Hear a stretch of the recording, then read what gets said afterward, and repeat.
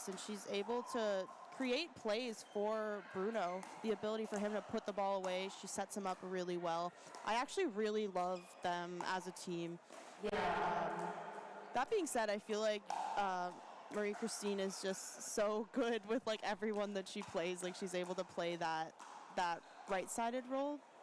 Although we see her play the left with Antoinetta, which works well, but that's a little bit different look than I would typically see from her. Yeah, and new this season, teams are allowed to make lineup changes within a match. So what you're seeing here, folks, is Kelsey Granville for the Vancouver Owls stepping on court for the first time this morning. She is paired up with Mahara Dye. And so, yeah, each team has 3 men, 3 women being represented here, and they have substituted Kelsey Granville into this must-win game. No pressure. Yeah, I feel, it could be just simply that this pairing plays really well together. They might feel confident in the Kelsey and McConnor duo. So we'll see. Looks like they're having a little chat now, some strategy talk. Definitely up against a really solid team here, and this must-win situation, as you mentioned. I was really impressed with Kelsey's play in the season opener. She and Billy took down a very strong women's team in Toronto United. Yeah, that's right. I would really like to see what she can do here for her team. Upstairs from McConnor there. He wants that one back. Yeah, for sure.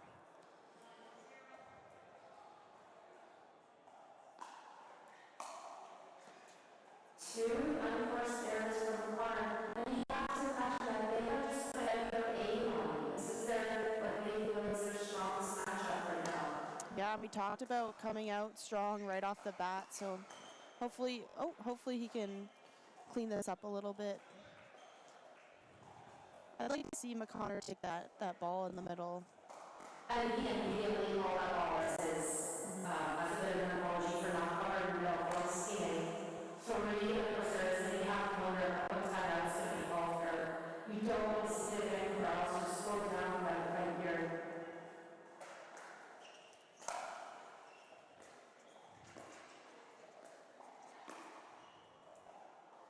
There's the timeout call. There is from team owner and manager. Okay, yeah. McConnor says one more? No? Okay. Oh, I mean, 5-0 lead. Yeah, I mean, you don't want this to get any more out of hand at that point. That's right. Definitely go to the bench and take a moment just to reset. Rapids are definitely happy with this start. Oh, no. You know what, Saki, our sponsors are the CFPL. Our sponsors, Pickleball. Your official equipment sponsor, OPA, TSS Ball, building boards across Canada. We have CMD Nets and ECME. Club Med is a huge support of the CFPL. Last year we had a national.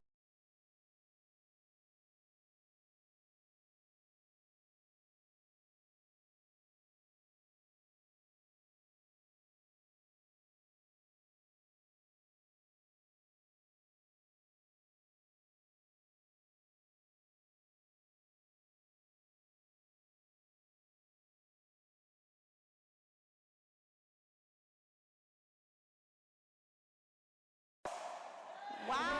Play generated by Kelsey Granville, and she's almost throwing her hands up like, we didn't do this, cool stuff.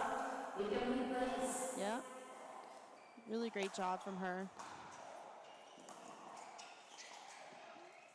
Looking for that second birdie. Yeah, she says I can do it not just once, but a few times. Even with that high floating dink, Marie-Christine's offense did not attack.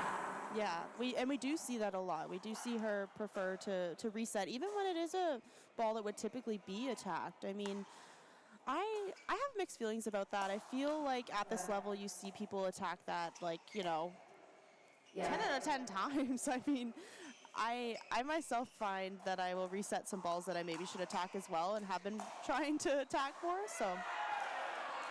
And now we must know like remember our bench. We're not to do it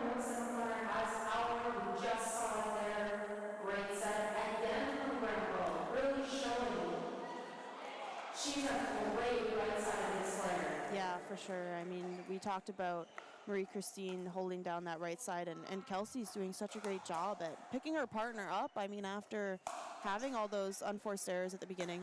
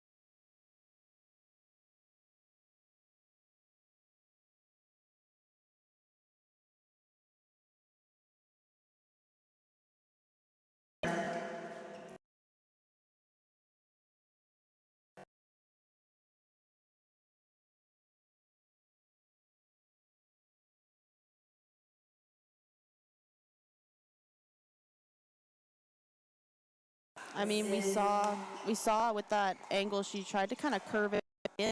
She did.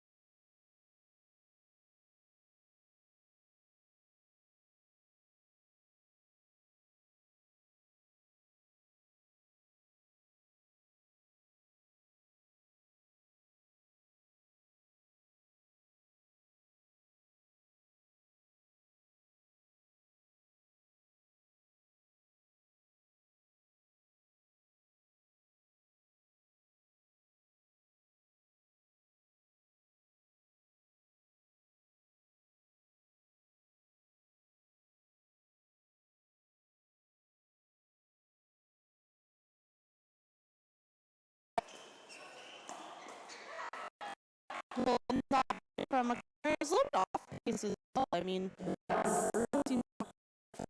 it's all time. Sometimes off feed you off of.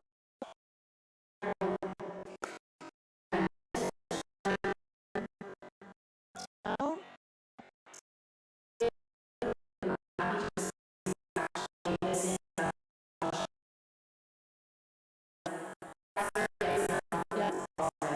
I think sometimes you just want to stay out there. You know, best you have to keep back your stuff. Breathe. It's important. Like you don't want to be. You don't want that crazy that's the air. You know,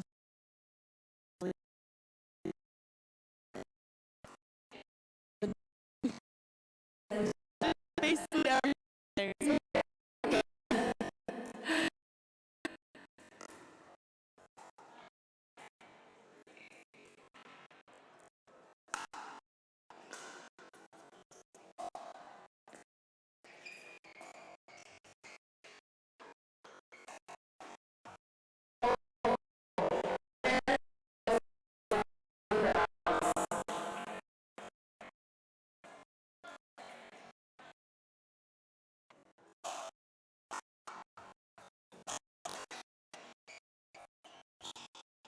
So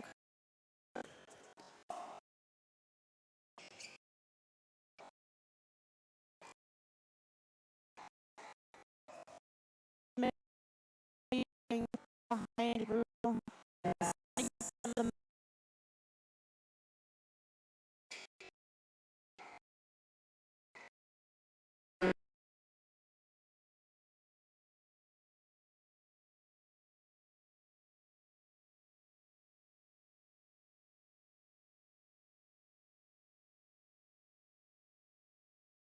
Yeah. Yeah, he finally found the option and when and that just goes to show for everyone at home, like you don't always have to hit the ball as hard as you possibly can. He was just able to more gently put the ball on the line, and it was open and it was there.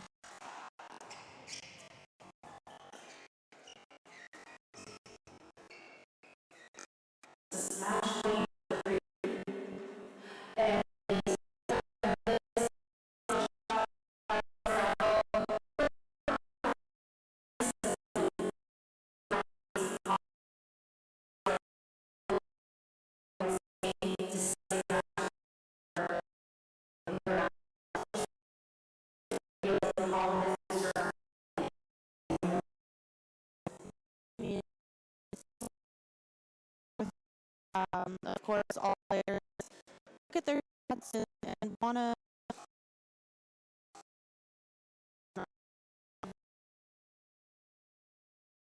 get into that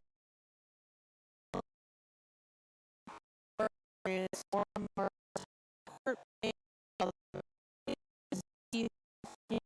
But it does all of these match.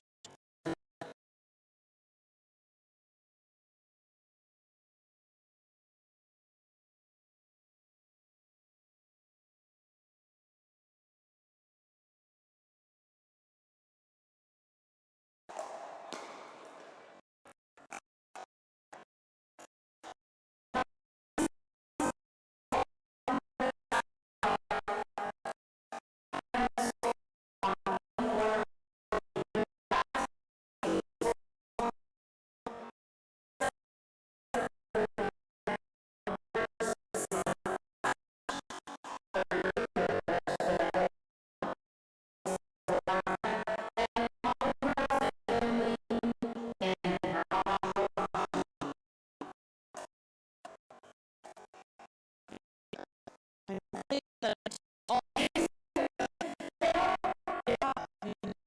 some to followers is the national team.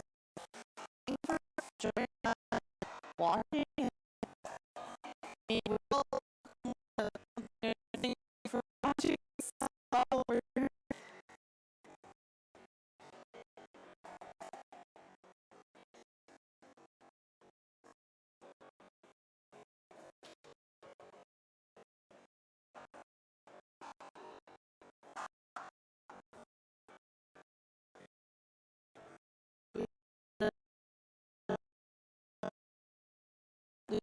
And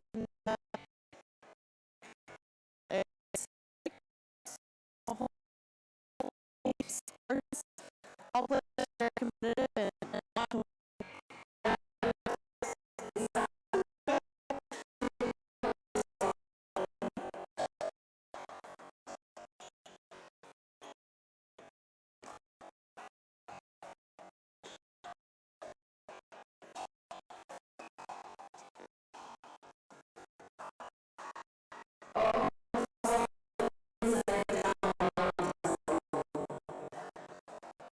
and we'll see those all. So I'm sure we'll see that attached.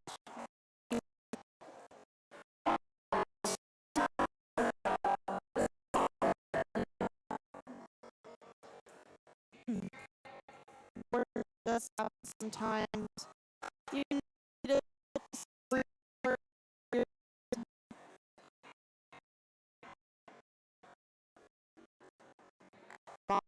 maybe a little bit there.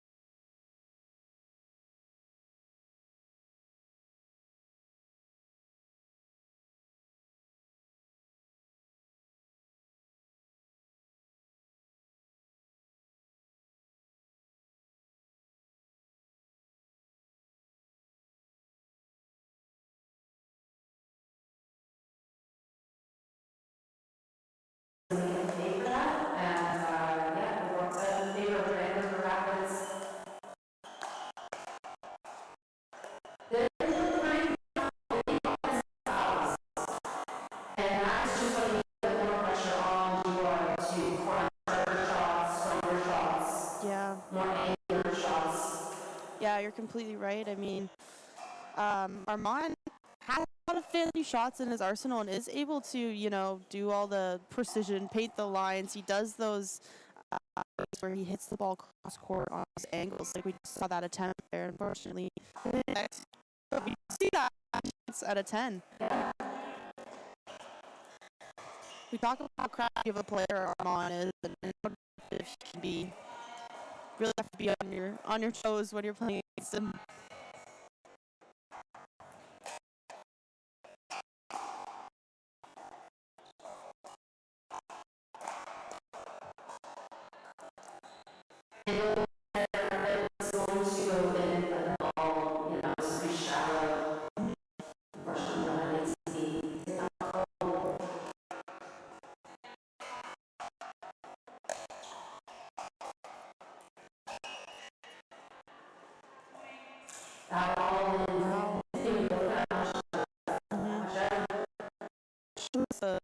the skill and precision on the side of the rockets.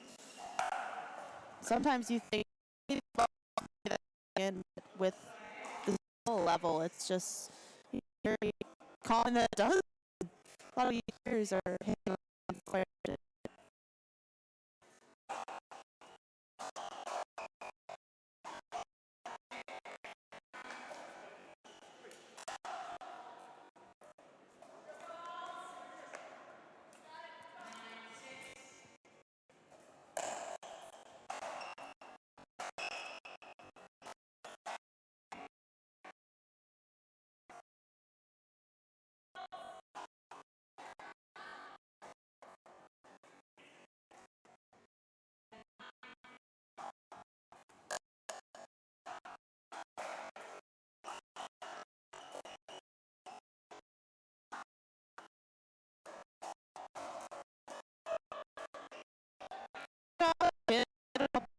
Little dog is able to go enough.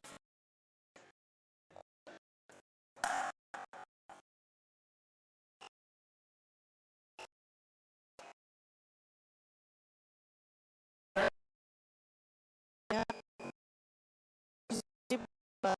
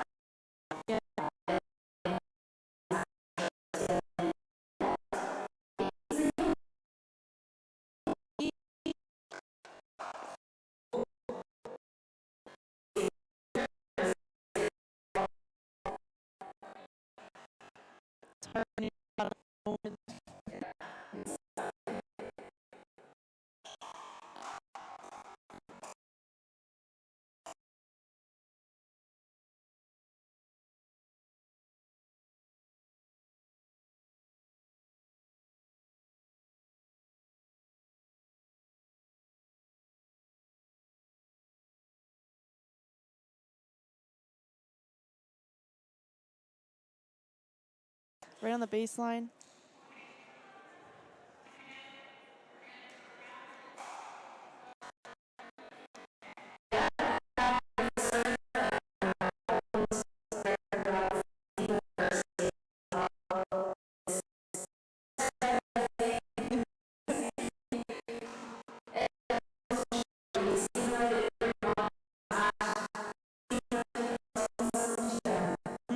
Yeah, you'll see teams take their timeouts if they need.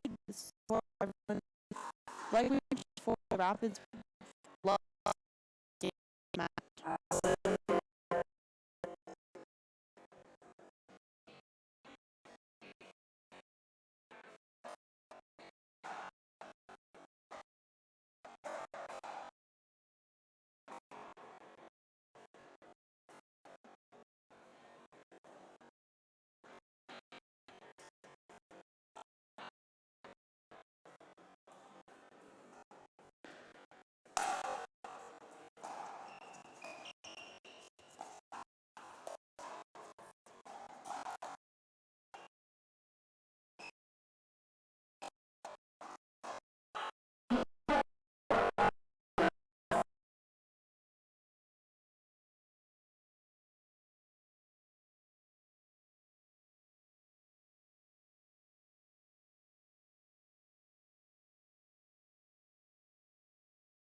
Court, kind of more gentle shot that you kind of have no.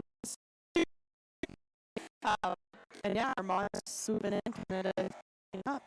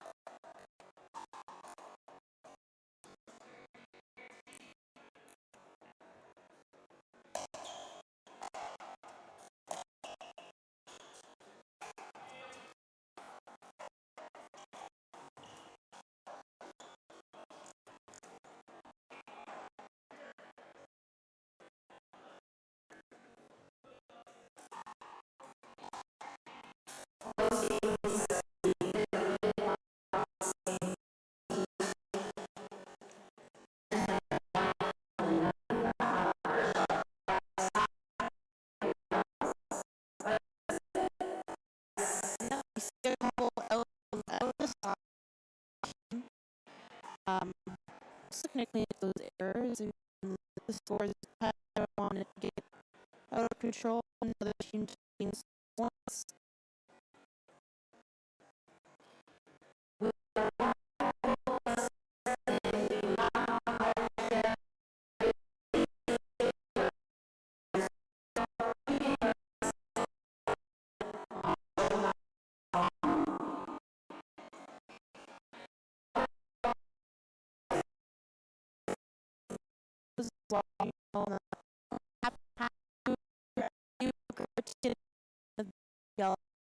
You don't want to miss this.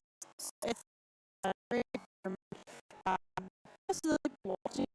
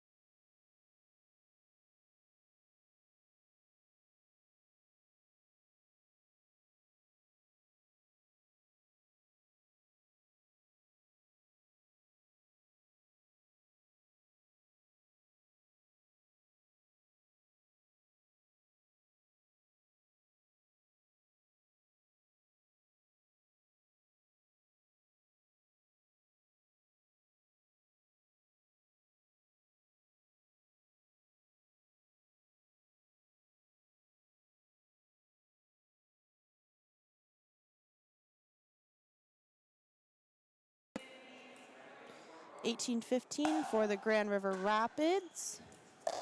Oh, good return from Kim Layton.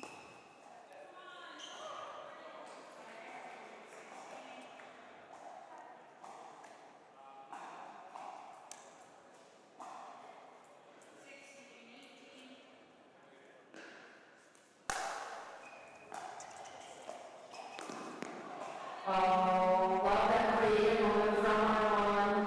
He really had a clear vision of what he wanted to do there. Just unfortunate for not to get him to that moment. Yeah, we saw him try and take that one on his forehand, which just speaks to all the different, shots he has in his arsenal. All the other ones he was trying to take on his backhand and go cross court, but this was definitely a different approach.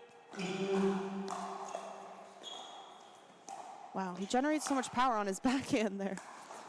Oh, Armand's going to unfortunately deflect the shots to the face. And that's just really unfortunate. I hope he's okay. He looks Shaking it okay. off. Just a little shock. Kim takes the time to cross court to advance for that score.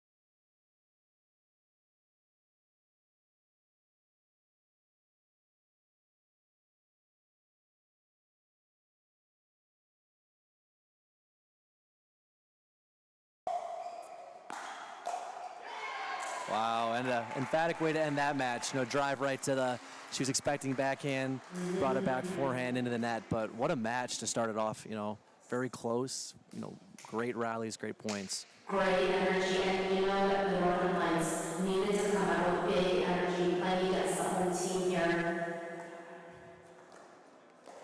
And one thing that we don't traditionally see in team formats is that the mixed teams are the headliners, the ones that start out first. Usually see the underdogs.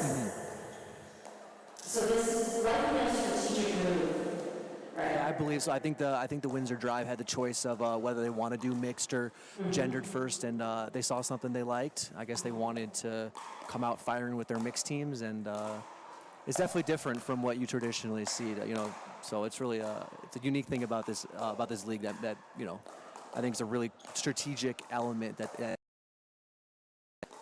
the matchups. Exactly.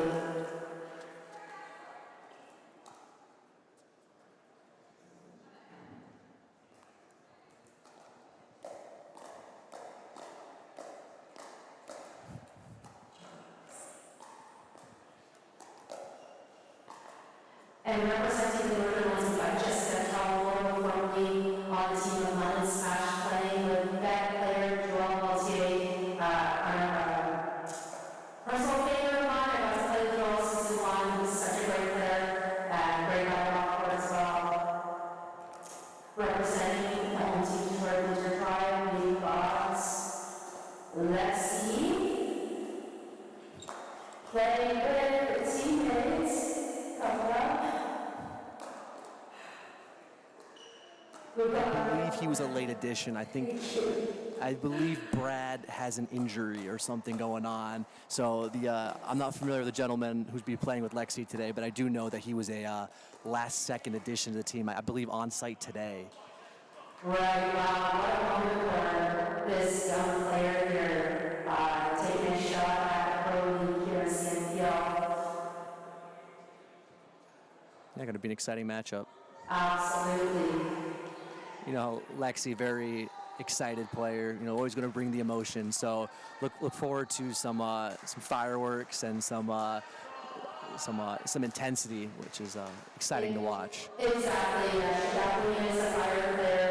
We saw a little bit of some late cramping in the season opener, but I mean, she's such a fighter. She pushed right through the singles tiebreakers that she's in. She's all smiles here as she is about to serve for the second game of this match. Awesome.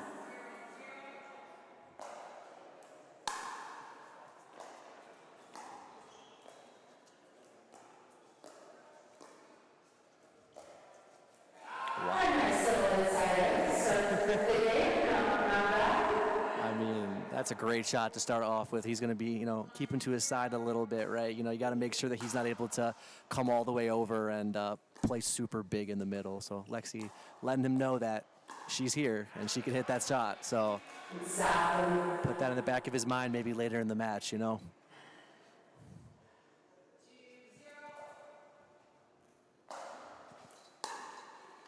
Big serve.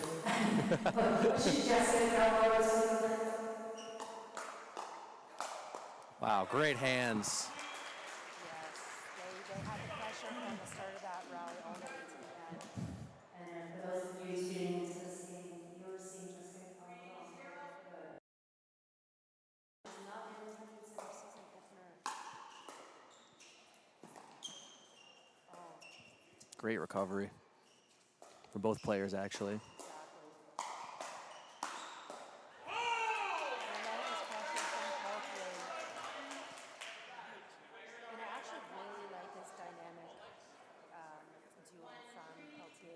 Mm-hmm.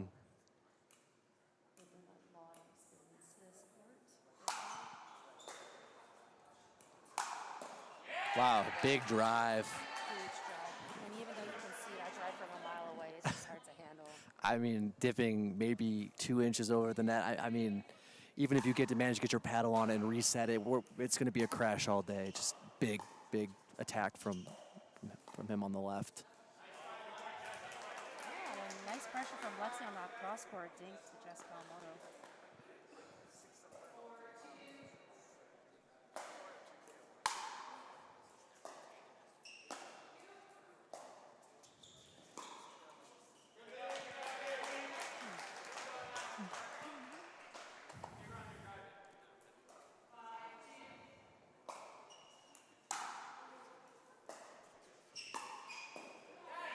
Great spot. I mean, Great spot. And, you know, sometimes it's just a matter of placement over power, even though with today's game it really has evolved to power play. you can say that again. I mean, with the paddles that everyone's using, it's hard to not want to come out there and drive every third and, you know, every high ball, try to put it away. But like you said, sometimes you just got to go for that right spot compared to hitting it as hard as you possibly can.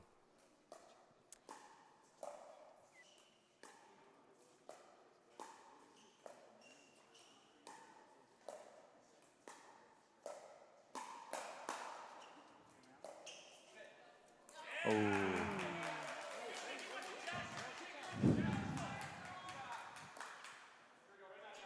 Colton, what are your thoughts on the offensive lob? I love it. I'm going to be honest with you. I've actually, it's something that I've been working to incorporate in my game recently. I think from the right side especially, the ability to have that lob. The guys who like to play really aggressive on the line to have to take that half step back. You know, I mean, as someone who likes to flick and play really big on the line, you know, when I face someone who's got a really good, or just in general with a good lob, you know, you almost got to take that half step off the line and be worried about what they can do out of the air.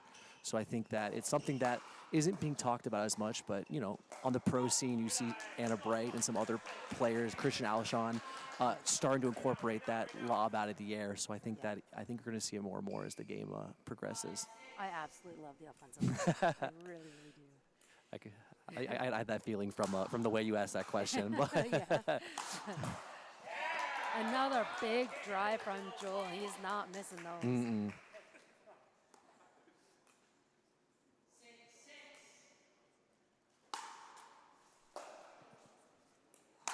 Goes for it again. Yeah, well handled, but I mean, what can you do there? Barely over the net. You're forced to hit low. I mean, and it's just in there right for that poach. So big serves, big drives. Oh my goodness. It's working. It is working for Joel.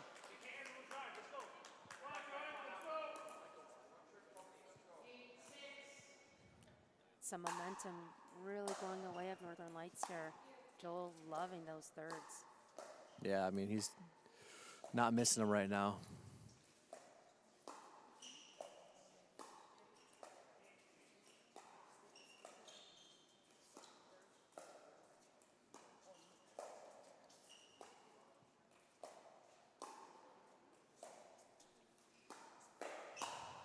Oh, yeah.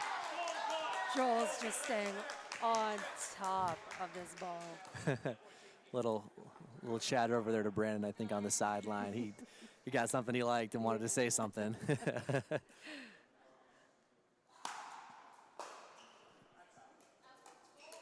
Big. And you have to wonder if there's going to be a timeout coming the way of Windsor Drive.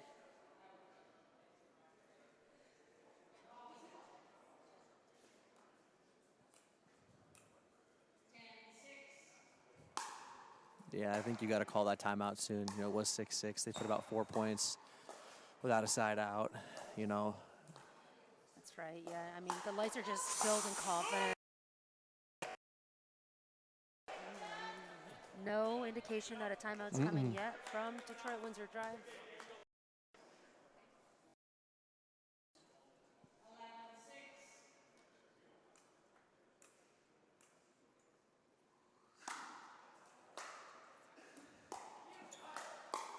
Great take by Kawamoto.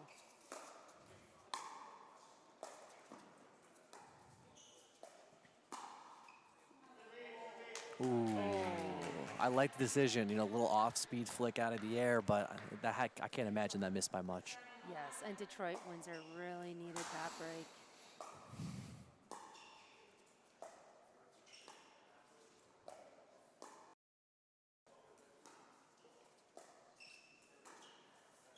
Okay, all right. So the Drive stringing together a couple of points here.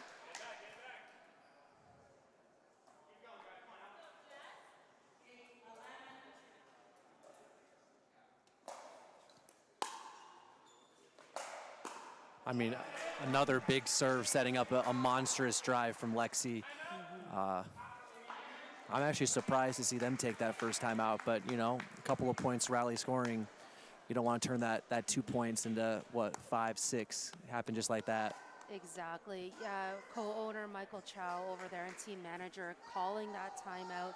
He's an extremely strategic player himself and manager, and he does not want any momentum, like you said, Yeah. being given towards the drive.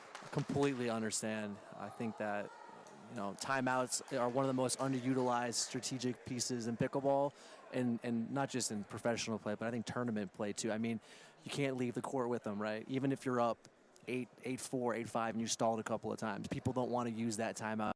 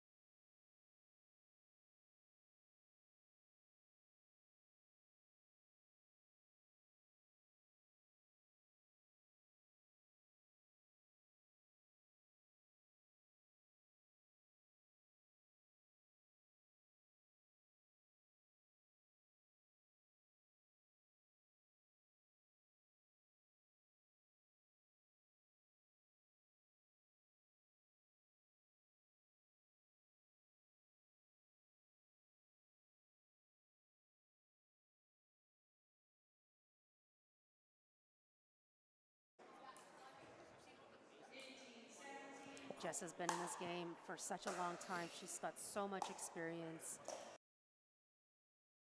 Oh, look at that.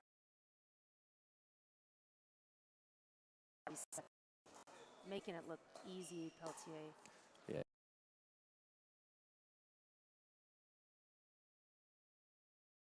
Great resets. Really great resets. Yes. Wow, emphatic ATP on that one. Yeah. That's our first ATP of the day, actually.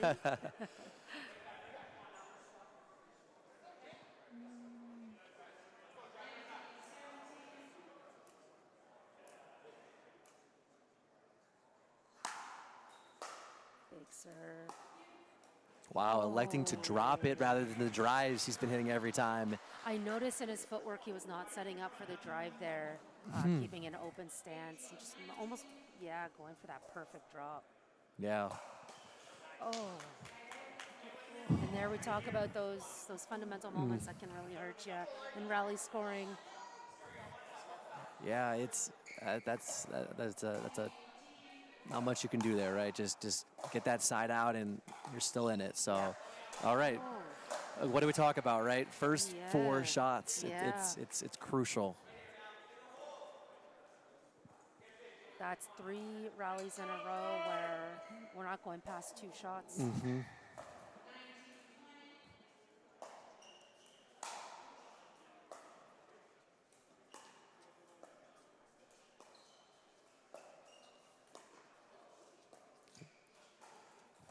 Oh my goodness, you can almost feel the tension in the room right now. This match is neck and neck. I mean, not one team giving an inch right now, and we're stuck at 20-20.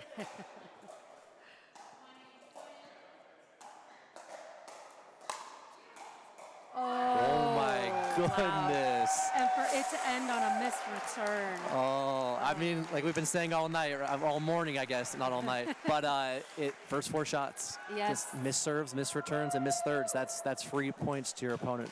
So. Yes, yeah. So an unfortunate way for the Northern Lights to go down in that second mixed game. That brings us halfway through the match here, Colton, bringing us to women's doubles and the teams each having a win under their belts. Mm-hmm.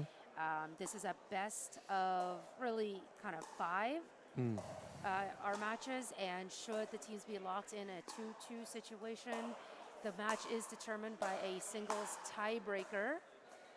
We always love seeing a good tiebreaker. Yeah, Dream Breakers are exciting, aren't they? You know, it's a little change of pace for doubles, but you know, every 4 points. If I'm correct me if I'm wrong. Every 4 points, they. I think they're going every 3. Every 3. Okay, perfect. But just you get a variety of different play styles, different players. Sometimes you actually get, you know, mixed genders in singles matches. So it's very entertaining when you get to that Dream Breaker. I mean. Yes. I love it from a spectator standpoint. From a player standpoint, it's a little nerve-wracking. Yeah, you know, I'm a bit of a slow starter myself in singles, so the Dream Breaker, those first like 3 or 4 points are, you know, they're always a little bit tough, but then after that you get into it, and I think it's incredibly fun. Oh, it's so fun. And shout out to Lee Whitwell and Deco Barr, season 1 of MLP, Major League Pickleball. If you want to see some fun mixed gender tiebreakers, I mean, the MLP calls them Dream Breakers. Go check it out on YouTube. It's so cool to watch Lee Whitwell take down Deco Barr in that exchange. That's hilarious. Oh my goodness. Yeah, it's fun to have that change of pace event, something that just is a little bit different and exciting for us to watch and exactly. play in from a player standpoint. But yeah, I have to imagine if you're the drive right now, 1-1 out of mixed, you got to be feeling pretty good. You know, I would imagine they had a reason for why they chose mixed first, and looking at the 1-1 outcome, I mean, like I said, the Northern Lights are an incredibly competitive team, so I can imagine they're feeling pretty good coming out of that 1-1 split to mixed heading into the gendered matches. I agree, and actually, you know, the game itself, it was heavily favored towards Northern Lights for a good chunk of the time at least, and Drive fighting their way back here. And look at this back. Oh my goodness, I was about to say, they got it started, they're responding. I mean, so much for this place, you can hear a pin drop. Now we're getting both spectators into it, so I'm sure they're gonna look to bring that energy into this match. Yeah, and I'm excited to see this part.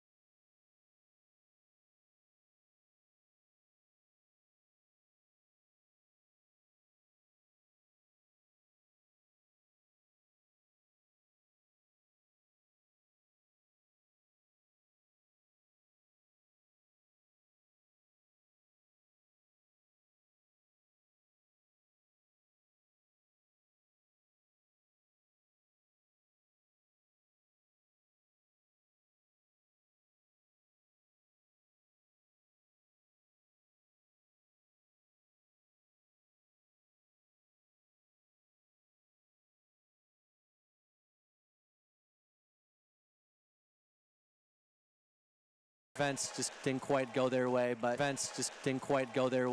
you know, looking to stay in these rallies, stay in these points, just make one more ball. Yeah, for sure. And credit to, you know, Danielle Boss for really great placement down to Stevie's toes. It's a pretty hard place to defend in the midcourt, especially.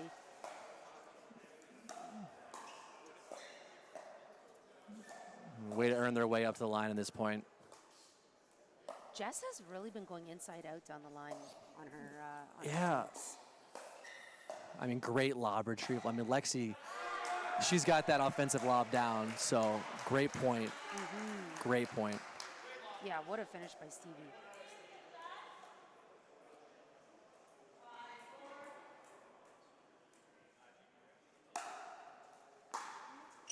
Big serve, another point. A couple of points go in the drive's way. I would like to expand upon this 2-point lead.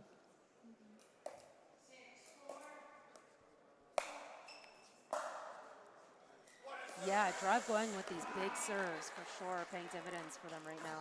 I mean, same story for mixed, right? Lexi's just coming, looking to hit that back line, hit those last feet in the court, put a lot of pressure on that returner to hit a good return back deep. It's hard to do when you're facing such heavy, deep serve from the opponent. Exactly, and I like this timeout by the Northern Lights a little bit more than what was on the mixed. I can agree. I think that this time you can start to feel the momentum shift a little bit, Yes. pull away from you. This one, I would say, makes a little bit more sense. Right.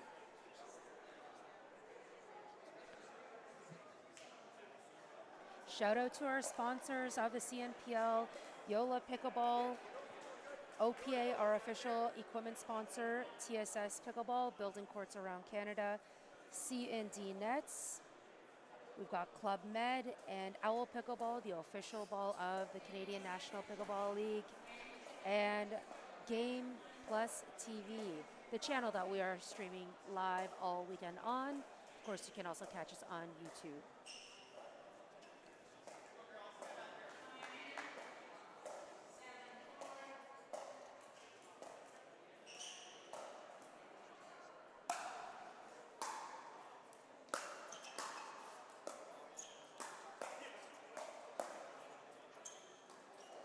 Oh, that's a rare miss from Jess Kawamoto.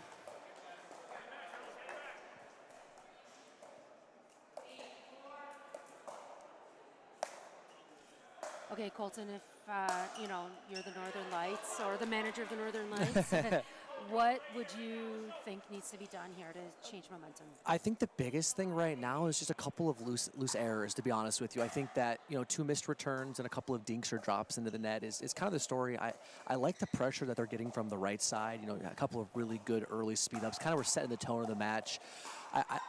I can feel like the Drive are doing a little bit of a better job of moving their dinks around, not really giving them those opportunities. So I think it's just right now, just stay in the points, keep the, grind a little bit more, and look to get that offensive speed up from the right side that was working so well early on in the match. Okay. At what point would you consider a switch so that Jess is playing right and Danielle's maybe playing left? To be honest with you, I'm not too familiar with these players and their style of play.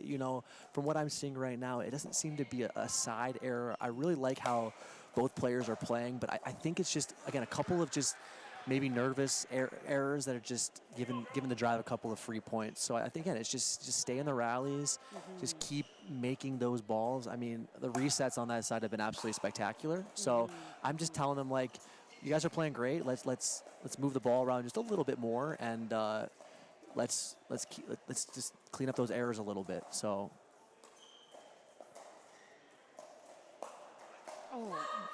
Like I love that. She's doing so much with her forehand on the right side. Yes, When she gets into that offensive position we talked about in that last match, that paddle tip down. Yeah. I'm sure Stevie was thinking speed up. Instead, she rolled a pretty aggressive ball right to that inside foot to get the pop up. Right. So Danielle Boss doing a great job on the right side, making use of that forehand on the line. Oh, touche, Stevie Petropoulos.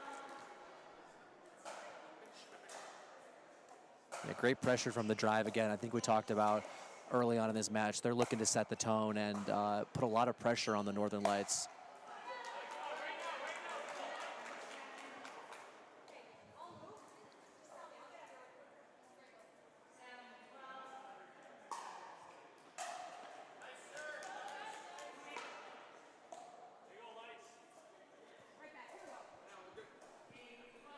Couple of points going the Northern Light way now.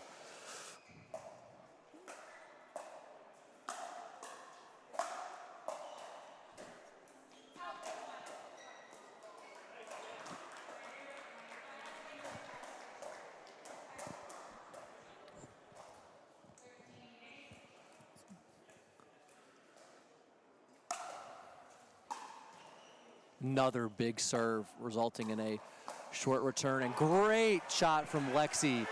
Way to jump in the middle of that point and put it away. Emphatic backhand.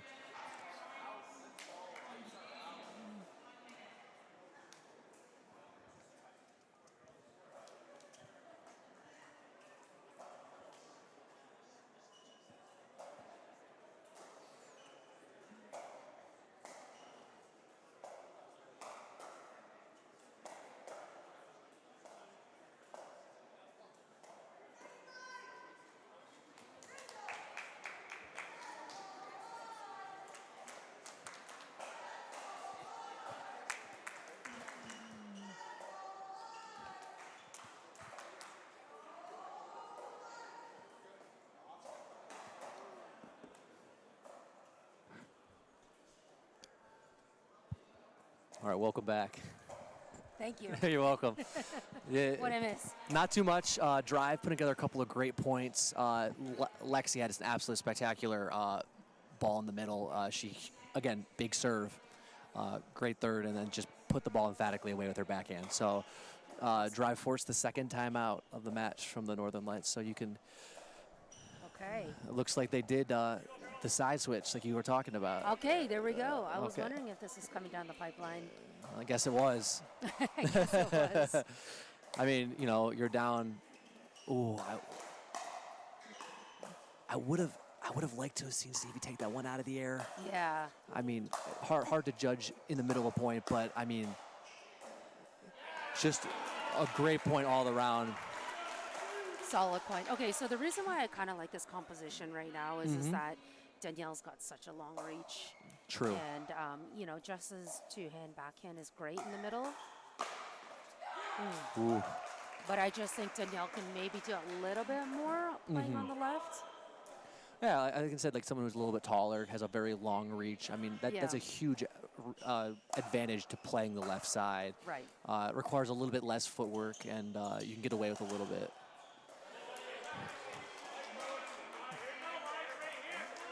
That shot doesn't go for Petropolis.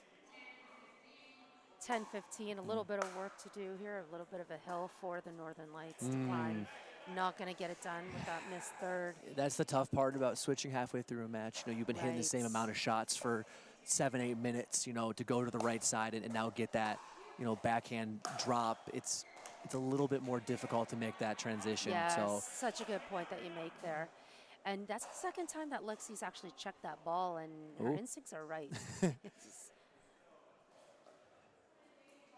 that's pretty impressive. Yeah. Yeah, and a fresher ball means a slightly different pace. Yeah, I have not played with this ball before. You know, what are kind of the like? Tell me a little bit about this ball and how it plays. You know, you mentioned like a little fast. Obviously, fresh balls play faster, but what makes the owl ball a little bit different than say some of the other balls that we play with traditionally? So I also have not played with this ball, but I do know, hearing feedback from some of the players, that the play actually just kind of goes on with it a little bit more. Like it's designed, I think, a little bit more to keep the rallies alive, so to speak. Yeah. A little bit harder than a Franklin. Okay. A little bit softer than a Dura. More predictable than a Dura. Most are. I would say that's, I would imagine most balls are a little bit more predictable than the Dura. Don't want to dog on the Dura at all, but I mean, not at all. It's not necessarily known for being the ball that stays in around the longest, if you know what I mean. I know what you mean. You know, we've all been there. I actually love playing with a Dura, though. Maybe it's just like a nostalgic thing. I mean, I actually, a local tournament in Michigan called the Beer City Open, they used Duras last year, and it was my first time ever using them. It was it's like 90 degrees, so I actually enjoyed the rallies, and this year they're switching to Vulcan, so I'm going to my basement to grab a couple of those balls that I haven't used in about 6 to 8 months. Yeah. And tell us about how the Vulcan plays. The Vulcan is, it's kind of hard to describe because it's just so, it plays so differently. You know, when you get that fresh, shiny Vulcan, the amount of spin that you can impart on the ball and the speed of gameplay it's probably the fastest it's ever been. Even I would argue faster than a Lifetime ball. But when it breaks in, gets scuffed, it tends to become more of an oval. So you get a couple of different bounces, I'll say, but it does change quite a bit throughout a match or throughout a series of games. Gotcha. And an off-pace miss hit from Danielle Voss.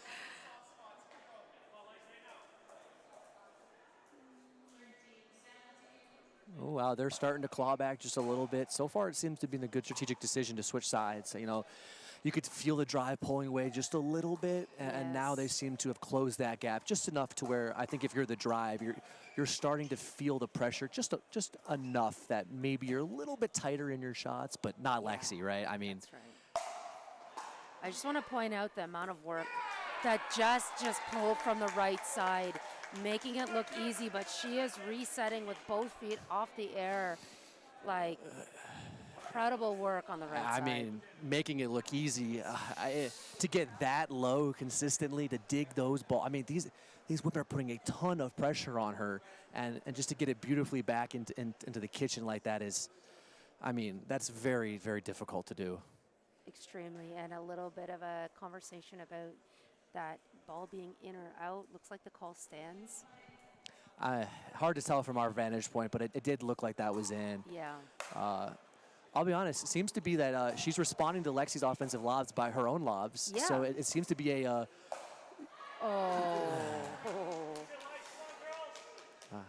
And this is kind of what Jess Kawamoto does. She gets so low to the ground. You always feel a sense of urgency to finish a point because she's down, and you just kind of see an opening. And so you kind of like rush that offensive opportunity. Yeah.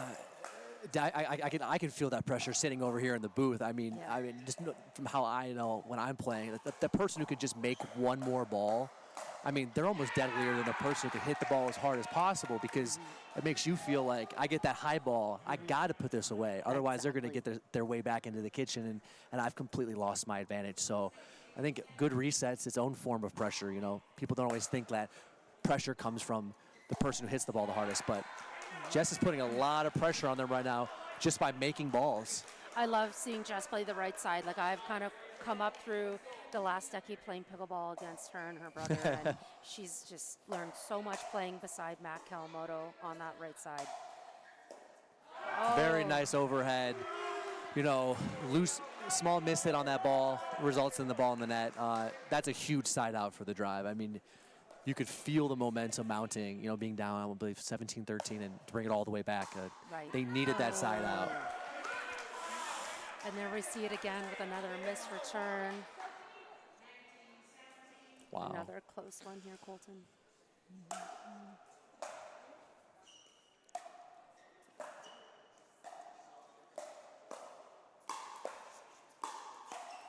Not necessarily a shot that Lexi needed to get herself into, but they are fighting their way back to the kitchen line nicely. That's a great point. Oh. What a speed up. Oh my goodness. Crazy. The nerve to pull that shot Yeah. at 19-17 from someone. Well, you know, you have to be a playmaker at this level, right? True.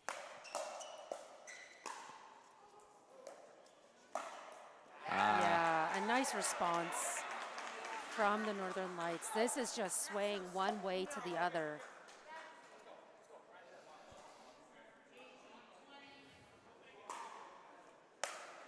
Who's got nerves of steel on this court right now? I don't know. Both teams not showing any get. Oh, slight roll just deep. You can imagine that's attributed to the nerves just a little bit. Absolutely, and we do tend to see emotion coming from Stevie. Wow. I mean, great spot on that roll from Lexi. You got to imagine they got to get it here. I mean, you hear the footsteps. Yeah, if you're the drive, you're closing it out now. Oh, two net cords.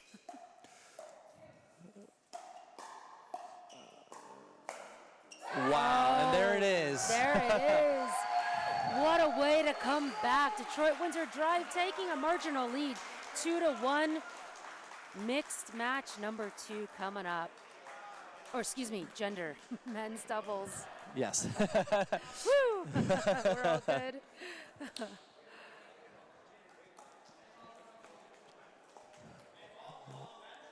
And what a finish for the home team of Detroit Windsor Drive.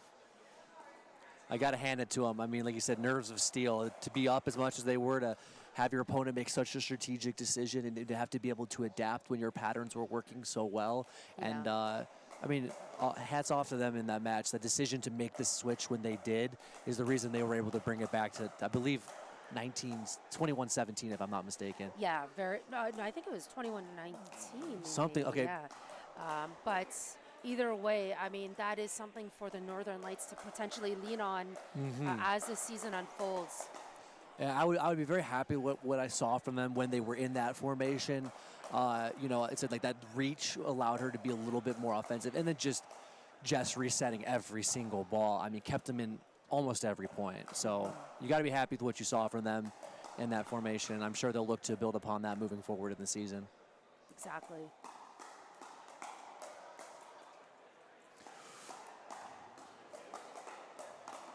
I don't know about you, but I'm rooting for a tiebreaker right now. I was just thinking about tiebreakers here, yeah. And I was just thinking about which team is going to be maybe a little stronger in the singles tiebreaker situation. Yeah, you know, it'd be interesting to see. I have to, but this match will be exciting. I'm curious to see how the Detroit Windsor Drive are going to roll out their lineup. I know Evan's been playing the right more as of recently, especially the season opener, but that was with Brad, who obviously is not playing today. So I'm curious to see if they're going to hand over the reins to the left side to their new player, or if they're going to put Evan back on that left side. So it'll be interesting to see how they respond to the adversity from that situation they're put in so early on in today's matches. Well, we did just see Evan warming up on the left That's a side, good- so yeah, this will be very, very interesting, as you say. Yeah, And, that's a great observation. I think you kind of know what type of play you're going to get from the Windsor drive. They're going to look to slow the game down. Evan's going to look to grind every single ball, make 40, 50 dinks before speeding up. So I'm curious to see how the Northern Lights respond to that style of gameplay. It looks like Evan is playing the left side today in this match.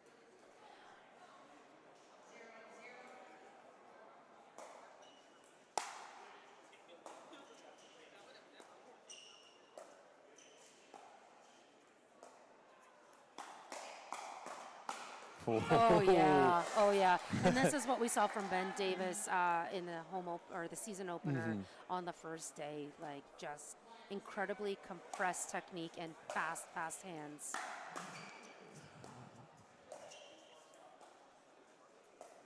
And if you're Evan Holinsky playing that left side, and you've got Joel Peltier in front of you, Ben Davis across from you, I have to agree with that strategy of kind of dinking and setting up is the way to go, at least to start here.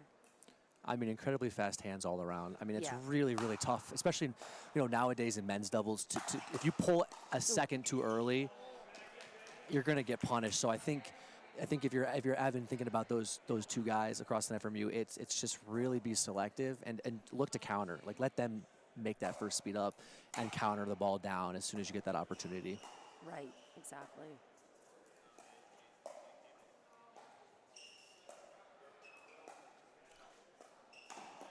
What an Ernie! I mean, what, 3 or 4 points in, and Ben's already shown us some craftiness. I mean, I love that. The 2E speed up off the bounce, and then the Ernie. I mean, come on. Doesn't get more exciting than that. He is absolutely one of the players I called early on that I'm excited to watch kind of grow and develop in this league as the season goes on. Yeah. He's incredibly kind of creative, but also like technical, from a technical standpoint, so solid.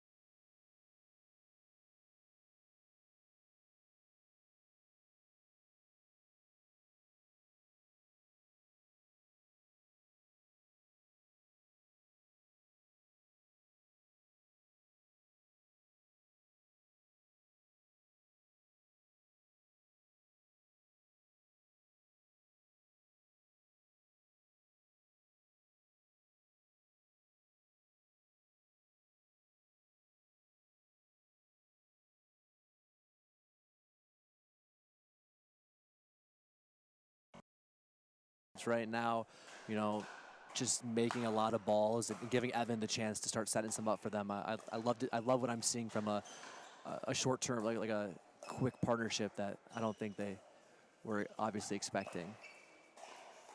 Oh, a lucky net cord for Northern Lights. That's 2 in a row. Ball just kind of slows down for them a bit. That's in. That is wow. in.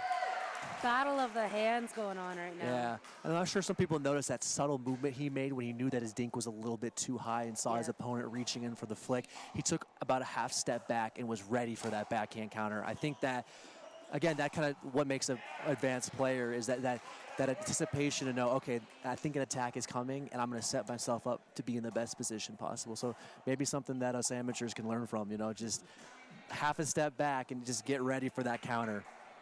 Oh, and just the amount of like reaction and responsiveness to be able to pull something like that off is, I mean, it's hard to train for something like that. It's really just telling your mind to, you know, stay sharp, stay alert, move with the ball. 100%. And I said it's just those subtle 1% differences that make the difference from a 4-0 to a 5-5. It's just, they add up over time. Yeah.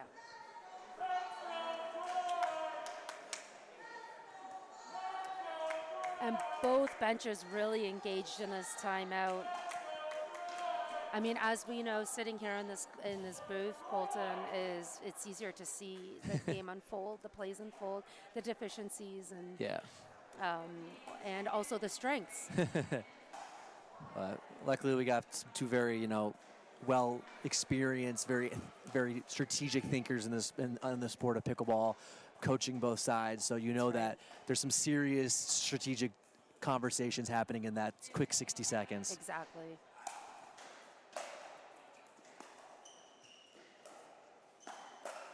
Man, that flick is just punishing. You cannot leave a ball up to Ben. He is putting points away as soon as he gets that. I think that's even a fraction too high. Yeah, and I love that teamwork. You know, Joel taking the third. Oh, it's a big serve. But then, you know, Ben going and hunting to kind of like end that rally really quickly. Ben wanted to do all the work there. He wanted the third and the fifth. Sometimes what makes a good left side player is to know when to be okay with your right side player coming in and setting something up for you, even though sometimes you want to be the guy who gets all the glory and takes all the balls. But sometimes you got to let your right side player, you know, set something up for you. So yeah, exactly.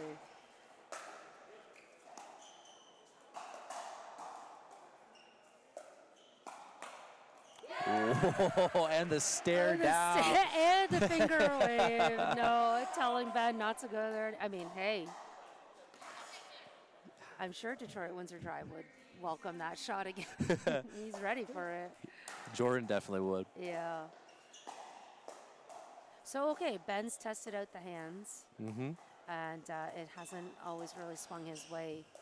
I think you got to look to mix up your spots. I think right now he's kind of flicked to the same right hip about almost every time. I would like to see a little bit of a change up, maybe in pace, or go for that like shoulder instead. You know, a lot of guys with really good flicks are able to, and of course he's got an amazing flick. I think that now that he's gone to that spot, look for the next flick you get to maybe he might look to mix it up and put it in a different spot. Yeah, Jordan is protecting those hips really nicely on these attacks. Oh. And sometimes a simple speed up like that is all it takes. What a great rally.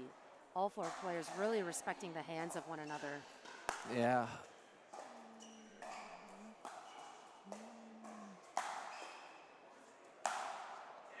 Huge. Huge Wow. open stance putaways. That ball's not coming back. That had to have felt good for Ben Davis.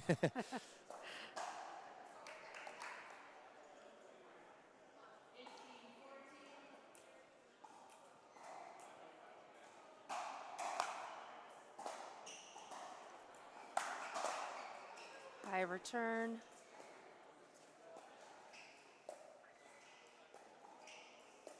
I love the patience we're seeing right now. Just looking to create one ball that's just a fraction too high. Yeah. But no one's giving right now. No, great footwork from all four. Oh, no. Ooh, he did mix up the spot. He did. You're right. He went line and higher. Yep. I You're like absolutely right. it. I like it, but it's just a little bit less pace in that he was right there for him.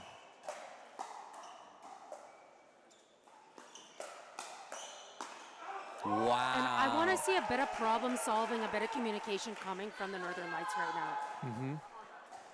I mean, even though they didn't finish that point, I think the combo was there. I just better hands from Evan. Sometimes you just Yeah. got to tip your hat to the player across the net and say, you know what? Great shot. Exactly.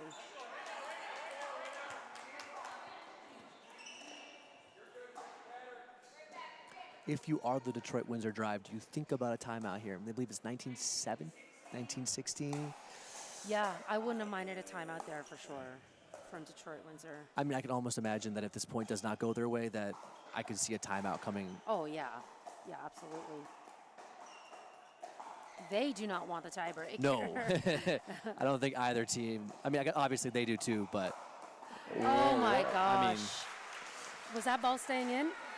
I don't know, but when you got that size and big guy, it's hard to get out of the way and fast Yeah. hands. Like, you're looking to counter everything. Sometimes the last thing you're thinking about is letting that ball go out. Right. Okay, so no timeout needed yet. Oh, Ben taking an out ball. Oh my goodness! Ben took an out ball and then just made one of his own. He's feeling some pressure right now. Again, the footsteps. Rally scoring 3 or 4 side. Like, you don't get those side outs. Points them out quickly. Oh wow! And what a turn of events.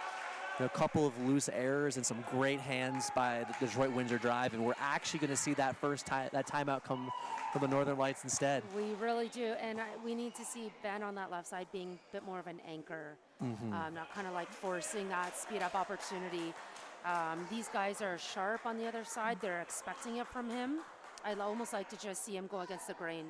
I couldn't agree more. I think this is now the time for him to really put his feet in the ground and grind 20, 30 dinks before he decides to make that. Because look at the Windsor Drive, Detroit Windsor Drive. They're not pulling a lot of balls right now.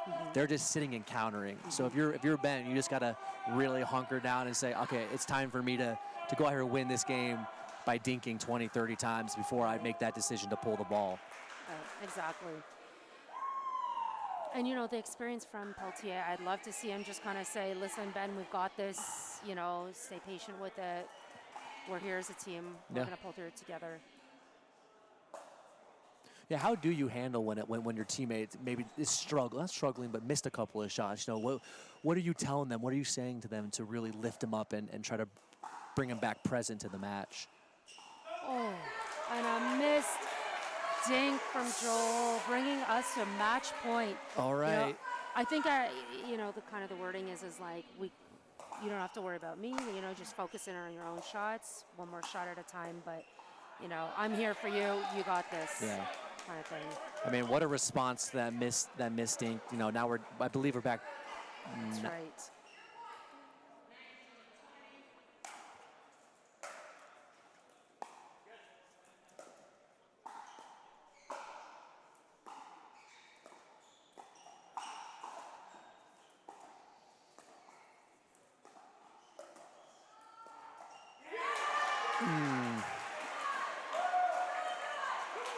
That was a great spot from Helinski.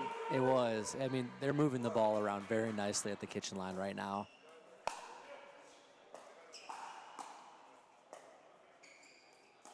What a high reset. I mean, the resets. Oh my gosh. Wow. That ball just flirted with the baseline heavily. Oh my gosh. Oh, wow. That is, I mean, I could not imagine a better ending to these last 4 matches. That point right there, I mean, to talk about turning defense into offense. 100%. And the match being won off of a dinking rally. That's almost some old school pickleball going down right there, guys. Detroit Windsor Drive with a huge win over the Northern Lights. Wow. I mean, that can't get much better than that. I mean, 4 very closely contested matches. I mean, I could feel the nerves over here. I'm sure the spectators were feeling nervous, and that's why the fundamentals matter, right? This couple of loose dink errors when it matters, and that's the difference.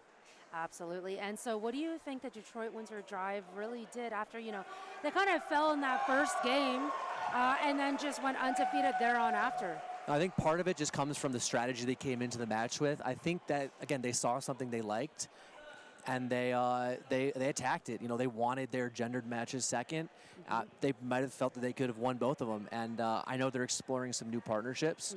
So I think as you watch those matches progress, and you can watch them back, you could see two teammates becoming more comfortable with each other and more comfortable with their respective roles. And I'll be excited to see how they look to grow upon that. Sorry, I'm just getting squeezed by apparently.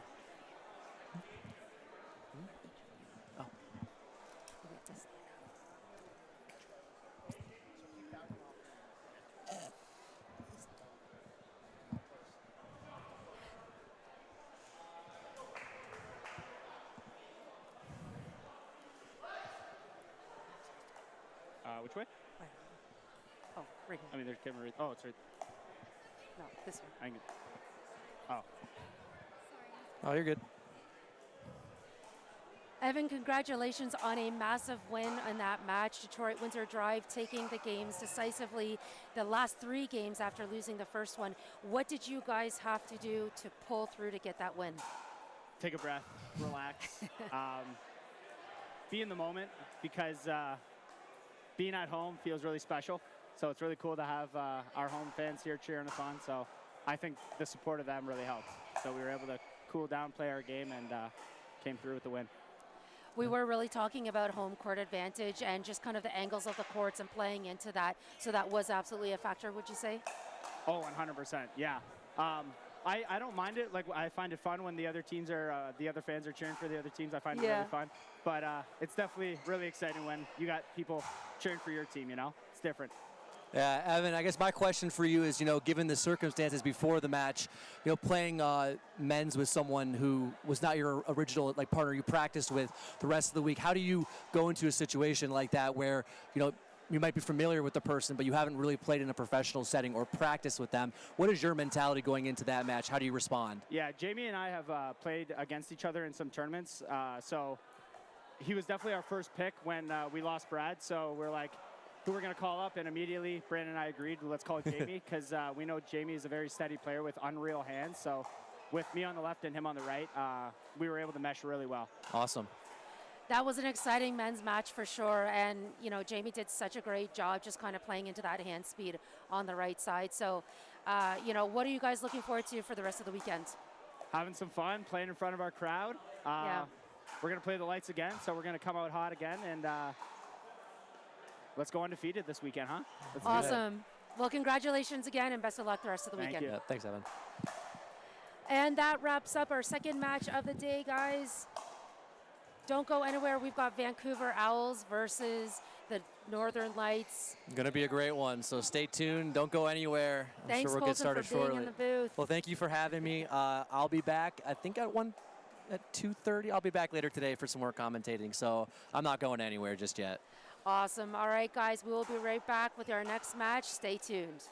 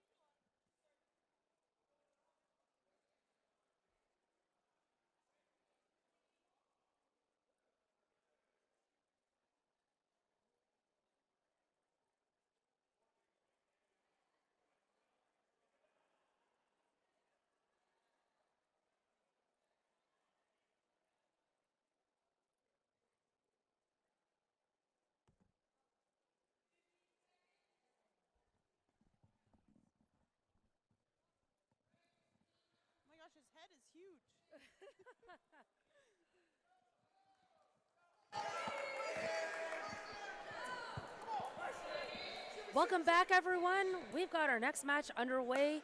Vancouver Owls taking on the Northern Lights. And Vancouver Owls is taking on the Northern Lights, who just played another match, a heartbreak loss against the home team, Detroit Windsor Drive. Reese, I think that the Northern Lights are going to play for a lot here, having just lost that last match in a nail biter. Yeah, for sure. That match was, I think, a little unexpected for me. I really thought the Lights were going to take maybe a couple games for sure.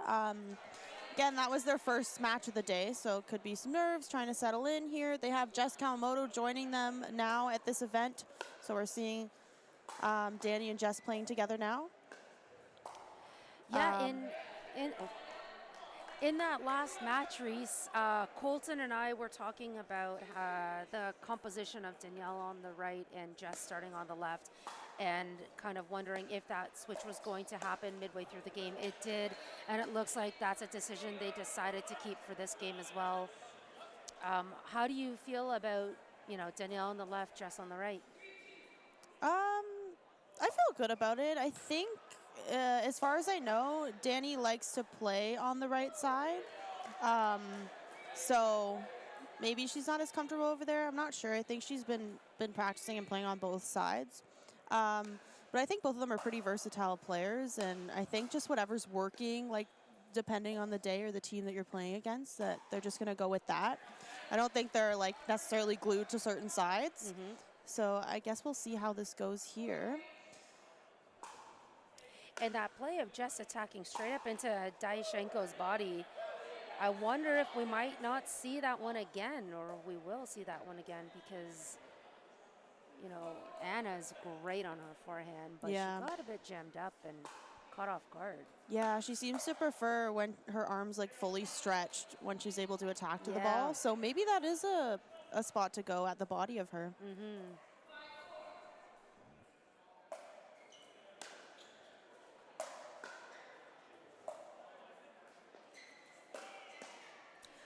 Great two-hand attack from Danielle Boss.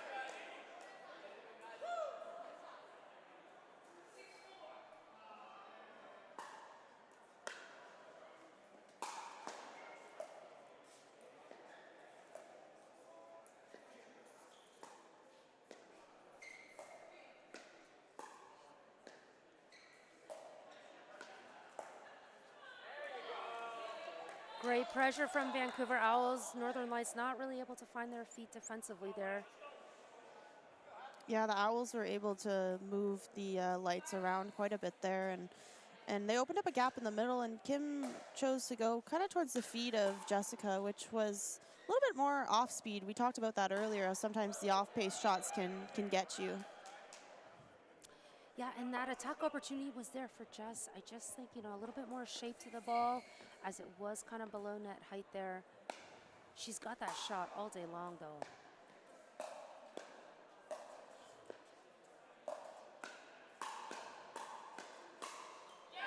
Great toe-to-toe battle, swinging in the favor of Jess Kawamoto there. Yeah, she was definitely locked and loaded on all of those shots. She was committed to getting that point.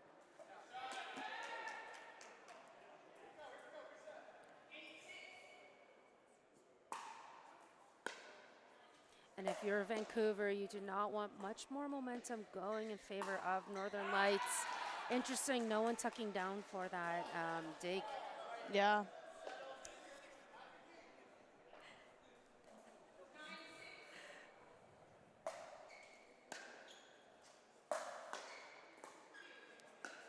Flamingo. And Yeah. there is that forehand from Anna. Yep. Looks like it's tough to know where it's going to go at times, too. She likes to do the inside out sometimes. Sometimes she likes to come completely over the ball. Mm-hmm. Just surprised at the ball that it did not go over the net.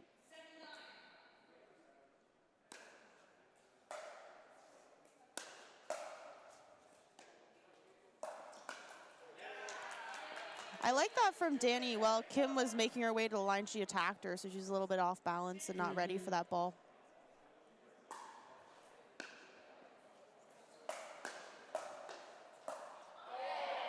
And you can see just how much middle Anna covers on that fourth shot. You know, if Danny goes and drives through the middle again, she may want to think about just changing that location ever so slightly. Again, either jamming up into Anna or making her stretch out further. Yeah, I agree with you. And her drive is so good. If she can just change the placement, it'll benefit. Good court awareness from Kim Layton. Nice composure there on that play. You know, does it feel like in a way that these teams are playing with that urgency to finish the rally versus looking to extend, make the other team hit one more shot? Yeah, I would say so. I mean, I'd like to see teams kind of sit in a rally a little bit longer and slow the game down and kind of work the point and get that pop-up rather than all this, you know, power and full swings and lots of drives that we're seeing right now.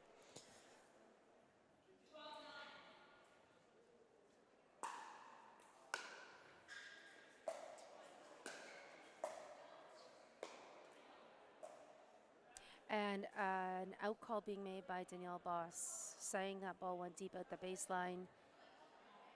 And then they actually saw play because she made the line call, and she's, you know. And neither ref saw the ball, so the call's not overturned here. It looked like Jess called it out right away. I heard her say no. Yeah. Sometimes it's tough if you're not very loud or you don't, you know, throw an arm up in the air to see, but I definitely saw.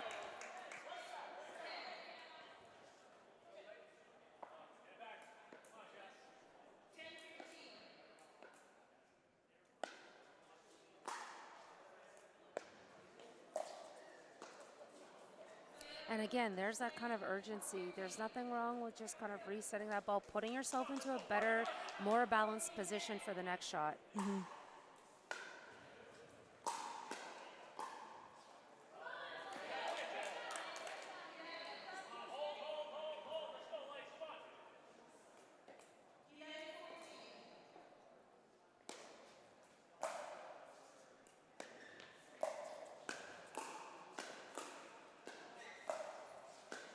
Anna's taking full control of this rally. Wow. Literally from start to finish.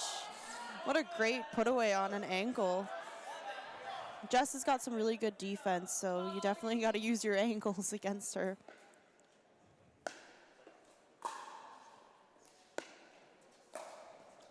Deep return. Nice defense from Layton. Wow. And that middle is open for Boss to take. Yeah, I like that change up. She went for Kim's feet a few times and then switched it up and went to the middle, and I don't think Anna was expecting that.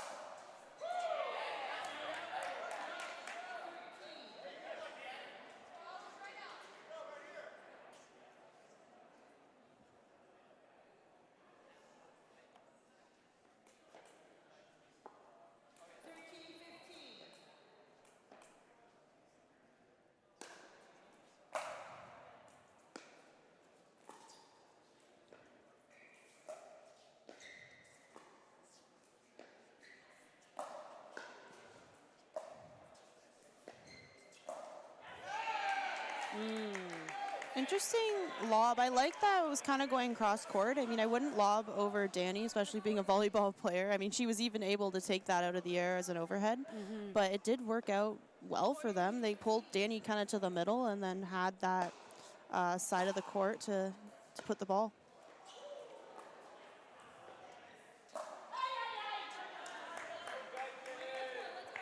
Definitely a sense of impatience coming from Northern Lights here. I think this is a really smart timeout to be taking. Yeah. As I believe the game is now tied at 15-15, and Northern Lights did have the lead, you know, coming into this middle part of the game here, Reese. And I wonder if there is a sense of urgency also having just come from a loss. You know, you don't want to lose again, and you gotta start off your match on a good note and take the women's, but yeah, we'll I couldn't see. agree more. It's possible that the sting of the loss is just kind of still sitting with them. And that's certainly something that you hope that they can just kind of like wrestle out of their minds and just focus on this game at hand here. You're so right. We always talk about forgetting what happened before and just moving on to the next point. So I think that's really important for the Northern Lights here. And both of these teams have taken a loss today so far, so they're both really fighting to gain back that confidence with a match win here. Yeah, that's a good point. I mean, I'm sure there's urgency on both sides then.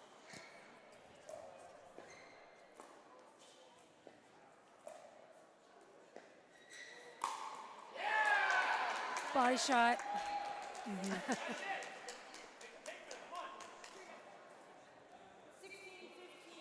Seems like the Owls maybe have a little bit of a strategy to try and lob over Jess, which can be beneficial when you're playing against a shorter player, but Jess seems to anticipate them really well, and she steps back off the line so that she can take that ball out of the air, as we saw there.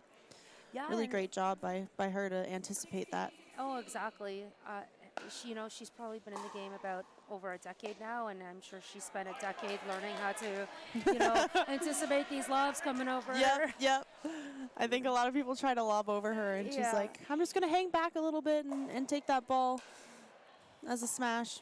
But to your point, she's got a former volleyball player beside her who can also take on some of these lobs.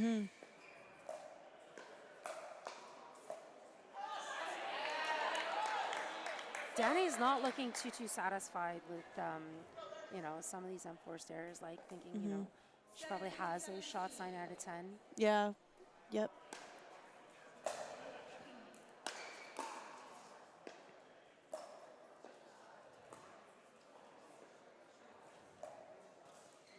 That middle is sitting pretty open on the light side.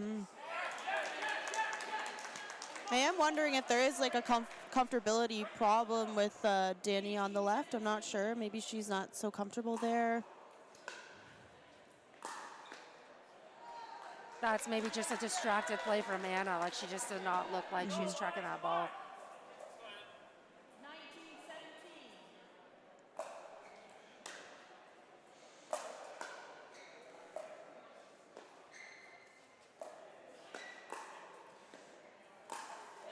Ooh, one that just wants back for sure.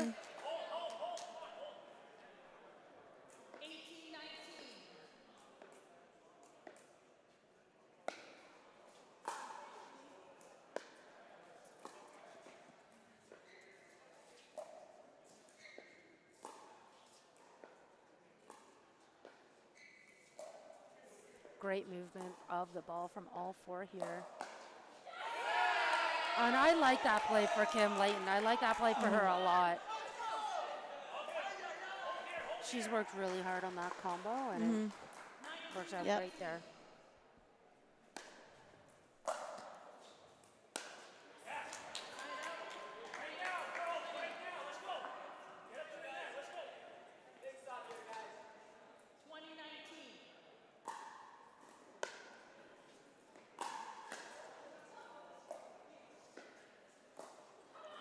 Oh, and it's not done yet, as the Northern Lights cannot close out the game in their first attempt for game point.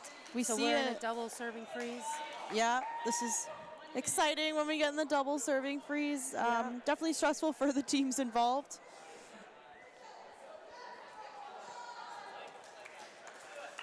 And great to hear some momentum coming from the benches. We've mentioned this before, Reese, that this event in particular only has this one championship court going on. We just have half of our teams here for this Western split, and it's certainly creating a different kind of an environment. Yeah, definitely a different environment. We've got just one court going right now, so we have the two other teams are either warming up or kind of scoping out the competition. We're going to hop back in from this timeout here, and the Owls are looking to see if they can get to 20.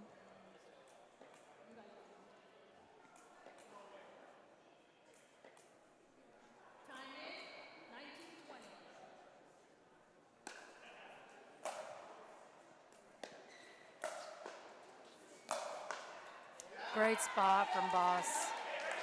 Okay, game point number 2 here.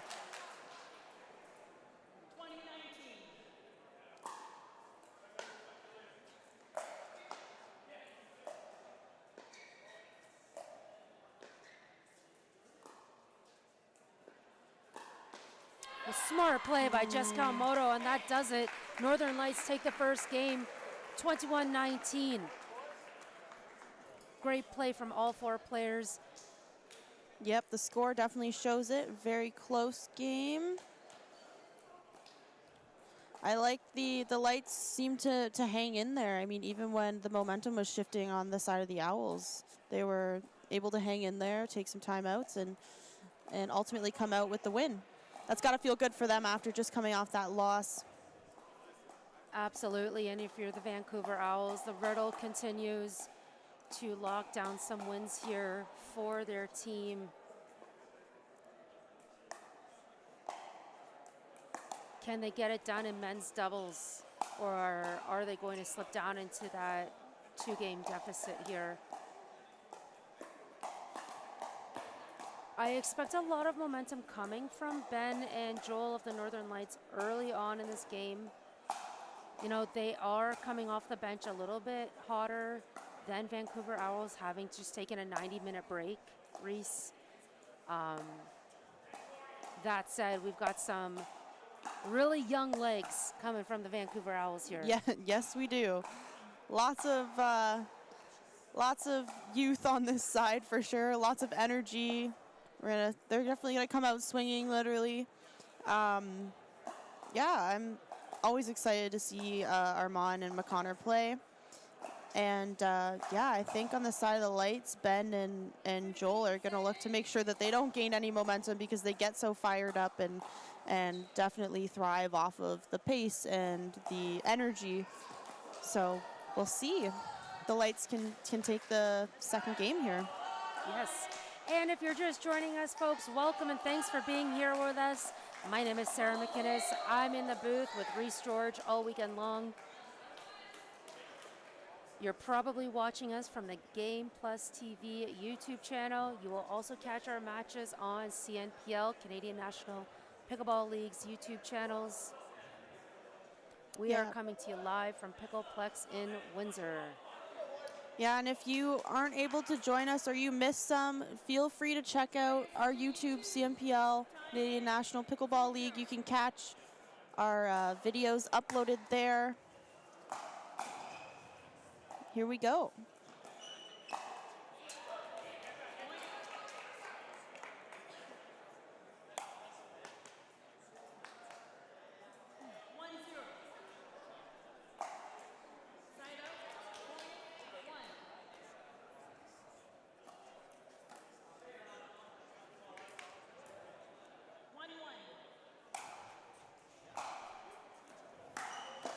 Reese, I know you were watching last game, even though you weren't in the booth with me, and we really saw a lot of speed-ups coming from Ben Davis, particularly straight on against his opponent. I'm wondering what we're going to see from him here with McConnor head-on against him. Right, and I think last event, the speed-ups worked really well from Ben, and I firmly believe in, you know, playing your game and continuing on with that if it's working, but if it's not, definitely switching it up. So I think he might give it a go and see how it goes, and if it's not going well, then he might switch it up, hopefully. You know, you really got to adapt in this game, because sometimes your usual game or your usual shots don't work as well as they do against some other opponents. Yeah, exactly.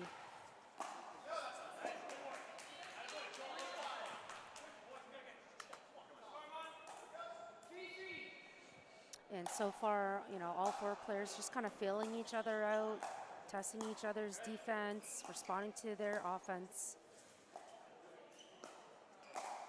Oh, Armand Gila going all in on that attempt. Yeah, that was the flick of a century right there.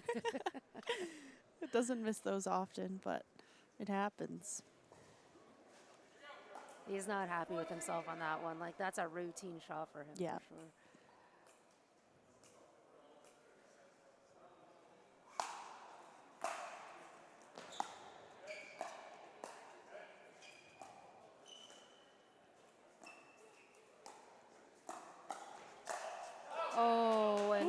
creation of offense there from McConnor. Just Yep. unfortunate. All smiles from Ben Davis, though. And I think McConnor might have had Ben there, as Ben was kind of shifting over to the left a little. Yeah. And McConnor was going for the middle, but unfortunately Yeah. didn't get on top of that ball.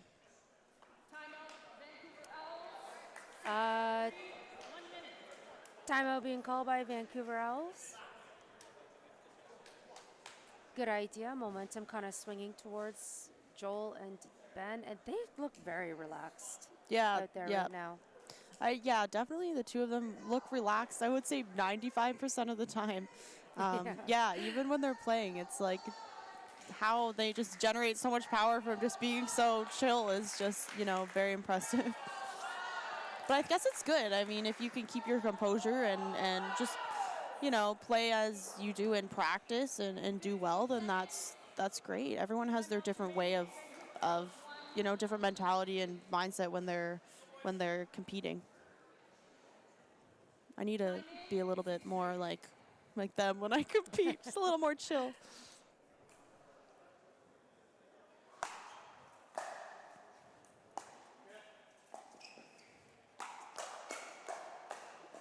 Wow. Woo! There's some hand speed. Yeah. Can't believe he got the counter from Armand. Ben was right on that and still there for the next one. Yes. Oh, and that's just trouble when McConnor gets into that position. Yep. It's getting all hyped up over there. It's dangerous. Like all four of these players could be hype men. Yep. Yep.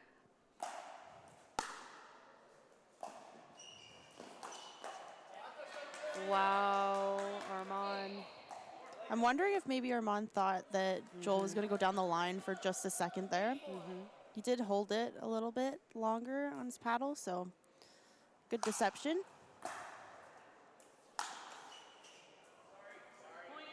Luck of the C&D net right there. Yep.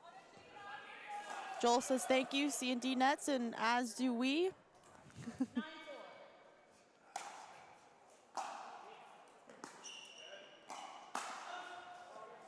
And that's the shot that Armand was looking for earlier that kind of just rolled into the net. It's kind of like his signature shot. Yeah, I'd say so. We see a lot of balls going the way of Armand. Yeah. Wonder if because of some of the mistakes, they're just opting to go more towards him. And They might just like what they can, like the Northern Lights might like what they can create from Armand's dinks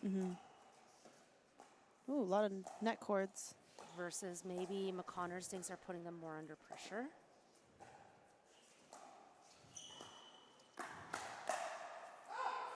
Oh, great get. Wow. This is an amazing rally. That's 3 net cords in this rally, everyone. This is an amazing rally.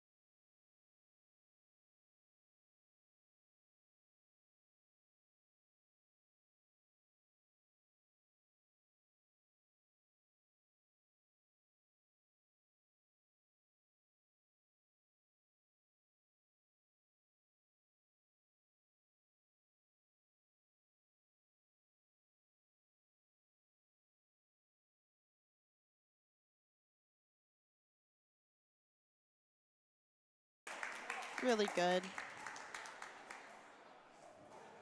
She really took her time on that and made sure of the shot.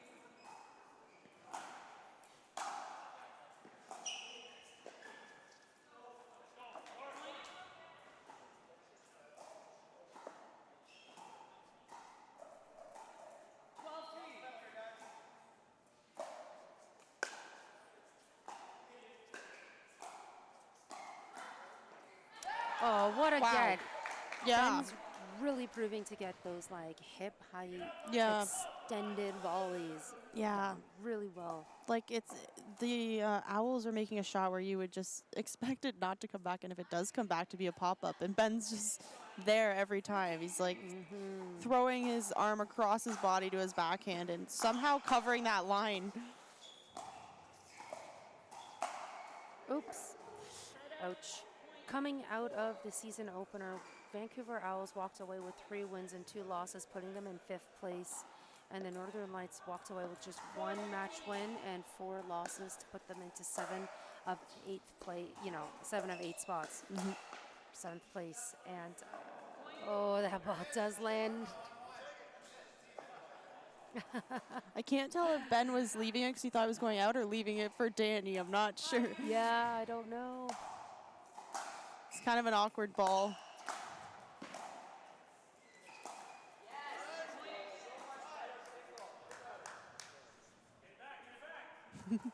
We hear from the Owls benches, so much better pickle.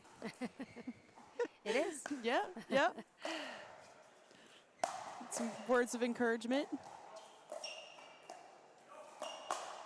I love that anticipation from Armand. Like, that's awesome. Yep. He slid right to the middle, expecting that ball to come.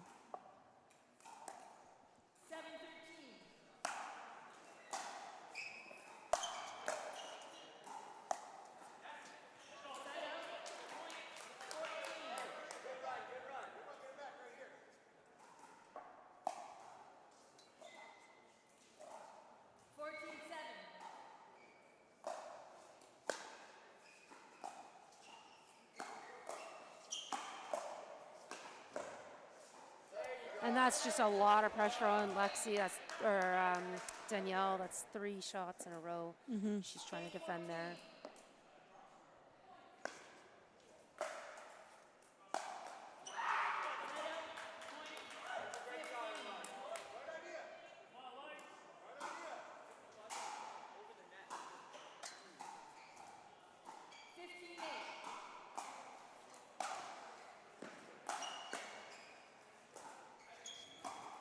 I would say this is definitely still an uncomfortable.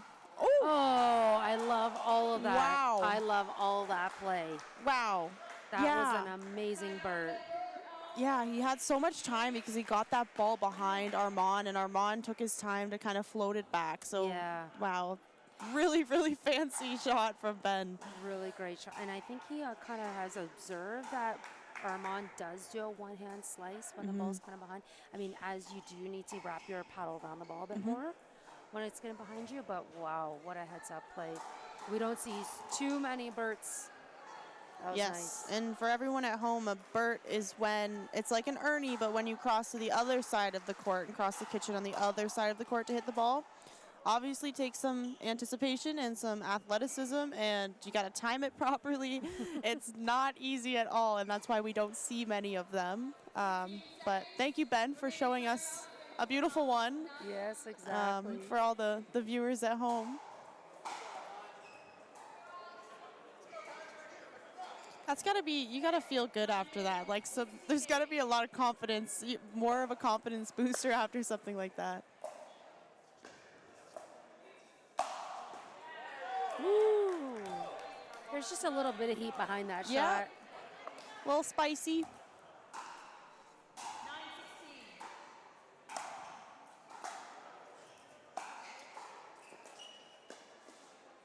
Body shot recovered.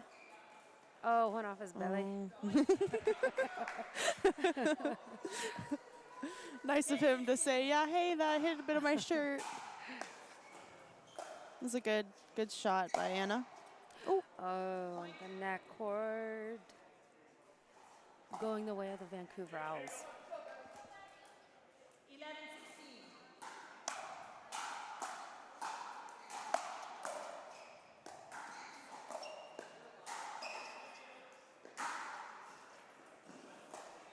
Oh, she's got it. Go, Ben, go! Oh.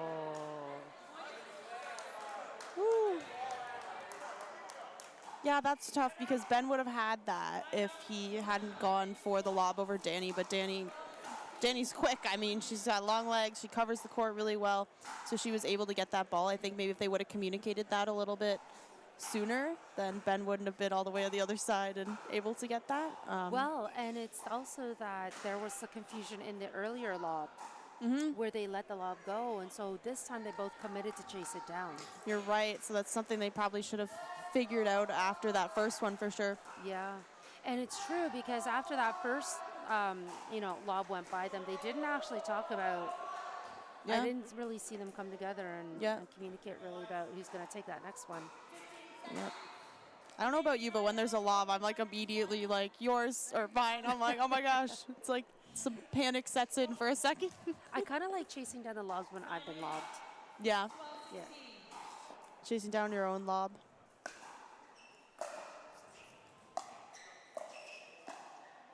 Whoa, that's a crazy attempt from Armand. Yep.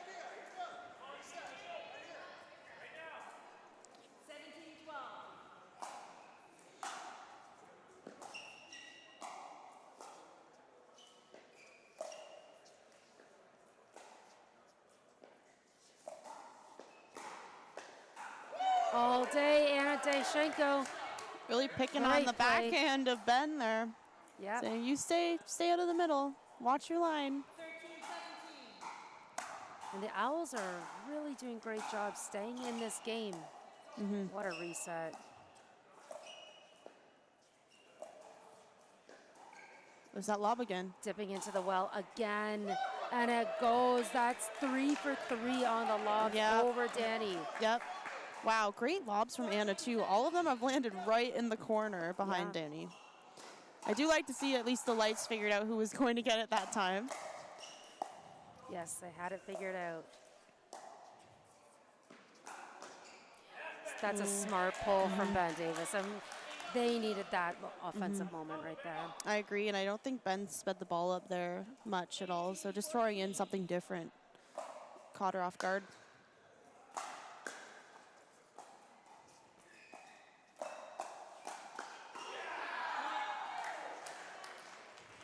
And life coming back into the Northern Lights, extending their The lead lights even are back more. on. Ah. The lights are getting brighter.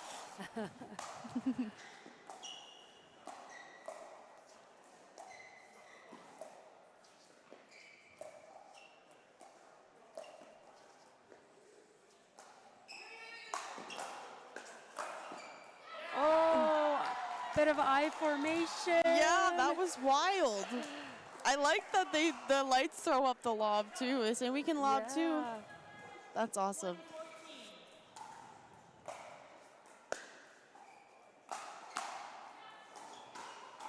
That's just such a clean two-way Yeah. from Armand. Yeah, So good. definitely a dangerous spot to drive the ball a little too high.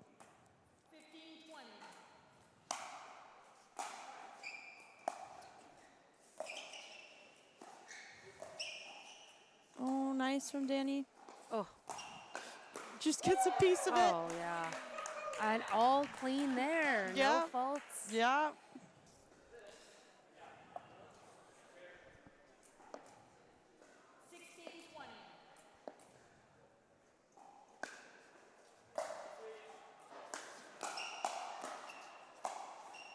What a beautiful play from the Vancouver Owls. And surely, yeah, a timeout from Northern Lights here. Yep. And there we see it, that freeze allows the other team to kind of run back into the game. Yep, it does. We see that so many times here in the CMPL rally scoring format, where when the team's stuck at that serving freeze, the other team's just accumulating points, slowly accumulating points, and if you can't close it out on your serve, then that's just what happens. Rally scoring is unforgiving. That's right. You gotta get it done on your serve.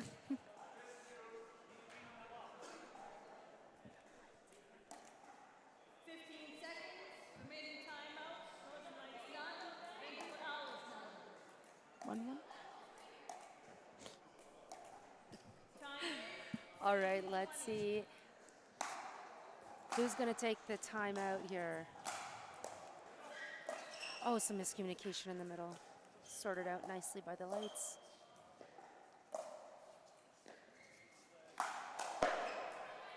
Oh, yeah. Huge point. That was fun to watch. Yeah, we saw a lob, and Ben's like flying backwards to take it as an overhead. Yeah, ultimately didn't come out with that, as Armand was able to pick up that overhead fairly easily, considering how good it was.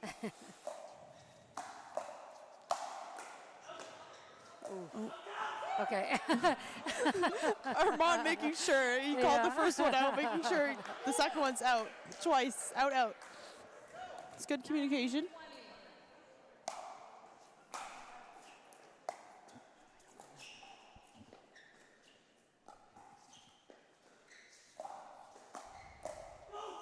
Oh, what a weird situation.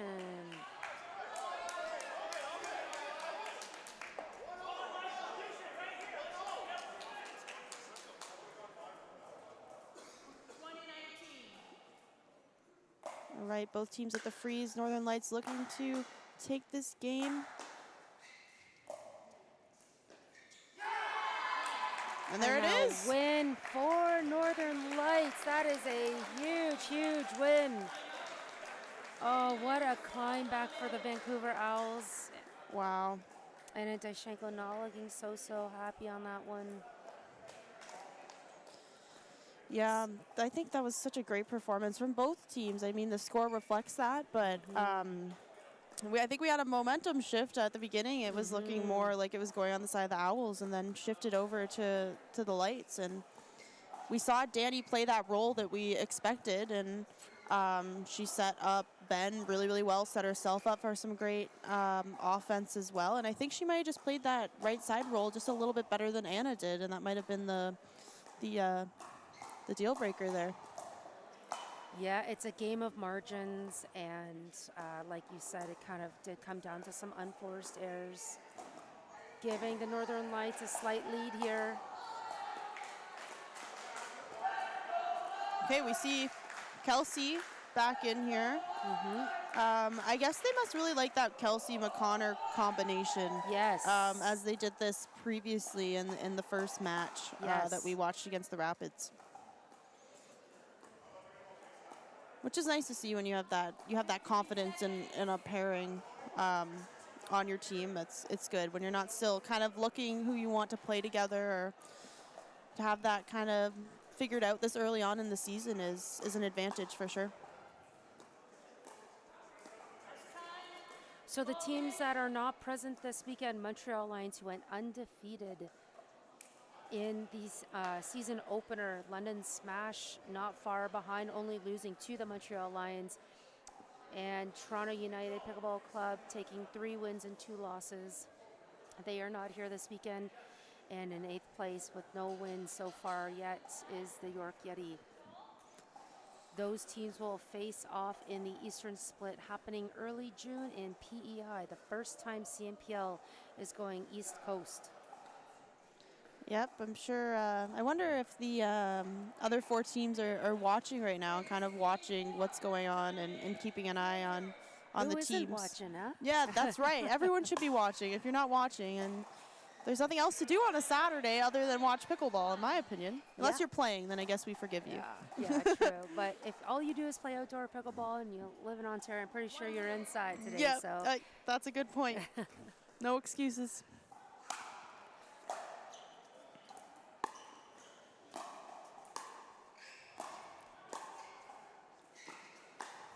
nice, really nice take by Joel. I'm so excited to see this pairing of Joel and Jess playing again. Jess was not present in the season opener, and I'm really excited to watch her play against Kelsey and McConnor. Yeah, Jess is just such a fun player to watch. She's so crafty and so consistent. She gets really, really low for the ball. A lot of people talk about, she's just in the splits sometimes, digging out balls, and she's got great defense. All around a really solid player.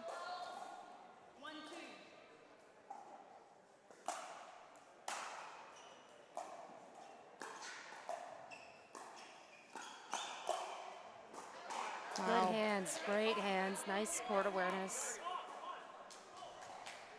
I really think that Joel will probably lean on Jess to create the plays. And I think she'll do a really good job at that. What a huge serve, love it. He's been pulling those big serves all day long. And what a start for the Northern Lights, Reese, 4-1. In a must-win game for the Vancouver Owls. Oops. Oops. Yep. That's only one word for it. It happens.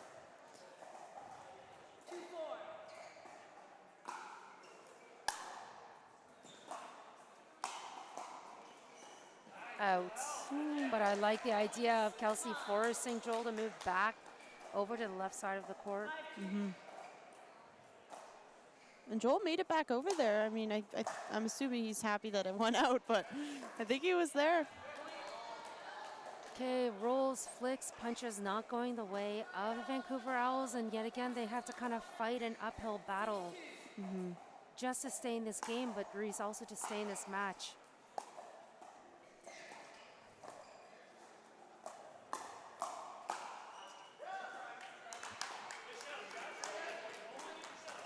Joel just not getting on top of that ball.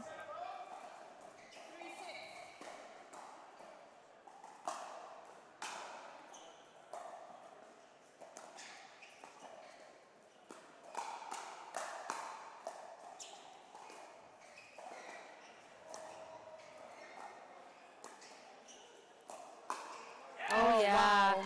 shutting it down, Jess Yeah. Kawamoto. I like that. She goes behind McConnor and he speeds it up, and she was all over it, just waiting for that speed up. I'm telling you, these young players, this is their inaugural season, you know, on the Vancouver Owls side, they don't know the depth that Jess has in this game. I don't know, they're not looking ready for it. Yep. You're not going to get away with as much as you think against someone like Jess, that's for sure. One of the most experienced players here. Oh, for sure. undoubtedly. She spent every year in the league, and she's been playing for, over a decade, as you mentioned. And she's got a family full of pickleball players, like fellow CMPL player Matt Kawamoto. So she's got lots of reps in. Pickleball's just running through the family.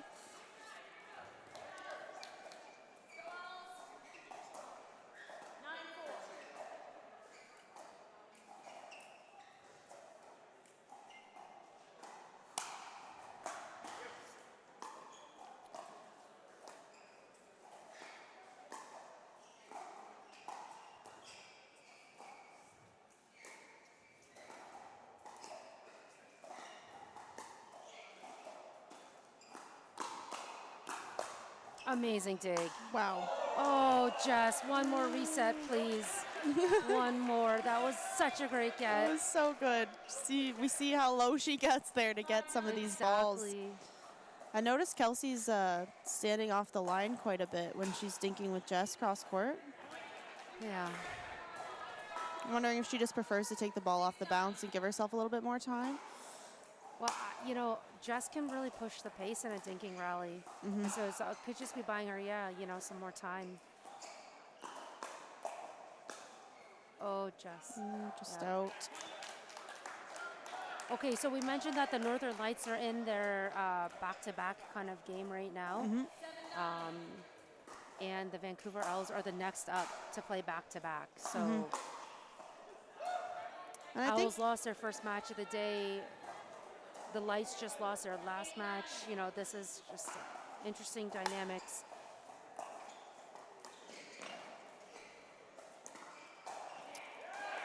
Yeah, and you really expect to just see this fight continue from both sides. Timeout being called by the Northern Lights. you hear some hoots coming from the Owls. Hoots? Some hoots. Really? Is that yeah. hilarious. Like yeah. owl hoots. Yeah. I love it. I love how all the teams have their own little chants and their little inside jokes and whatnot. We're all having fun and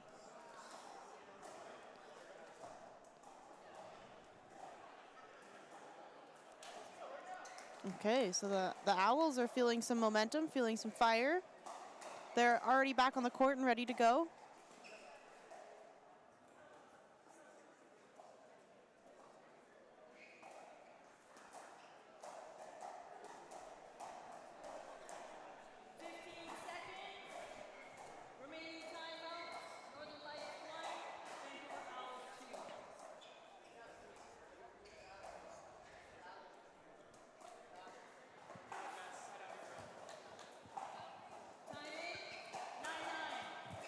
All right, all tied up. Coming back in here, McConnor serving for the Owls. Ooh. Really nice drive. Really nice drive. Came over the net low and just kind of dropped off.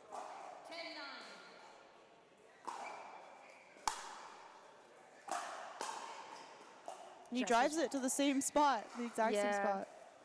But that made Jess ready for it. Yeah, you're right. She said, I've seen this before. Yeah. Oh, Yeah, yes. so good. So good.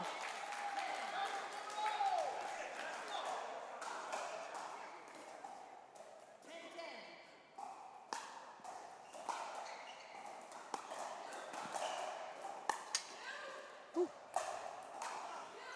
Oh.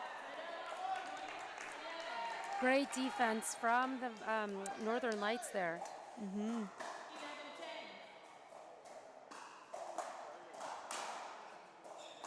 Wow, what a return. Love that return from Peltier. Big serves, big returns from that man.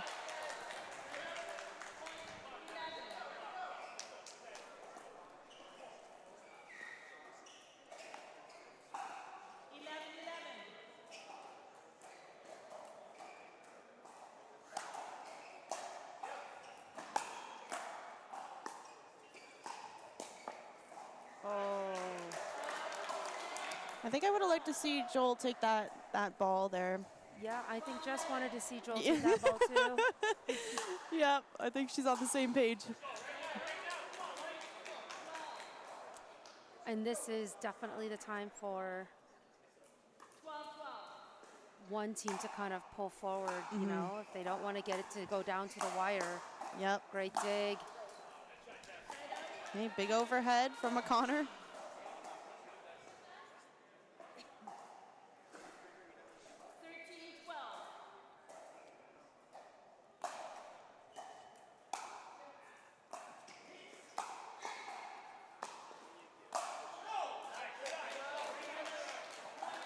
Okay, McConnor got a little excited there. He got a high bounce and went to rip the ball, but just a few feet out of bounds. Happens to the best of us. Huge serve. Should make for an easier third. That was such a good serve. Mm-hmm.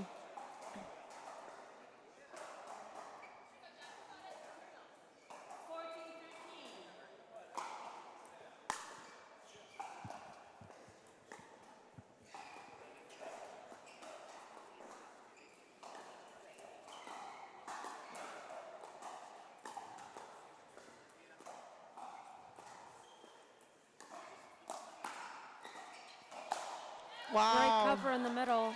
Some solid mixed play right there. Yeah, we saw Jess just set that up for Joel, and he was there to put it away.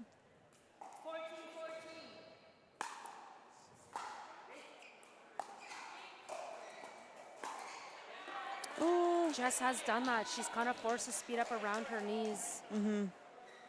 Even if she gets that ball over like the hand speed of the other side, I think it's going to put them in a good ready position.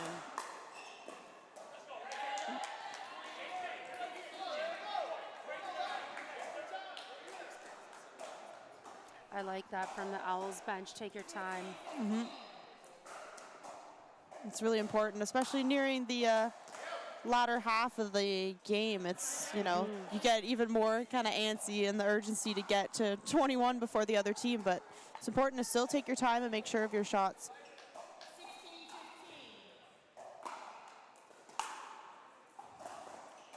Just skimming over the net. Works in favor for the Lights.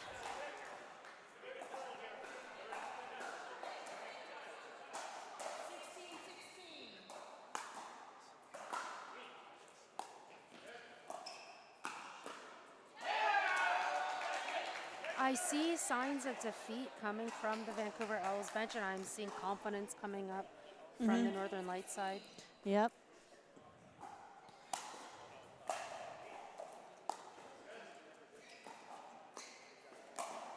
Ooh, wow.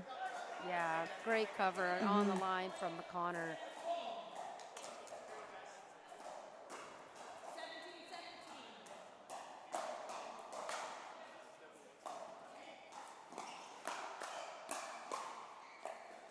Wow. Great spot for Jess to reset the ball, too. Amazing resets. Even though it was a little bit high, she put it in such a good spot on his backhand. Yep.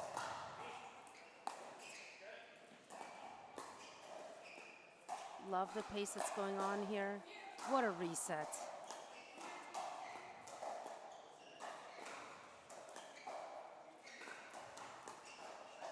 Short hops from Jess Kawamoto, sending that ball back faster to Kelsey's side. Oh, out ball taken. She knows it. Couldn't stop herself. Let's see if that fueled the fire for the Owls.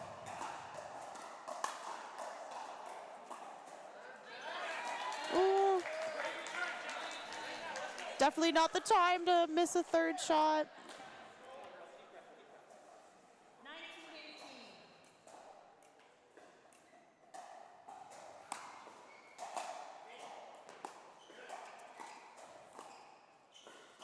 Good spot. Good spot from Jess. And the setup from Joel with a great third. It's nice when you can rely on your partner to make those quality drops. Absolutely. You play looser, you play more confident. And this is a smart timeout. For sure. Definitely, if you have a timeout, you should take it at this point. Doesn't hurt. Maybe you can slow down the momentum of the other team and you can regroup. Owls need to fight hard to stay alive, get into a tiebreaker situation here.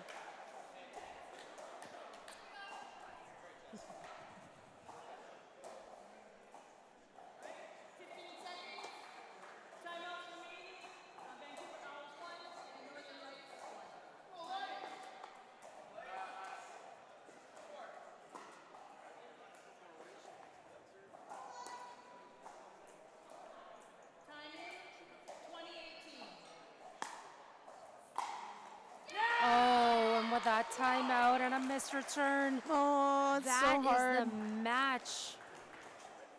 Owls falling short again. No tiebreaker for them.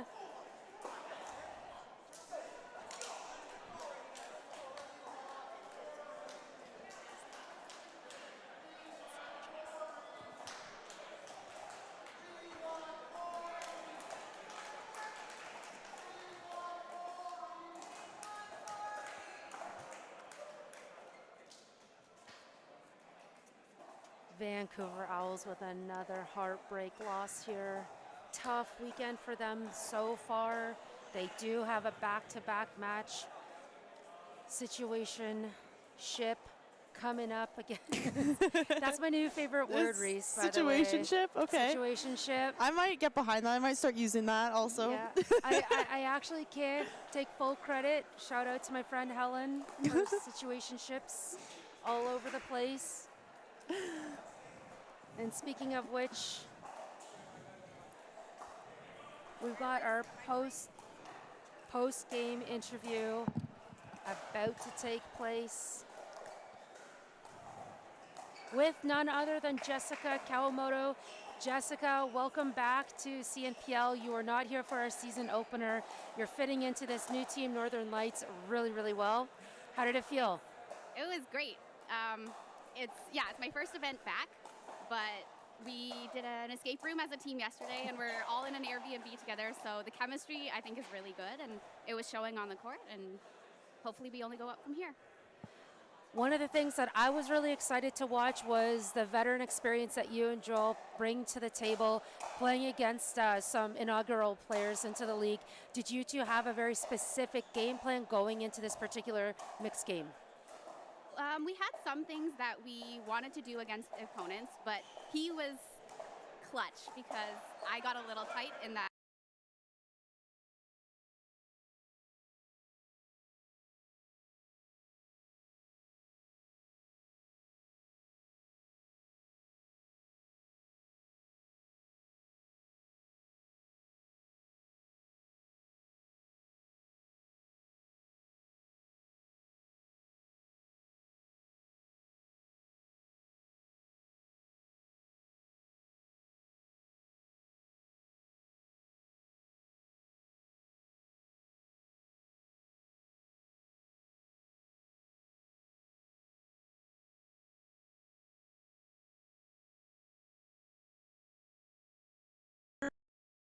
In the CMPL, and it really shows on the court. And I really like that you said that, like keeping the male honest, and you went head to head with McConnor and were totally comfortable every single time. And how does it feel when you go down the line on someone like McConnor? That's one of my favorite shots Yeah. to do, women's or mixed. So it always feels good. And then sometimes I get a bit too ambitious and try that when I shouldn't. But we all do that and Yeah. try and pick and choose our moments a bit better. And one last quick question for you. We saw the side switch happen in, I think it was like your second match of the day with you and Danny, you playing right side. Are you going to stick with that for the rest of today or rest of the weekend? What do you think? I'm not going to tell you that. Oh, It's a come on. secret.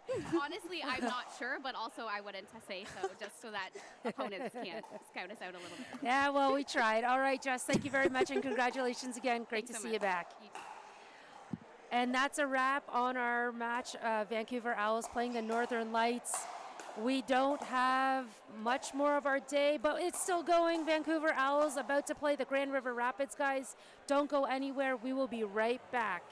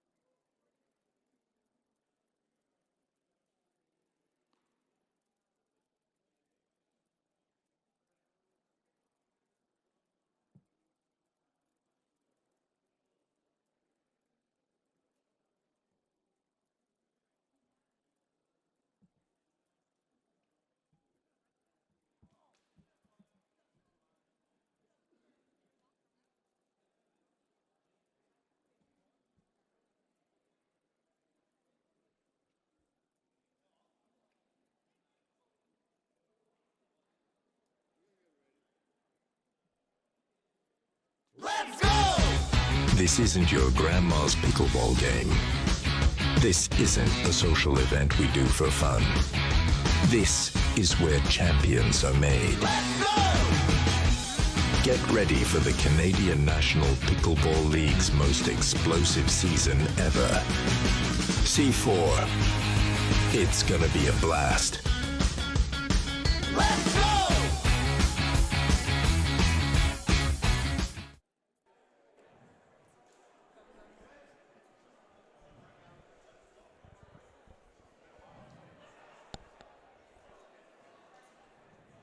Okay, everyone, welcome back to the second event of the CNPL season. We have the Vancouver Owls, who just came off of a loss to the Northern Lights, playing back-to-back matches here, playing against the Grand River Rapids. I'm excited to see this match. Grand River Rapids had some time off to kind of discuss things and maybe take a little bit of a break, and we'll see what they do against the Owls, who are definitely nice and warm right now. Yeah, I can imagine. You know, that back-to-back game can be tiring sometimes, but you know, also you come in a little bit warmer than your opponents, so.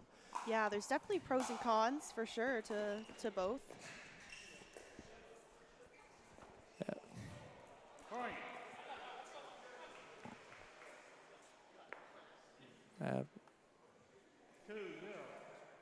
Strong start for the Rapids. Yep, 2-0 lead right off the bat.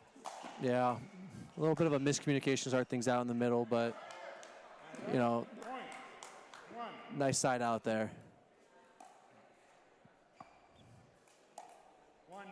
Yeah, I don't know, Colton, if you've gotten the chance to see Bruno play yet on the side of the I did. River Rapids. Yeah, I did. very, very exciting to watch for sure.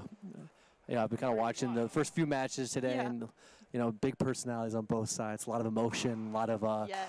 ways to fire themselves up, and a little bit of smack talk between the two sides. I can Yes, I for can sure. imagine. Ooh. Right on the toe of Bruno That's, there. I think we call it that little shoe bag action Yeah. early on in the match. Yep. 2-3. Really great placement by Armand.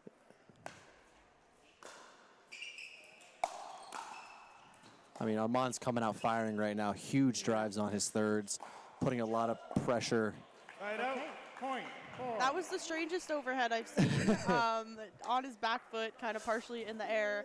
Bruno Somehow. was able to get the point. Yeah. Somehow bring that back to the Yeah. middle. I mean, I don't know Yep. how he did that. It even sounded like it might have been a miss hit. It was a little weird. Right Yeah, out. Point. 3. Yeah, I need him to teach me how to do that someday. Yeah. One day.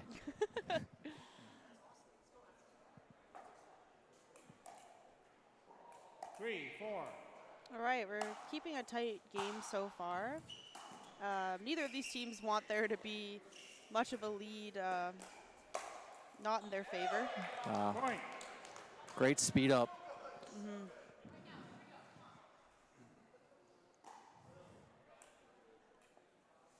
I guess that's part of, you know, starting the match warm, right? You know, you're coming into it, you got your mind's already ready to go, and the Yep. other team probably just got back from lunch, so. 5. Yep.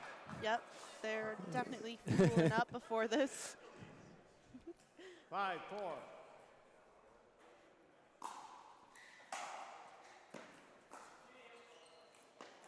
Wow, great drop on his back foot. Point. Yeah, I don't know how I feel about Anna's decision to step off the line to take that ball. She's got such a great roll volley on her forehand out in the air. 6-4.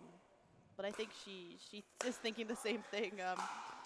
How can you hit that, right? I mean, Yeah. weight going back, 5. great deep return, and Yep. the ability to pull off that high level of a drop is impressive. 5-6. Sometimes it's tough to stay at the line. You feel a little bit more confident stepping back and giving yourself a little bit more time. But Right out. Point. Yeah. not always the 7. best option because you want to take time away from your opponents as well. I agree. You know, it's those split second decisions that get made all the time. You know, do I stay on the line? Do I come back? Do I take it out of the air? So, I'll recall the score. You have 5, they have 7. I'll recall the score. 7-5.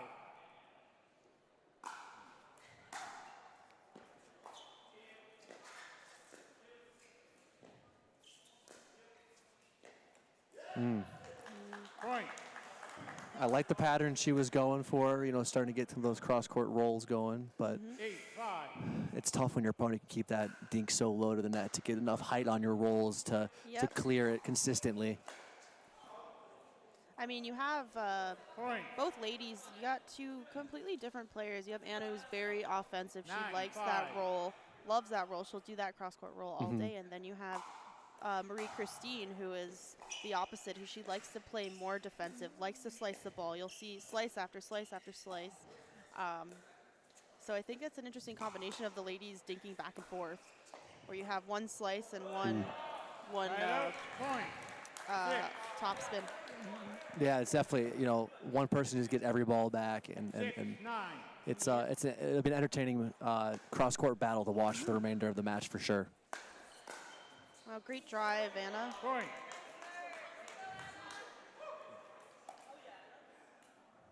Seven, 9.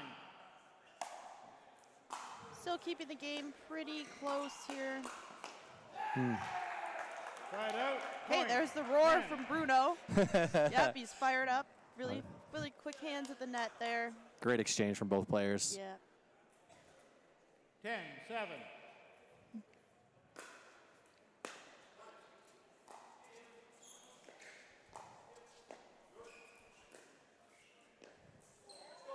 Point. Okay, Anna's missed a couple of those where she's kind of trying to mimic Marie-Christine on that slice, but she likes the top 11-7. spin, so I'd go for that a little bit more if she can, or if she can create some more pressure with that cross court. Yeah, I can get it. It's tempting to switch things up when your opponent just keeps getting balls back, but sometimes it's important to stick to who you are as a player and to keep going. Yep. I mean, even though I wouldn't say that she's got the edge a little bit on the cross-court dink exchanges right now, but it's just better placement, more consistency. Yes, and Marie-Christine's really known for being consistent. She just gets balls back and slices her way to victory, as we like to say. Yeah, that you don't see that a lot, but sometimes that's what makes it so dangerous, right? It's the unexpected. Like you're so comfortable with a certain exchange that happens a lot, especially in mixed doubles between the women on the other side. To have someone come in here and switch up the pattern on you a little bit can be, I would say, almost a little more uncomfortable to force you to do some different things. Yeah, I agree with you. I mean, the other teams are seeing something that they don't see so often. You don't see players just slicing all the balls and playing more defensively. And I think it works really well playing with someone like Bruno Folletto beside you, because he's just there to kind of clean up when she gets the pop-up. Yeah. So it works really well for the Rapids. Yeah, he's definitely a very physical presence on the court, takes up a lot of space. Yes. You don't want to leave a dink high, that's for sure. Nope. Don't want to leave anything high. No. Danger. Wow. I mean, fantastic hands. You definitely know when he's on the court. 12-7. All right, Rapids taking a little bit of a lead here.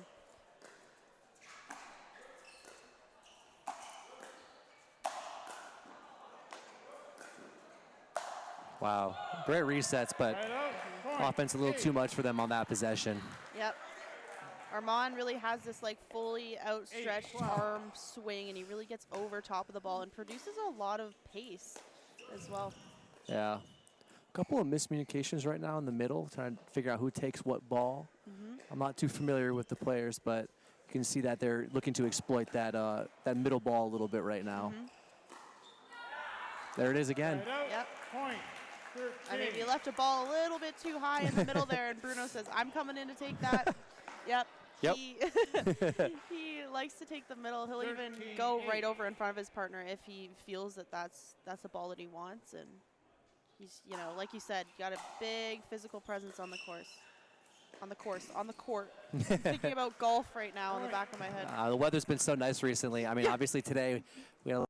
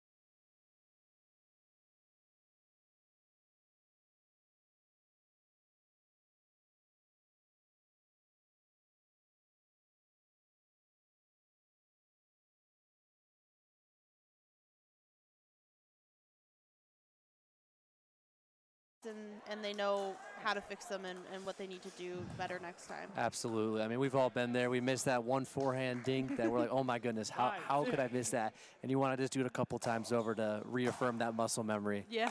And tell yourself, I can do this, right? Yep. Side out, point, 7. 7, 5.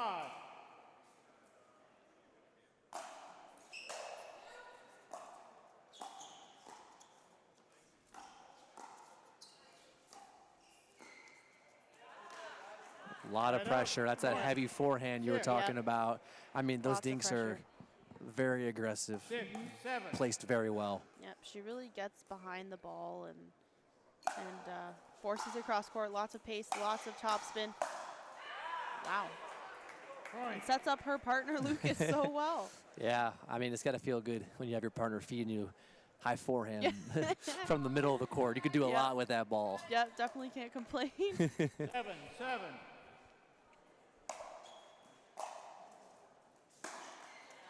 Side out, point. Nice return.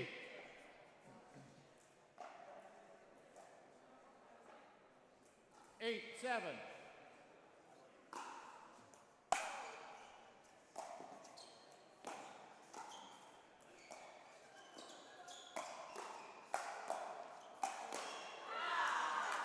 Okay, there goes to show you do not want Antoinetta to start swinging because forehand, backhand, definitely dangerous.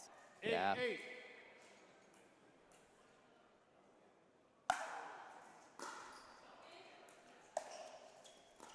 She's a former tennis player of a high level as well, so you can really tell in her ground strokes that she's coming from that tennis background. That's that textbook tennis player ground stroke. I mean, does not miss. Footwork is on point almost every single time. Yep.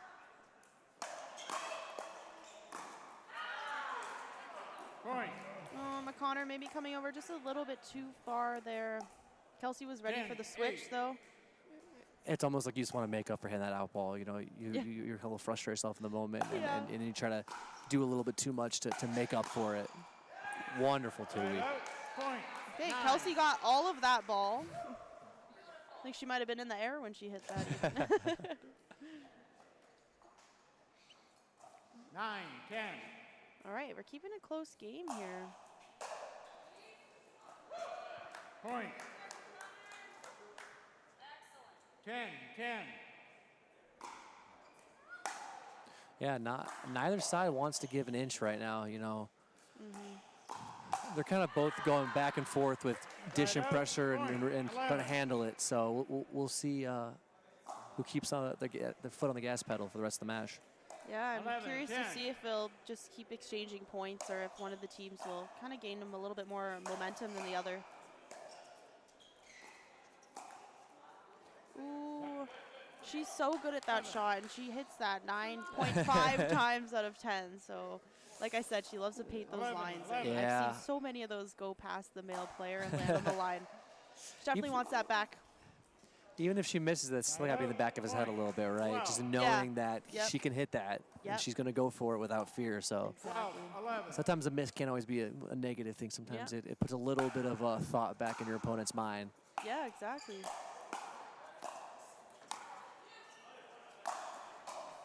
Wow.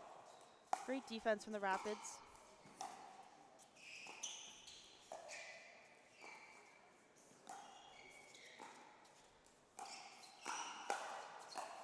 Wow. Wow. Great pull. That was You see how she attacked that from like her ankles? That's just insane. Antoinetta could attack from anywhere.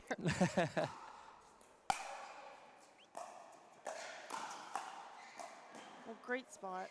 Ooh, great recovery.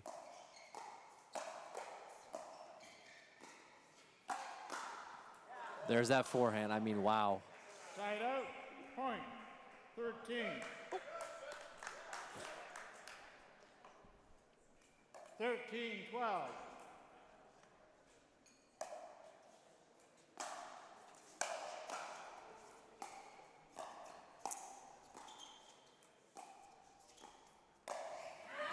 Wow. Point. Yeah, great setup. Antoinetta had a great setup there for Lucas, and he read the ball really well to go over for that Ernie.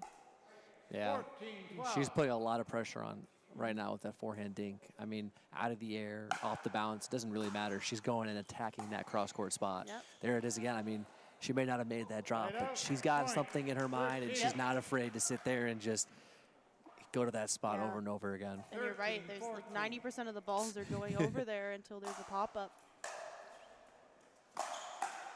Wow, what a drive. Tied out, point. I like that from Lucas to speed up while Kelsey's still kind of on the move to the line. She's a little bit off balance there. Caught her in a awkward spot. 15-13.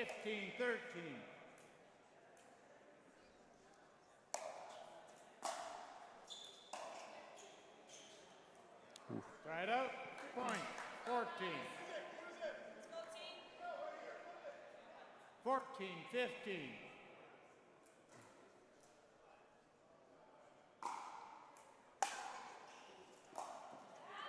Tied out, point. 16. Yeah, those deep returns just make it so hard to hit a quality 16-14. third shot drop off of that. I mean,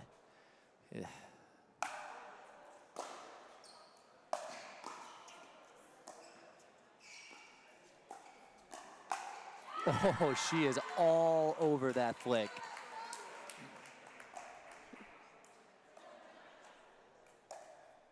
Seventeen, 14. Okay, Grand River Rapids taking a bit of a lead here.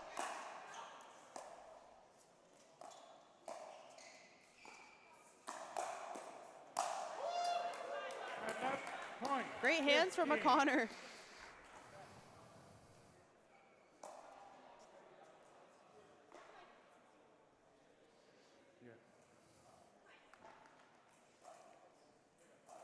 Yeah. 15-17. Another close match.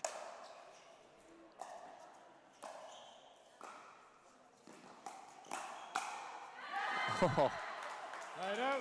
that's the Point. second time in a row she's made him pay for trying to be too aggressive in the middle. Yeah.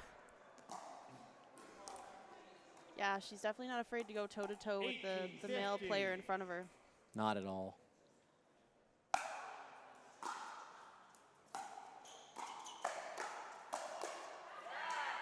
Point.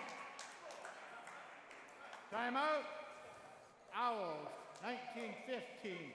1 minute. Okay, this is definitely a needed timeout from the Owls. They're trailing back a bit here, and you know, as we've seen with the serving freeze, they'll, they have the opportunity to crawl back for sure. So definitely can't count out any teams. What do you think their strategy is going back in? I think making balls and. I think this one's a little bit more than just making balls. I think you might need to tweak what you're going for a little bit. I think that maybe looking at picking your spots a little bit better. I mean, not that they're taking any bad shots necessarily, but I think that while watching the match, I think they need to just tweak something a little bit strategically, whether it's mixing up your spots when you're dinking or maybe just trying to get a bit more aggressive in transition, right, and try to figure out what might work. But I think that make balls is always important, but just keep going, keep fighting, and try to get this match back to even. Yeah, I agree with you. Let's see what the Owls have to say after that timeout.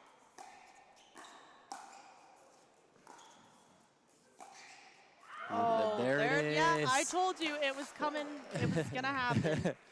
Yeah. I mean, just inside the line there. I mean, if you're across the net from her, what do you even do? I mean, you can't even play big in the middle because she's going to burn you every single time down that line. It's like, where do I go on this girl?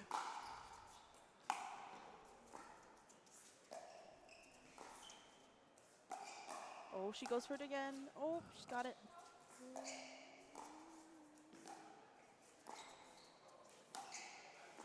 Man. It's like the ball is on a string with her, with Antoinetta's cross court. It's just so impressive and so consistent. It's robotic almost. I mean, I think the Owls got bailed out a little bit by that lob attempt. Not that it was the worst idea, but when your partner's cooking like that, sometimes you got to just get the ball back to her. You know what I mean? Like, she was absolutely owning that kitchen line. And great job by McConnor. See the athleticism and how much court he covers. He's, lunging to the left, lunging to the right, attacking balls from both sides. Able to get back into position somehow.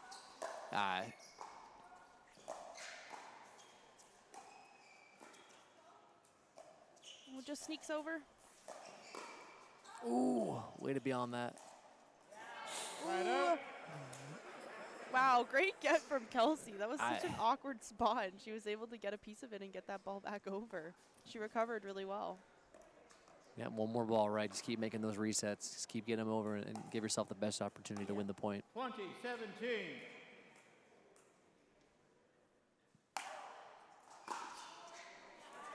Huge serve, and what a way to walk that match off. Yeah, to win the match on a Rapid. serve. Wow, great job. Okay, so that brings us, the Grand Rapids are up 2 games here. The Owls going into this women's are in a must-win situation, or else they'll lose this match. The Owls are also coming off a loss from the Northern Lights, so I'm thinking that they really, really want this. They want to take this next 2 and bring this to singles. Yeah, I mean, if you are the Owls, what are you looking for in these next 2 matches? What are you? Obviously, we're going from mixed to gender, but what are you saying to yourself when you're down 2-0? How are you keeping yourself in a match when your backs are almost against the wall? Yeah, I mean, it's tough, especially when you're on a bit of a losing streak, to just kind of forget about what's already happened and clear your mind and just focus on your game and what you're confident in. I think it's really important to go into these next games with a completely clear mind, rather than focusing on what has happened prior. These players play so much, they compete so much, they're very, confident in their skills, and it's important to just do your thing, do what you're good at, do what you're paid for, I agree. Again, I always say this, easier said than done. Of course. It's not easy. Definitely not easy. I've been in their shoes. I've been fortunate enough to play in this league, and it's a lot. There's a lot going on, a lot of pressure, a lot of thoughts in your mind, and you put a lot of work in on and off the court, and you just hope that you've put enough in when you get out there. Yeah, I mean, it's amazing to come out here and watch these players play, and you can see the dedication to their craft. I mean, the hours spent drilling and playing like dedicated rec matches, and all lead up to this. So, you said I love that. Trust your skills. You're here for a reason. You might be down, but this is anything can change, right? So just trust what you can do and go out there and just play, right? Yep, that's exactly right.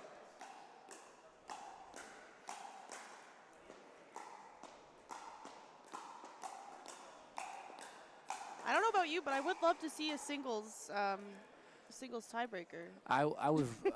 Don't let my friends at the Drive know, but when I was broadcasting that last match, I was really hoping for that singles tiebreaker. We didn't get it, so they'll give me a hard time if they hear this. But I was hoping to broadcast one tiebreaker. So let's hopefully the Owls take the next couple. The Owls want it. We want it. Fans probably want it too. Yeah, everyone loves a singles dream breaker, except for the ones whose dreams are getting broken. But we'll see. The Grand River Rapids are like, no, we're good. We're just. No, they want to come out here clean, squeaky 4-0. Yep, of course. Come back in for their next match. Having a strong showing today. That's exactly right. All right. So on the side of the Vancouver Owls, we have Kelsey and Anna playing. So usually Kim has been playing with Anna, but we have Kelsey playing here. So, which I think Kelsey's playing really, really well. And Anna's such a great left side player, and Kelsey's such a great right side player. It just makes sense. Yeah. And then on the other side, we have Marie Christine and Antoinetta, and she likes to play on the right side. She's more aggressive for sure. This is when you look at these two players, you'd think, okay, Marie Christine is more of the defensive player. You typically put her on the right, but you'll see Antoinetta likes to take the backhand down the middle, and she creates the offense that way. So. Well, if mix is any indication of what we're going to see fireworks out of her on that right. Doesn't matter what side she's on. She's firing. Anywhere. Yep. Yeah, she's very 1-0.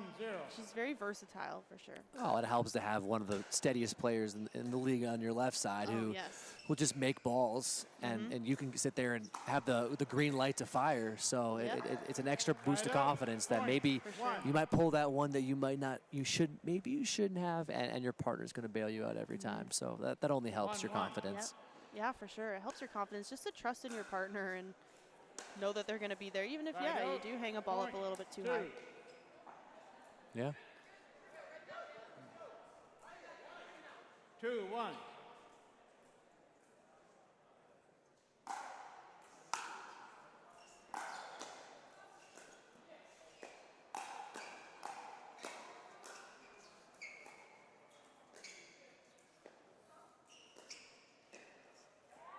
Point. So I think we'll see here too. You don't usually see balls going to the left side player as much, but we will see, 3-1. I think, a lot more of that because Marie Christine isn't going to attack balls and isn't going to initiate the faster paced game. Great pressure, Yeah, great it was lob. a good lob. And the moment it goes to the left side, I mean, they're going to get to the kitchen. Yep. And if I'm not mistaken, Antoinetta was the first overall draft pick, which is making a lot of sense from what we're seeing here. Wow, is that a rare pull out of the air? Initiate some offense and a way to clean that up. Yep. I love when Marie Christine does attack the ball because she'll finish it off when she sees the opportunity. It's almost like the attack is the unexpected. Like this, like she doesn't have to hit it hard. She just has to attack the ball, and you're almost like forced into a reset because you're not expecting the counter. Yeah, your opponents are like, oh, she's attacking it. Yeah.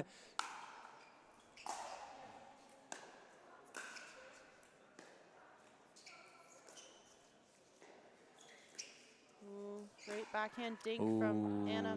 I like it. That was a nice roll. Set up the dead dink, and Kelsey just missed it a little bit. 5-2.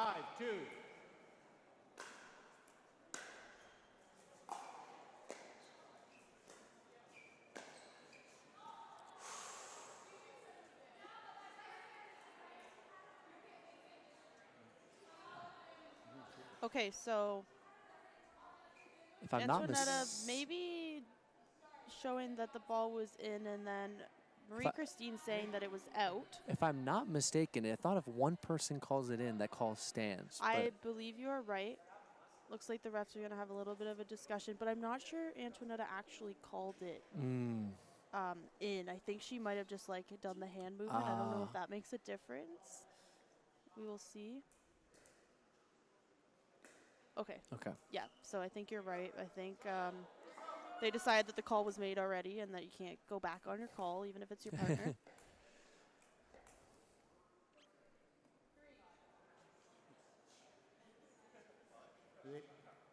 They would have had 4. With the refs are just having a little bit of a meeting to, I believe, confirm the score, or? Yep. Gotcha.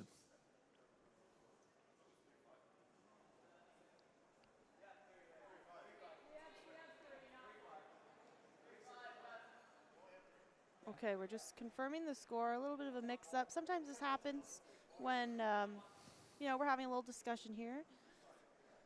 But thank you, refs. You're doing a great job out there, making sure everything runs as smoothly as possible. Hats off to the refs. I mean, it is not an easy job, especially when you've got such intense players playing on the court, intense players on the sidelines. I mean, you want to make sure you make the right call, keep it fair and honest for the players. But sometimes that involves upsetting a few people. So. Yeah, that's exactly right. It's, a thankless job dealing with some professional athletes who are very competitive and emotional. Yeah. But someone's got to do it, so we appreciate those who do. So thank you again to our refs. Shout out to the refs. Thank you.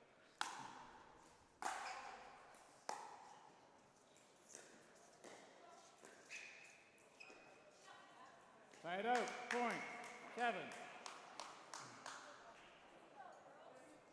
Yeah, I mean, she keeps those dinks so low and unattackable that it's almost harder to short hop that ball. I mean, 7-4. they're not coming in much pace. They're just low and steady. So when you go for that short hop, you're so used to just setting your paddle out and letting the ball do the work.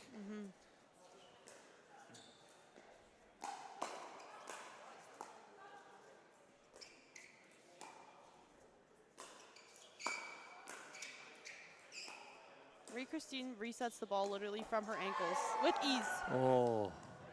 Side out. Oh, I think that, so I'm thinking the ball was not going in. And Judging by her reaction, I Yeah. don't think that one was going to make it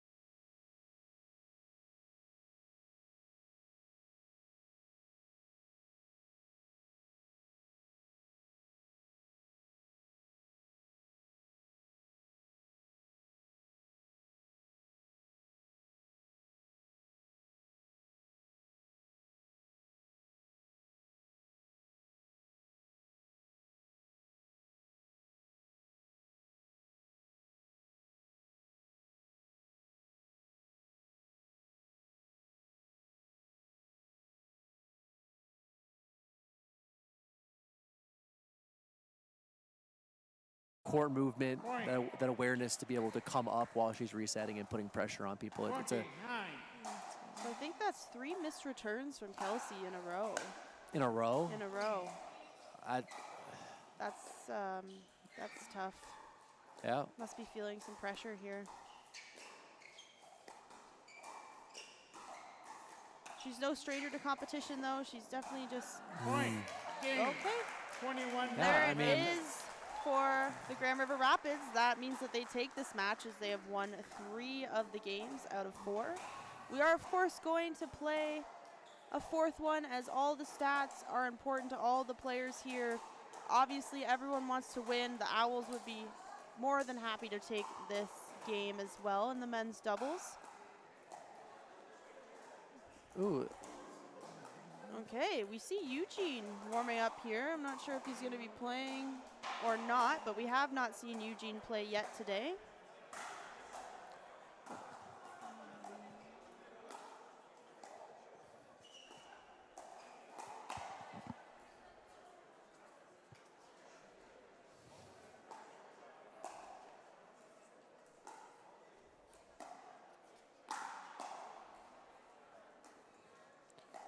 yeah, I guess maybe, you know, you already lost this match, you know, giving someone else some chance to get some reps, mix it up a little Yeah. bit, see what works and what doesn't. Yeah, for sure. Looks like the Rapids will be doing the same thing. They're bringing in someone different to play the men's match. Yeah, so it looks like Darren's coming in to play here. Darren's a really great player, super awesome guy on and off the court. He's got wicked fast hands, as does Bruno. So I have a feeling this is going to be a fun one to watch. Well, we know they're no strangers to bring in the intensity and bring in the excitement. Oh, for so sure. I can imagine this one's going to have some high intense yelling battles back and forth after every hands battle. So excited for this one. The men are going to put on a show for us here at Windsor Pickleplex. This is the home of the Windsor Detroit Drive. I believe they do a lot of their practicing here.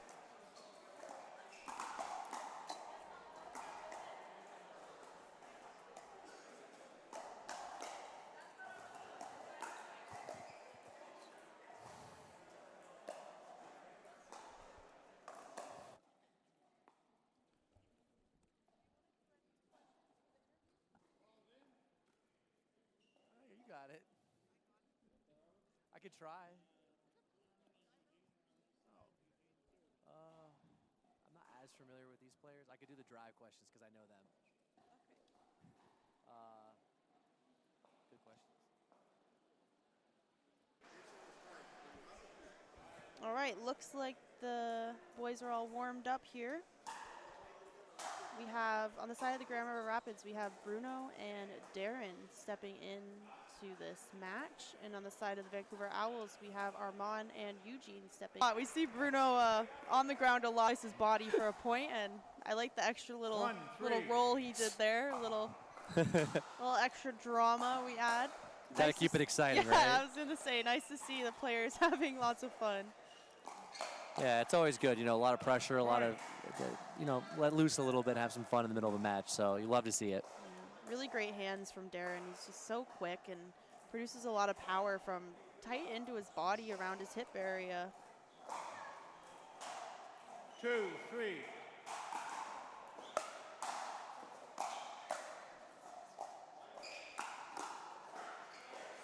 Ooh, unlucky off the net. 3, 3.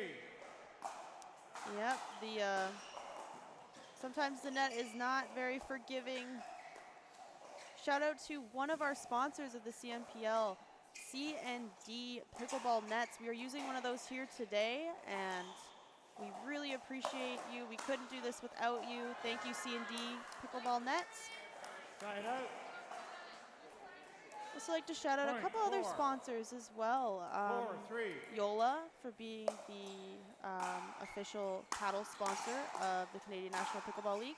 And also OPA, Ontario Point Pickleball Academy, 4. for being the official equipment sponsor of the Canadian National Pickleball League. We could not do this without any of you, and we are very appreciative for all the support that you give us in this sport. Right out, point, 5. Really good placement from Bruno. Right, like between the legs of Eugene. Those are tough to pick up. I mean, he holds that forehand so well. You don't know where he's going to go with it. He's got to hope and guess. So, great spot.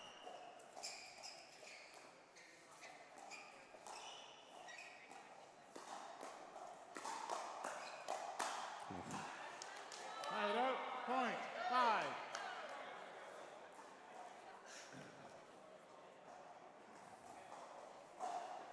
Five, 5.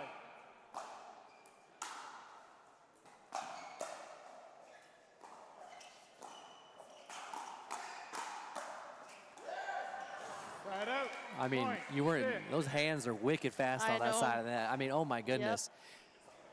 Yep, he's very quick. I mean, all His 4 players. anticipation is 6, very good. 5. We'll see a lot of quick hands battles, that's for sure.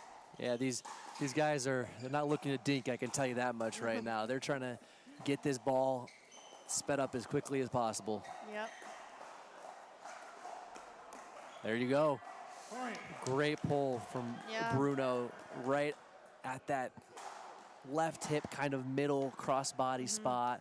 I would have liked to see Eugene maybe leave that for Armand, and he will come over and take that ball, and he was, I think, looking to take it, but again, really good spot for Bruno to place the ball. Wow. Look at the hands on these boys. The reflexes are just unmatched. The ability to slow the game back down, too, is just shows the level that we're seeing. Yeah, I mean, to go from firefight to dinking in 3 seconds, honestly, it's a huge mental shift, and that's what makes high-level players better, right? They can. Not everyone can make that shift, but they can. Oh, I was gonna say we don't want to leave a dead dink. I mean, that is a bullet. That Yep. low, spinny. I don't know what else. It's not coming back over the net. Yep, I think that was just intended to be a body bag, honestly. It may or may not have. I guess we'll never know. I guess we'll never know for 6, sure. 7. We'll see if Bruno remembers that. Yep. Ooh, I don't know.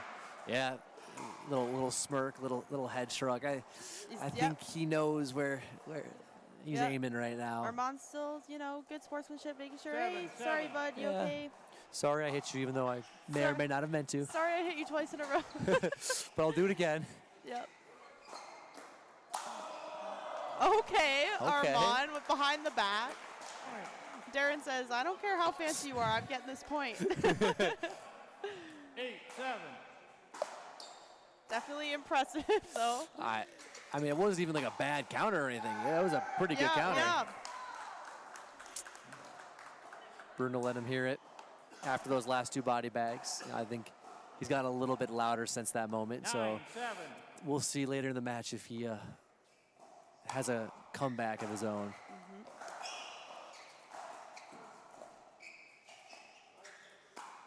Oh, Point.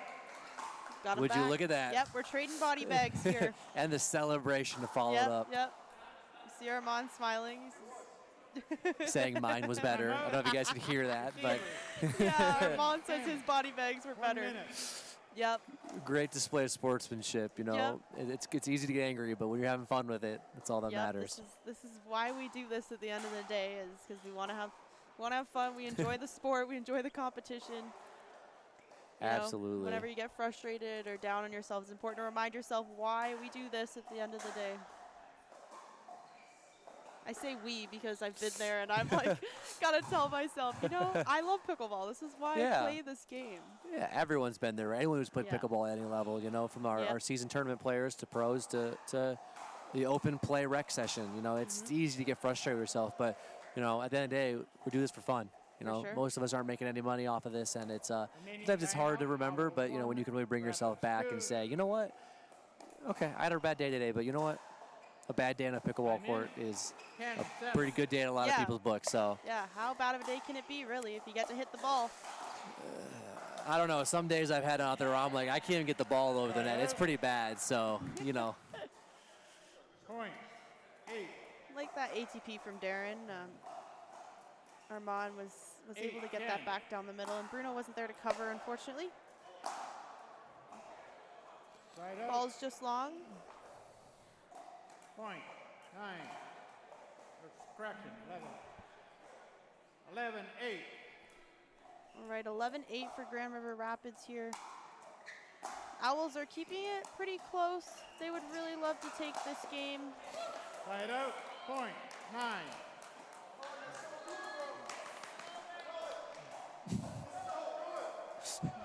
Nine, 11. Why does that feel like an insult? I don't know about you, but Yeah, that seemed more like a dig or something. Yeah, Bruno's Oh. saying, "You're so good, Armand. You're so good." I don't know if that's. I think it's just Got friendly in his head a banter. little bit. I don't know.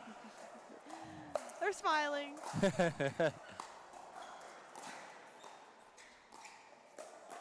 Great speed up, inside out. Nice. That's a really great shot from Darren. Yeah, that inside out down the line.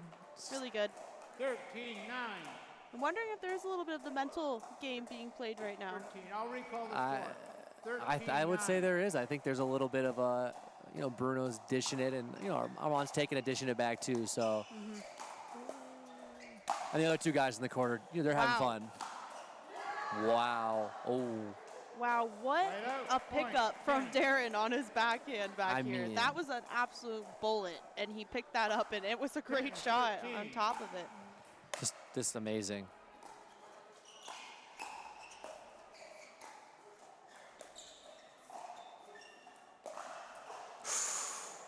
Ooh. Point.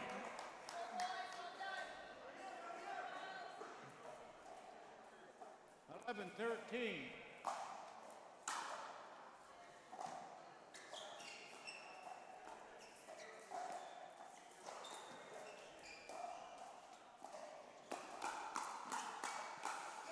Oh, great hands from both sides.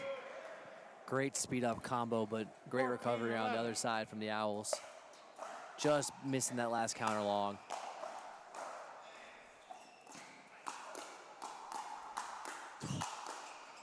Oh my goodness. Point. Wow. They're putting on a show for sure. Yeah, 15, 11. Whose hands are faster? That's what this is. I don't know.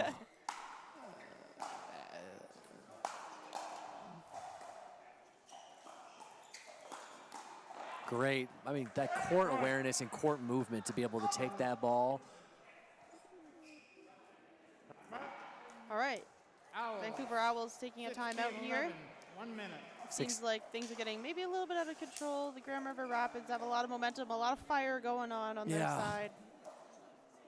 Yeah, I mean, like I said, not a whole lot of dinking going on this match. It's pretty much them trying to show my hands are faster than yours. Yep. So I think that it's a great display of high-level pickleball and just how fast this game of pickleball has really gotten compared to yes. 4 or 5 years ago. I mean, it's amazing the hands battles and the hand speed of the individuals playing the sport now. It's pretty spectacular to watch. Yep, and the paddle technology is changing, and the balls are changing, and everything's just going so much faster now. So the ability for these players to adapt to that and play that fast game is important. I mean, you got to be able to be versatile at the same time, able to slow it down as well. But if you can't hang with the quick hands and the fire fights, then Time you're in. definitely not going to be able to play 16-11. here. Definitely not.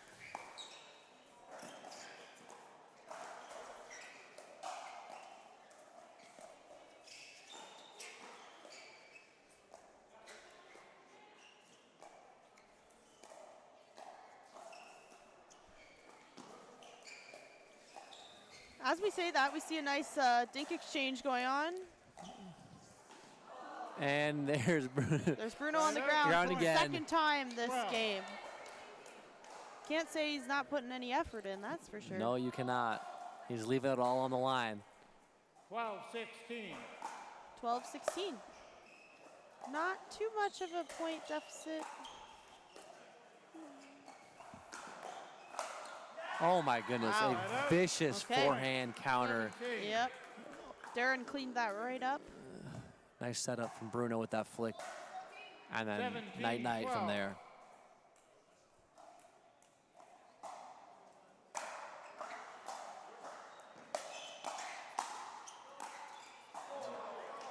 Side out, point, 13.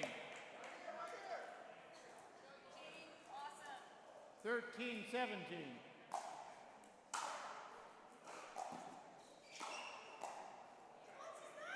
Side out, point, 18.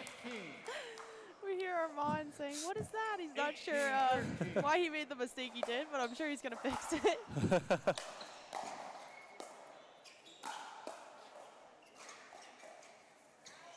Point.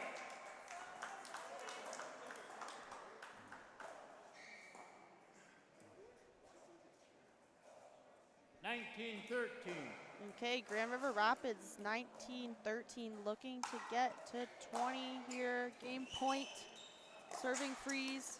Wow. Side out. What a pickup by Bruno there. He like ran by the ball and still was able to get that on his backhand. I mean, he pretty much hit that ball behind him and still kept it, I mean, Yeah, in that's play. That's impressive. the athleticism is just 14-19. insane.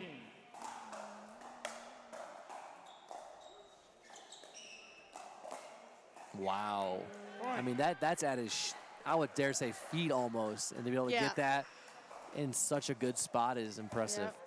Yep. Armand's got such a deceptive backhand flick roll thing. I don't know what you Very call good, it, but it's the Armand special. That's there what we you go. call I it. like that. I mean, even his backhand dink. I mean, he's so paddle tip down. It's like, is he going to speed it up? Is he? You don't cross court middle. Like you don't really know. It's very deceptive for sure.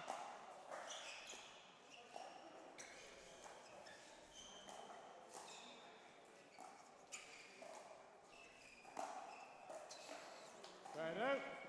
Point, 20. All right, Armand I like it. pulled Like the it. trigger. You know, Yeah, dead I ball. like it too. Middle was a little open, but just a little too overcooked much. it just a little Yeah, bit. overcooked it, a little too much juice. All right, let's see if the Rapids can finish it off here. Clean sweep. Wow, roll. great dink. I mean, Point, 17. great spot. Yeah, Vancouver Owls, I would never count them out. I mean, 17-20.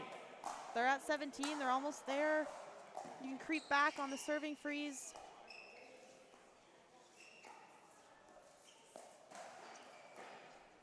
Ooh, great dink. Wow, great recovery though. Cover. I mean, back-to-back great dinks. Oh man. Point. Okay, we see the Vancouver Owls creeping back here. 18-20. 18-20. Do you think that they'll call a timeout if they lose this point? I guess. Never not, mind, 'cause we'll they never did know. lose this point.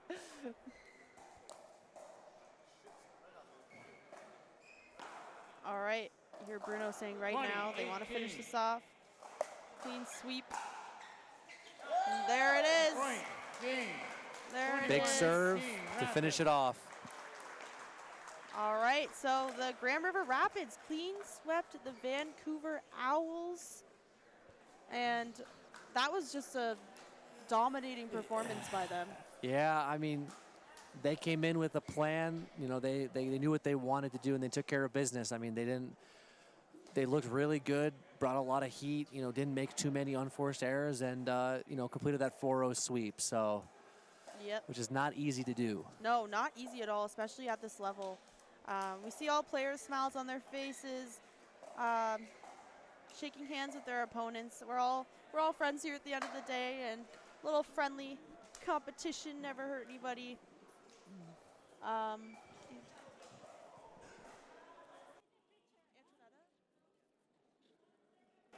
So as usual, we're gonna try and get an interview going here with one of the players of the Grand River Rapids.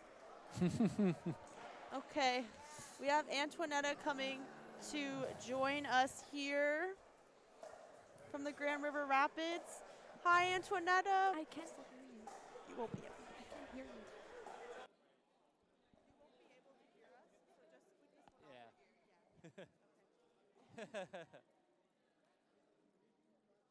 Okay, we have Antoinetta here with us. Great job, Antoinetta. Thank What you. a dominating performance. I mean, 4-0 sweep of the Vancouver Owls.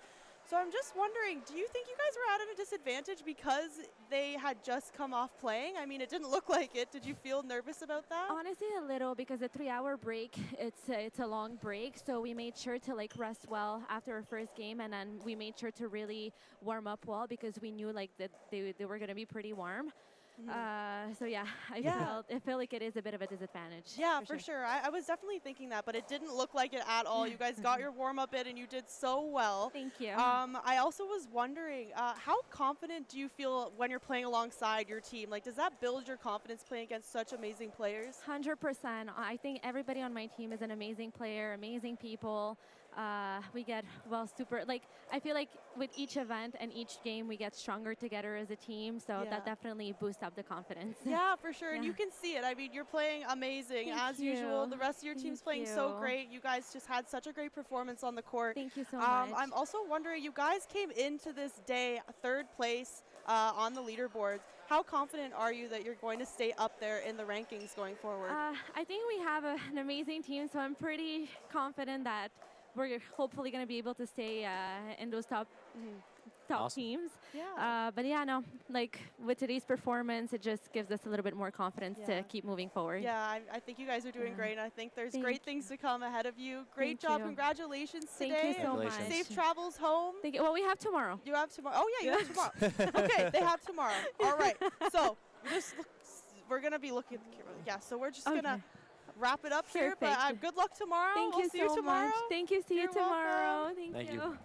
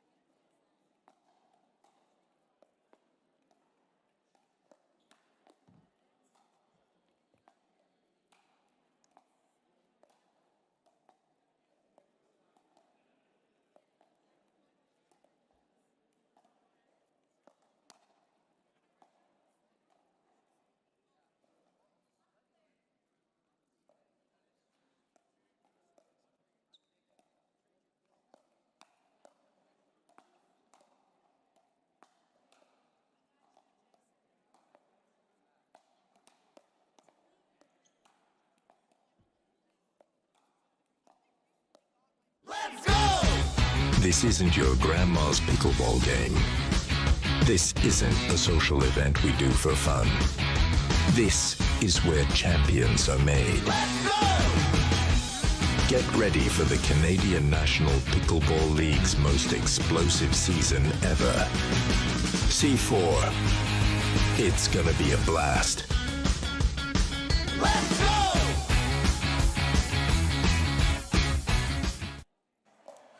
And welcome back, everybody, to Pickleplex Windsor. My name is Sarah McInnes, and we have Canadian National Pickleball League coming to you live all weekend long. Welcome. We're happy to have you here. This match is featuring the Northern Lights taking on the home team, Detroit Windsor Drive. This is their home base. Their main player, Evan Holinsky, this is his home court. He is the head pro here at Pickleplex Windsor. They have had the crowd behind them all day long. They had an epic win earlier today, a comeback win, and they are pumped to get going, you can tell. And just like their last match, they are opening strategically with mixed doubles. Not a usual start to team play. Typically we see gender doubles, oftentimes women's first, men's, followed by the mixed matches. And should there be a tie, we go into a singles tiebreaker. On court for the first time today are the two female players. They have yet to play in a match, so they're getting a really solid warm-up going on. Louise Kwong and Una.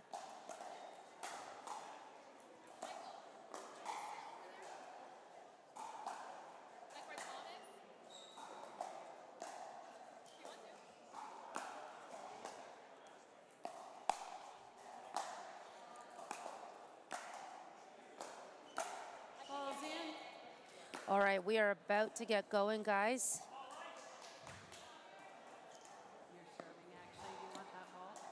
Buckle down, we got a good one coming up for you.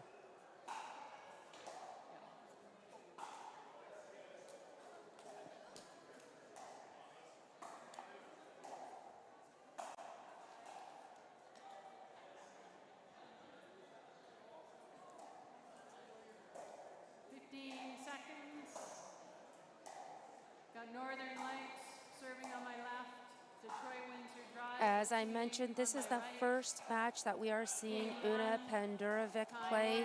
She has a duper of 5.05, playing alongside Jamie. A call up because Captain Brad Chapman is injured, unfortunately. Brad, we hope you're tuning in. We are missing you and team manager Caitlin 1-0 this weekend. Big drive for a point. Ben Davis of the Northern Lights, he's been showing up with those drives all day long. Definitely going to provide some confidence for Louise Kwong, his left-handed, right-sided teammate.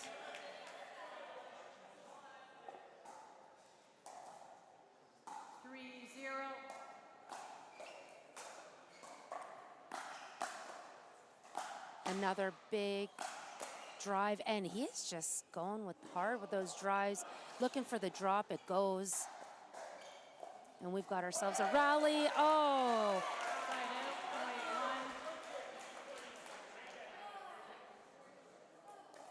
1-3.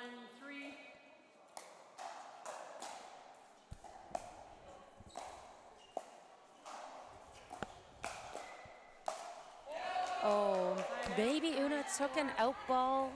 She set it up really, really nicely, but yeah, it is definitely possible that she took an out ball there. Hello, Sarah.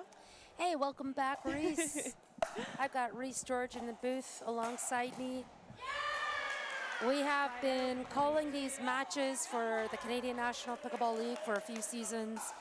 And one of the biggest things that we said here today, guys, is that this is the only court with live action going on. And it's made a huge difference on these players. A lot of these players feed off of the energy of a crowd, of their fan base, off of just the noise in general. And it's sometimes hard to get momentum going, but neither team showing any slow momentum here so far, Reese. It's been great. Wow, great rally. Ooh. Yeah, Jamie is being put to the test here early on. 5-3. Okay, we're seeing some different pairings here that we haven't seen. We've got Jamie Carmichael stepping in for Brad Chapman and Nick Trand, as they both can't be here. There's an injury. Wow, great rally. And we have Una alongside him on the side of the drive. She has not, I don't believe, has played yet today, and looking to get a win here on her first on-court of the day.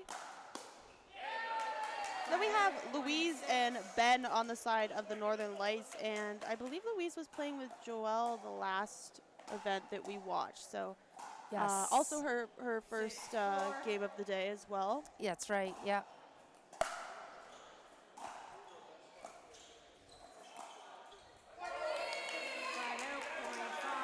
That's a good lead for sure. Ben coming way over to take that ball. Says, excuse me, Louise, coming through.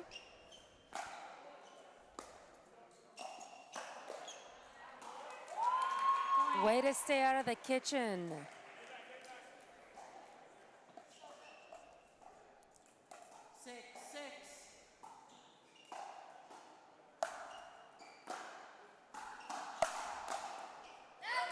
And some really great court awareness. Yeah, Jamie's doing a really great job at leaving the ball. And yeah, we hear Evan on the side of the drive saying no one has a harder drive than Una.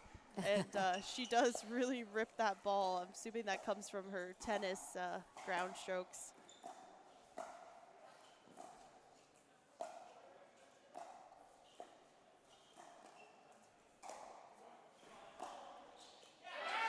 Wow, nice shot from Louise. Yeah, really nice shot. I was wondering if she was going to stay in that dinking rally or try to pull some offense. And there we see a really good move. She saw the opportunity and she took it. I like seeing the changeup from Ben. He's been driving a lot of his thirds. Way to get up to that line with some different kind of composure. And, you know, both teams have come out fighting hard, swinging hard. I want to know, you know, who's going to be able to stay at this pace and who may kind of start to burn out as the game draws on. Yeah, I mean, it takes a lot of energy, and it's physically demanding to be full swinging like this all the time. Even just third shot drives and that, are you able to sustain that? That's a good question for sure. And it's almost like that Louise was looking for that same shot that she thread through the middle, but the other team was just like they were there. It was just evident she couldn't pull the same type of shot. That's the one she's looking for. And, you know, that's almost like too many times she's dipped into that well. 10-8.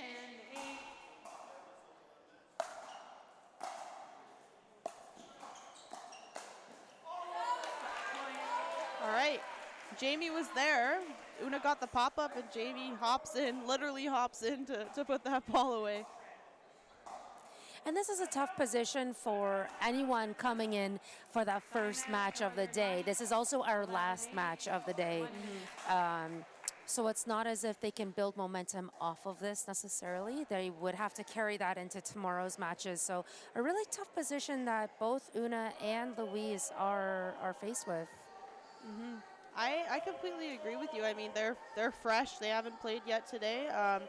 I think the driver in an interesting position as well, having Jamie join the team for this event. But I think the driver doing really well considering that they have this definitely a new pair for them. Yeah, we'll see if. I mean, Jamie played already. I think he won both of the games that he played, and Ben's played lots today. But the boys are showing no signs of fatigue from what I can see. Nope, definitely not. Well, and you know, there have been no singles tiebreakers You're at all right. today. I was hoping that last one maybe that I saw, but. Amazing shake and bake. Okay. Jamie goes flying through the air once again.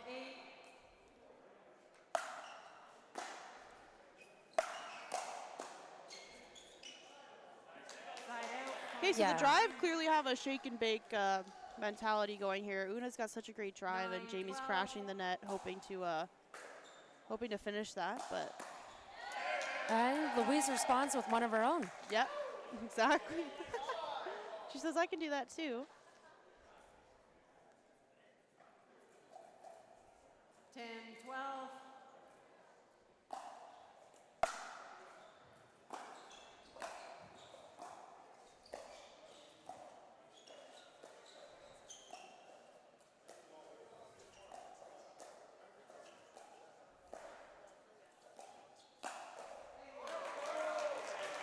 Side out, point 13. Been doing a little bit of self-coaching there after that rally. Just a little bit. Great rip from 13, Una. 10.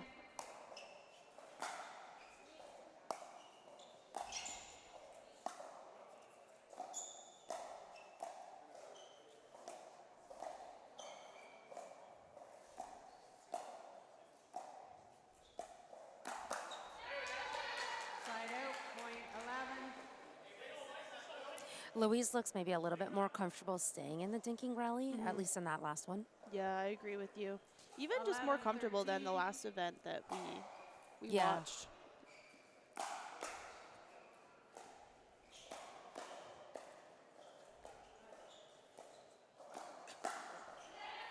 Point. She does have a good attack down the middle. That one especially was dropping, and it was quite effective. 12, 13.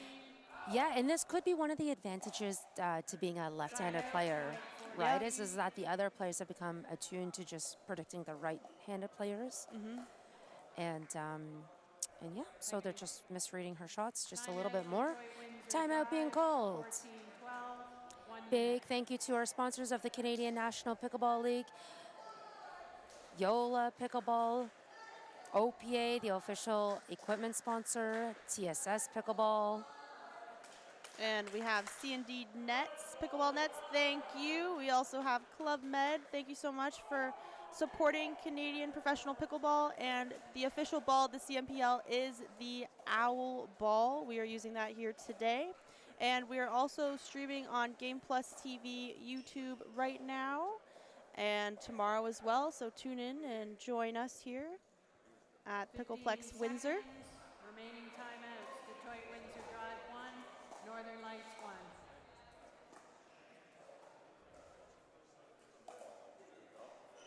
Time in. 14, 12.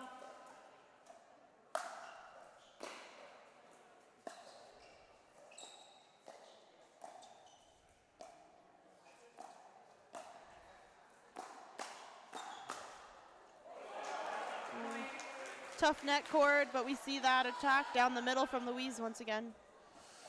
It did set Ben up for a forehand, but he wasn't able to put that one away. 15, 12.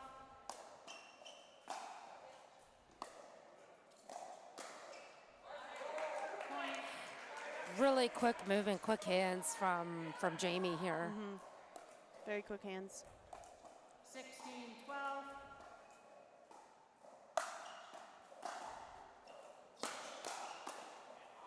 Side out, point 13. I think the ball may have been out. Jamie's questioning whether he should have gone for that one or not. 13, 16.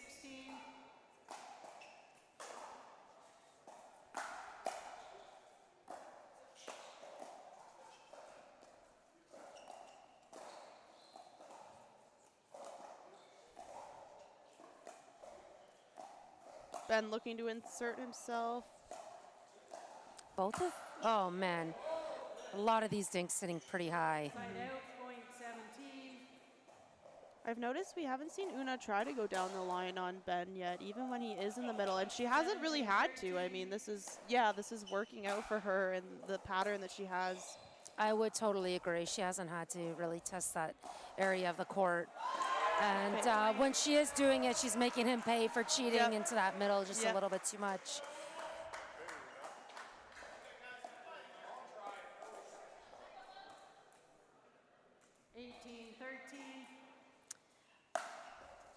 This is a pretty big lead. I'm surprised that the Northern Lights haven't taken their second timeout.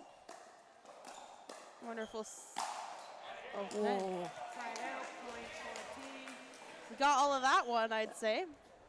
The ball hopped over the fence after it hit the ground. Hit that ball harder, Ben Davis. Yep. Next Just, time. You know, 14, 18. we're not sure how strong you are yet.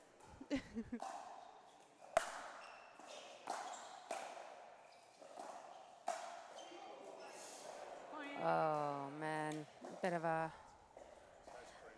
wild body shot. Side out, point 19.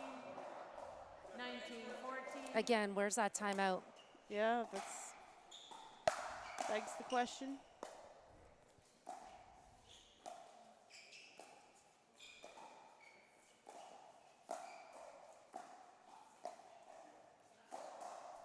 Una just so consistent with her cross-court dinking right now. Yeah, Luis's dinks aren't pushing Una too far to the edge, Oh, which is why Ben was cheating so heavily in the middle. yeah, she's not pulling Una out wide much at all.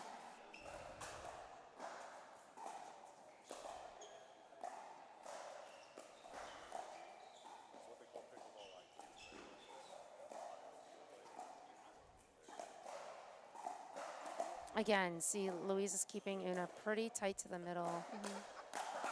Oh, I like that changeup. She needs to do that. That's Yeah, great. rather than attacking that middle every time, she switched it up and attacked at the backhand of JB. 16, 19.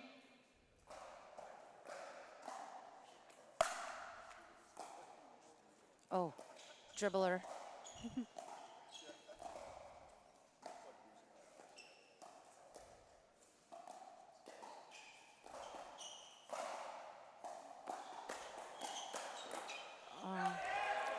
Ben's not ready to finish the point in the middle there once Louise is speeding up. You're right. Seems just maybe a step behind, step or two behind on those. 2016, 1 minute. She does love attacking through that middle, though.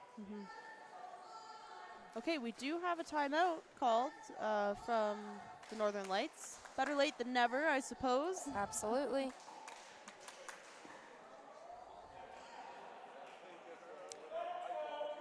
As we mentioned, this is the last match of the day, Reese. And but we do pick it up again tomorrow morning at 10 a.m. Yeah, we've got the Detroit Windsor Drive facing the Grand River Rapids. Both teams have had a good day, and I think it'll be a good start to tomorrow. Yeah, that's going to be a great game for sure. Grand River Rapids coming out hot this weekend.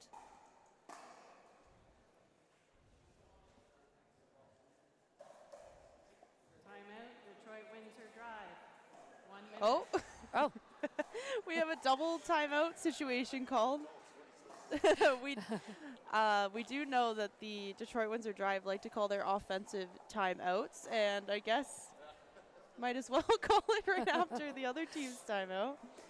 I don't think we've seen this before, but interesting. yeah, hey, why not? Why not? We always say use your timeouts.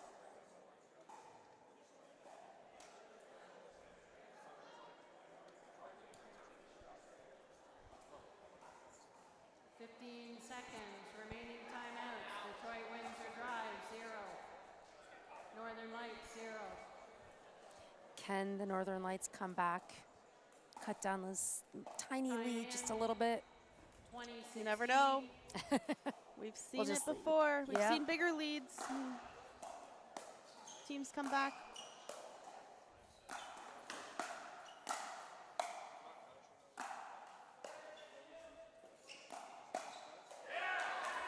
Yeah, that's a good play from the Northern Lights.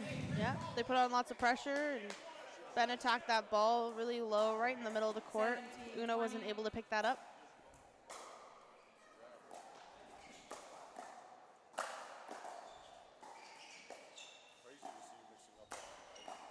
That's a good spot Wow. by. Oh, yeah. Defense. Great Nice. defense from Louise. Jamie looking like he was unsure if that ball was in or out, but 18, elected 20. not to call it.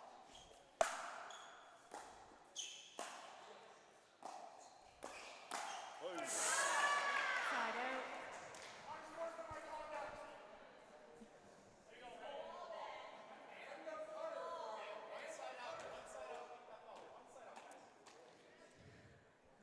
Okay, the ball has left the court, but it's back.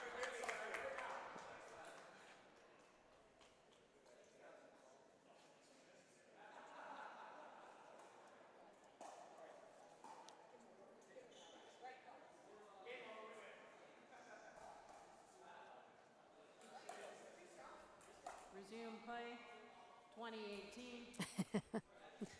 Okay. All Couple right. little discussions going on. Yep, back to the game. Oh, game winner on a body shot. Dangerous place that Luis is putting the ball into that middle. I agree with you. Yeah. Yeah, it worked out a few times, but it didn't work out as much as she would have liked it to. I think so, yeah. And I think it's important to be able to change and adapt to that if that shot's not working. Even if it's a shot that you really like and you do that often and it works other times, if it's not working, you definitely need to switch that strategy. Okay, we got our second mixed doubles teams warming up here.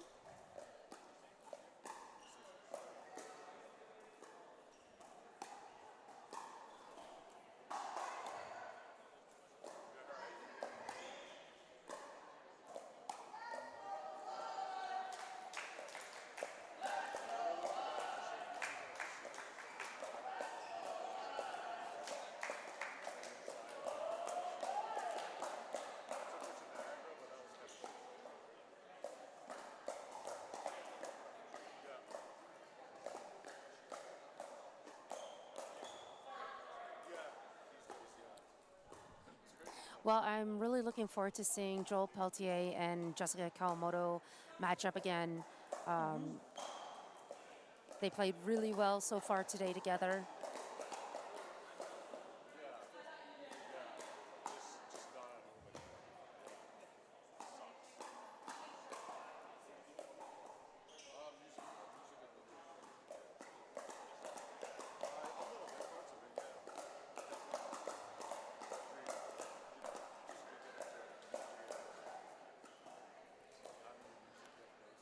So, Reese, do you think we're going to see a fiery team versus a fiery team, or ice versus fire versus ice? I would say maybe a fire versus ice situation. Not that and I'm thinking the fire would come more from the side of the drive. Not that Joel can't bring the heat and bring the fire. I think Jess is more of a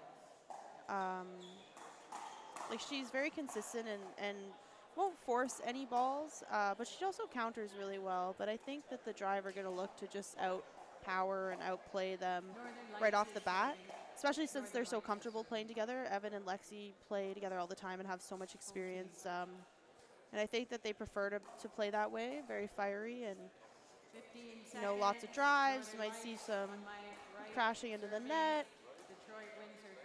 But we'll see. Yeah. Maybe the lights have the same thing in mind. Come out swinging. Well, we're about to find out.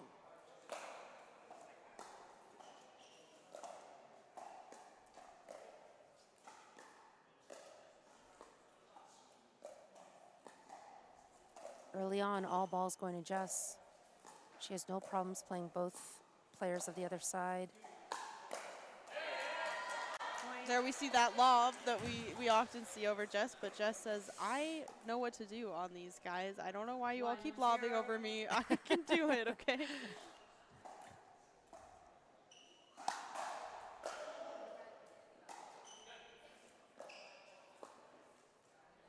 Side out, point one.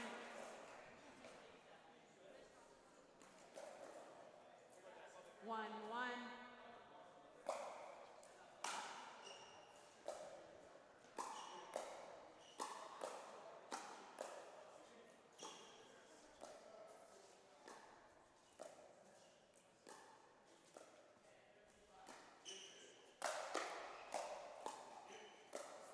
Oh. Wow. Great job by Lexi. She saw Joel take that big leap into the middle, and I think she changed her mind on where to place that ball, and he didn't get back into position. Yeah, exactly. He moved a fraction too early. Yeah, he gave away his intentions.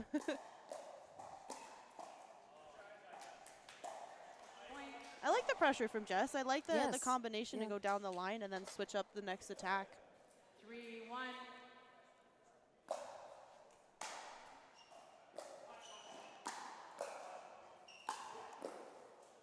Yeah, and Northern Lights not making a mistake off of that high third coming from Helinski there.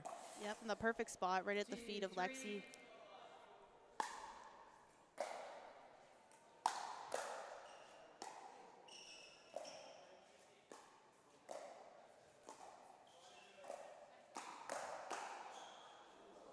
Body shot.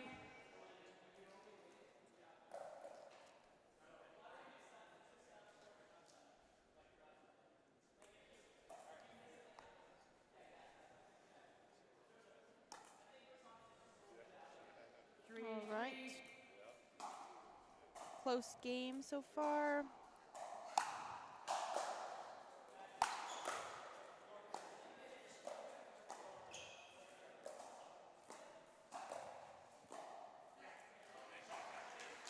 Side out, point 4.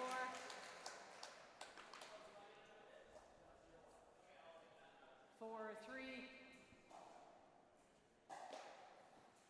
All right, 4-3 for the drive.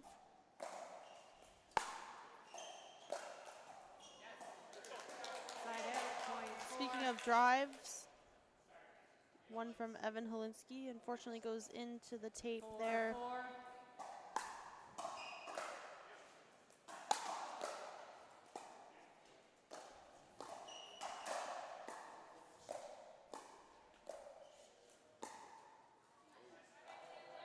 Side out, point She 5. really does like keeping the male player honest. Yes, we did have this 5-4. conversation with her earlier for sure, and it is a good feeling when you get that winner down the line.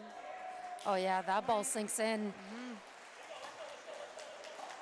Time for the Lights to bring in some newfound energy. 6-4. I agree. We'll see. That's good pressure Yeah. from Jess right Jess there. has That's such what they good need. placement of that forehand. She's got it right at the feet every time. And There's only so much you can do to 5-6. jump up at the air and get your feet out of the way.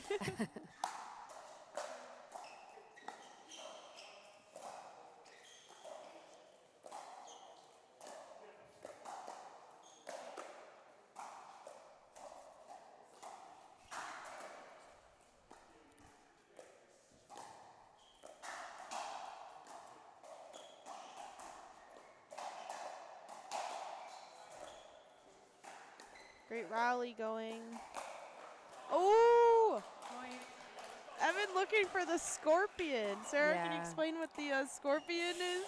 Scorpion is when you get that body down below the height of the net, but the paddle comes up above the shoulder and above the head.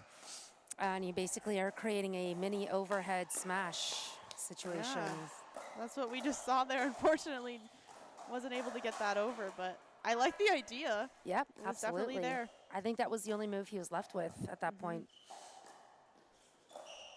Oh, Oh. nice dig.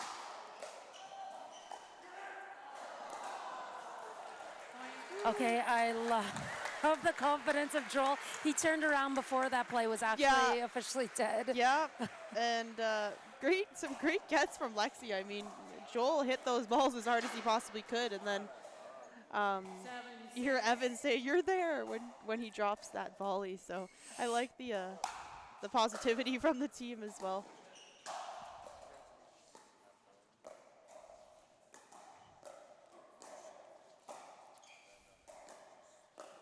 Oh, another one. I'm shocked. I am shocked she went for that. Yeah, that was some risky business. She's taking a timeout after that shot. Referee timeout. You've taken a timeout? No. Your partner took a timeout. Okay, looks like Timeout. there's a timeout called. Detroit wins Lexi her was just drive. hit with the ball, so I think she's just taking a minute. 8-6, Maybe a 1 little minute. frustration there. That's a tough overhead to take into the body. It's a little Yeah. bit too high. Not that it was intentional from Joel. He's one of the nicest players in our league. Of course. Just really unfortunate. And absolutely, this is the right time, like you said, to take a timeout. Yeah. Yeah. Especially if you're feeling any frustration or anything, you definitely just want to take a minute, breathe. Yeah. I mean, it happens. We've all been hit. We've all hit each other. Unfortunately, I mean, no one's intending to do so, but see some words of encouragement from owner and manager Brandon Contrado. Lexi's back on the court and ready to go. You see Joel's body language. He feels bad about that. Obviously, wasn't intending to hit her. Reese, where or what is the line of playing with emotion versus not allowing emotion to impact your game? And you know, how can it benefit you to play with emotion or not? Yeah, I think that's a good question, and I think it depends on the player. I mean, we've seen some players that thrive off of emotion and all that excitement and the fire and the pressure. We see players thrive off of that. And we also see players that get a little bit in their own head and players who, you know, make some mistakes and carry that emotion with them. And I think it's, you know, positive versus negative emotion for sure. And depending on who you are, and some players a little bit more level-headed and calm, and others are a little more, you know, loud and their presence is really big on the court. So this is kind of what I'm seeing. Like, even though Lexi is stifling, you know, the fire after being hit now twice in this game, it's actually bringing down the tone of the Lights, who were, we're gaining momentum. They are gaining more momentum as this goes on, but their energy is almost subdued from that. They don't want the drive to get fired up even more and have this momentum change. Yeah, I agree with you, and it just goes to show the mental part of the game and how the energy from one side can affect the other side as well. And I think it's important to separate yourself from the other team in that aspect. And I actually think maybe the Drive do need to pump it up a little bit more to get through the rest of this game. They do really well when they're having fun and have lots of energy. Exactly.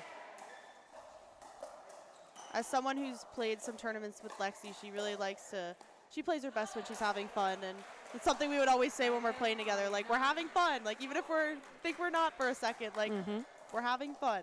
This is why we're playing. It's called a game for a reason.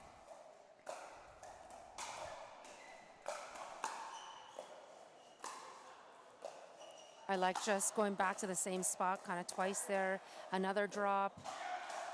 Double bounce. Side out, point 11. Joel's getting crafty with those drops. Yeah, it's a couple times now he's thrown in 2 big overheads and then just that slice drop.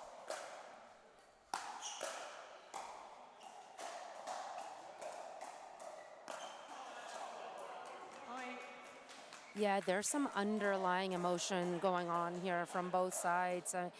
Lights are doing a really good job staying composed, staying as light as they can be without losing focus.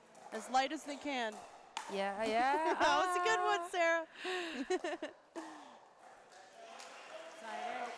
Yeah, definitely a weird dynamic going on the court right now. I see a smile. See a smile from Lexi. 10, 12. She's having fun.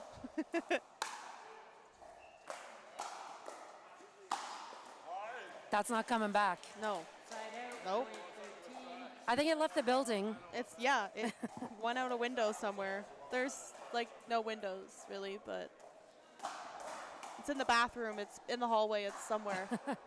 I think you made it its way to the food truck outside. Here, it's coming back. Nice throw. Wow. Whoever that was. Got some baseball players in the house. 13, 10.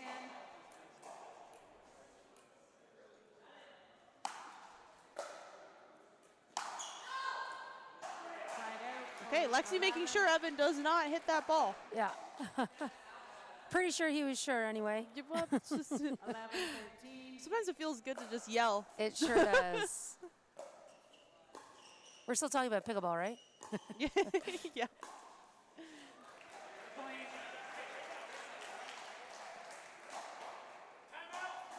Timeout. Interesting Northern timeout. Lights, 12-13. Okay. 1 minute. Northern Lights calling a timeout. Mike really likes these momentum timeouts. Definitely. Michael Chow of the Northern Lights, that is.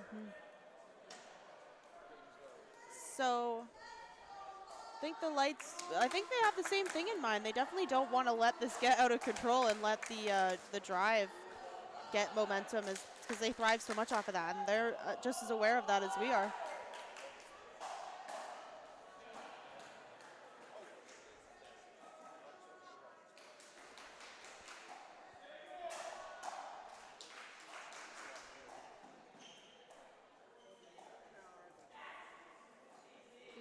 Seconds.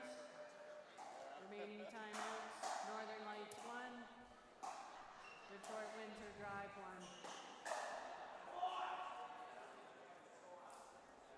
1. All right, let's see if the drive can Time in. string some points together here. 12-13. Score is still close.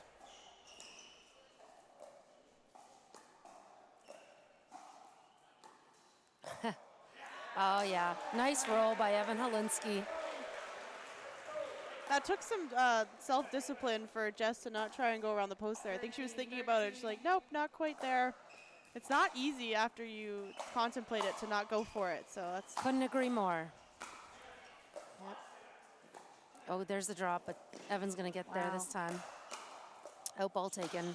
Doesn't matter. That's a third body shot. It's a third body shot. Side out. Point. And another, sorry, of course, as always, coming from Joel. Okay. Lexi's a little bit frustrated. I mean, I guess it does get frustrating getting body bagged a few times, but that is unfortunately this game of pickleball.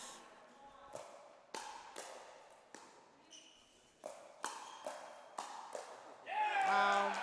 And it might rattle her a little bit. Like, she might think twice as Joel comes and winds up.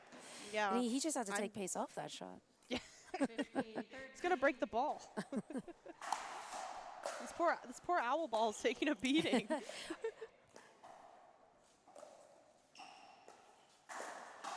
I think Jess and Joel are playing so well together. Like, they've got good chemistry on the court. I am not shocked by this. Knowing these players for some time and having played with both of them here and there, I'm really not shocked by this being a good matchup. 13. I can agree with that.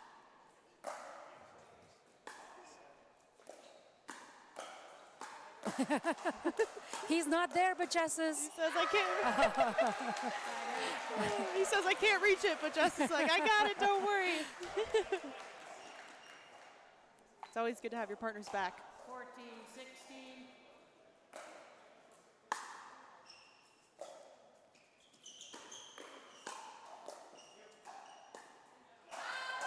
For those of you who have been sticking with us all day, we apologize for the technical difficulties that we experienced earlier. That wasn't us. It was the just internet gods of Windsor. Yep, they were not on our side this morning. Technology's great until it goes down on you. Yeah. Great hands by everybody. Football. Right foot. Point. So I think there was a foot fault called. On Joel Peltier. Joel, yeah. Yep. 16-16. Okay, Wow. we're neck and neck here. 16-16.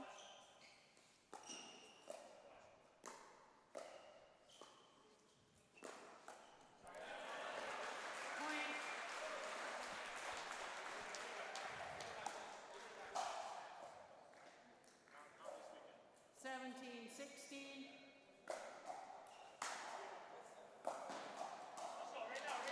Side out. Point. 17.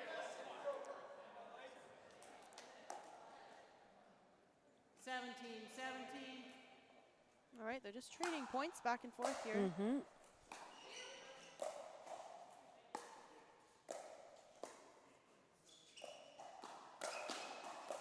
great block by Joel.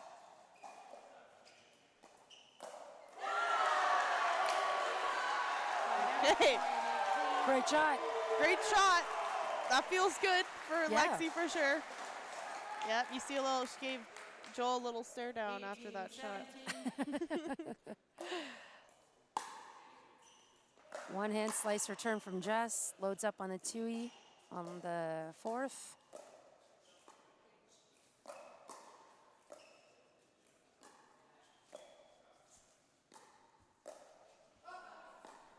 Bit of a break there with the net court. Oh, I this love that lob's going to lob. go. Wow. Oh, Wow. great play by all. That was a really good lob into the corner. I mean, And a great caught me get. off guard. Yeah, great Timeout, get. Northern Lights. Evan had some great overheads. 1 minute. Timeout. Another momentum timeout, Reese. Oh boy. The Lights trying to stop this momentum on the side of the drive. Do you think we see a little different emotion coming from the drive now? Definitely can see the energy Yep. has shifted for them. It's great for us. It's making for some really good rallies. Yep. Some exciting pickleball here at Pickleplex Windsor.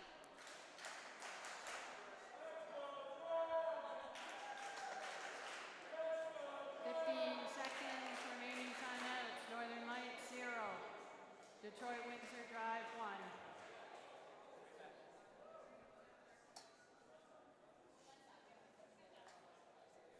Time in. Right, let's see if the 19-17. Detroit Windsor Drive can keep this momentum going.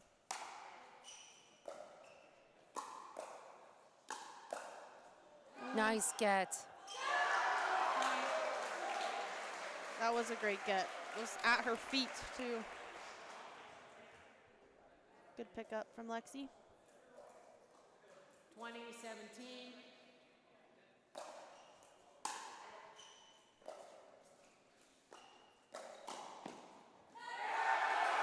Wow. Wow. Walk off Ernie for the win.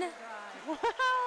That was so entertaining. Yeah, that really was, you know, and Joel read the next shot. He got the block, but it does pop out. Wow. What a huge win. Yeah, huge win. Definitely a battle on the court, a battle of emotions as well. Absolutely. Great job to the drive for hanging in there after, you know, Lexi got a couple body bags and maybe was a little frustrated. She was able to come out of it with the upper hand. So we see some more rotations happening with these lineups. We've got Danielle Boss subbing in for Jess Kawamoto in women's doubles. Louise Kwong staying on, of course, as she played the first mixed game.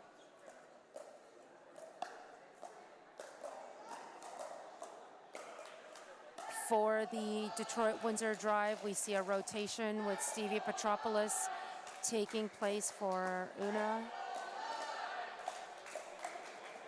And there we go. The Northern Lights find themselves in a must-win game. Yep. Both mixed games, mixed 1 and 2, went in favor of the drive.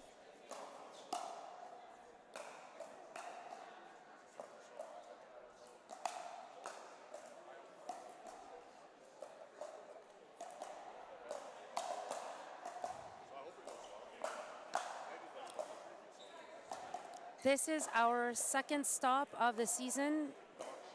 Our first one just happened a couple weeks ago at the Pickler in Etobicoke. Coming out of that weekend, Reese, Detroit Windsor Drive sitting in 6th place with 1 win, 3 losses. And by percentages, Northern Lights in 7th place, also with 1 win, 3 losses. Okay, so these teams, fairly similar stats. Should be fairly evenly matched up, you would think.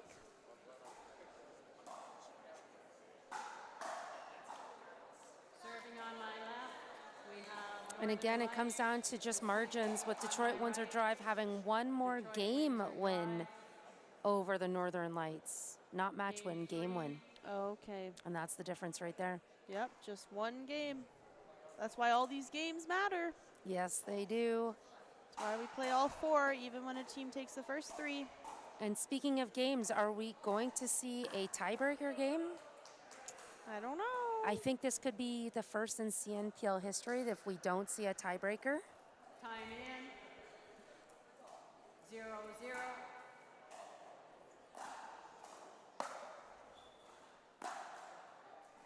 Ooh, net cord.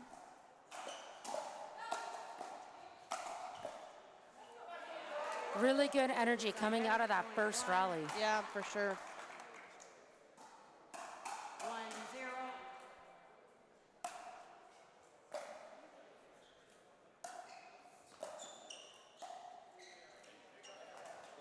Side out, point 1. 1-1.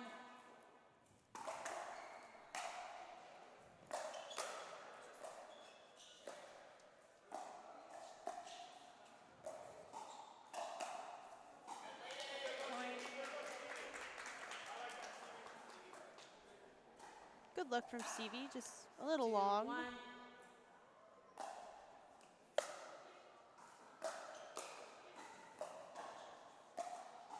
Oh, A couple missed backhands from Stevie so far. yeah. She has not played a lot today. 3-1.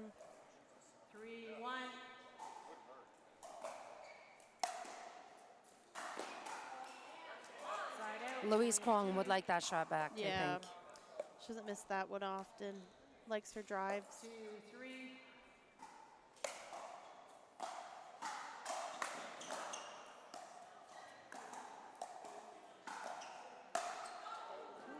Side out, point 4.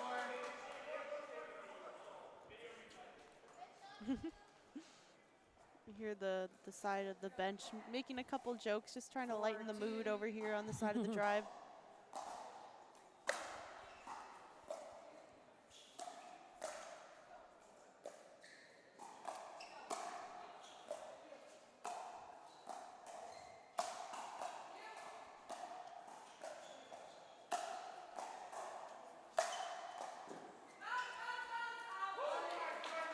Side out, point 3.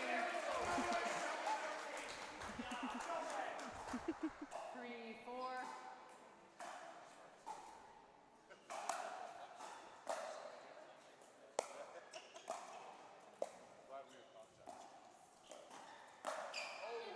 That's another body shot. It's another body shot. 5.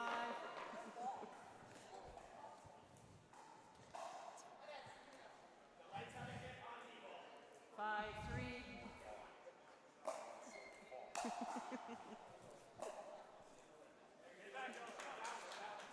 Side out, point 4.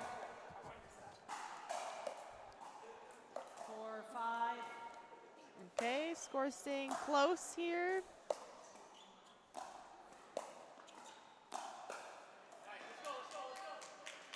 Side out, point 6.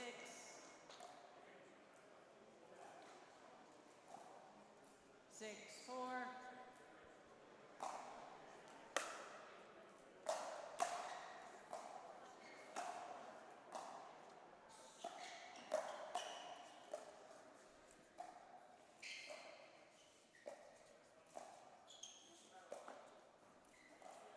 Miscommunication in the middle here. Definitely. I know Lexi likes to take the middle with her backhand, but Stevie's got such a great forehand. I'd like to see her take, I guess, There's the not a lot of majority. there's not a lot of communication going on between the team of Windsor Drive here, between rallies. 8-4. It's true.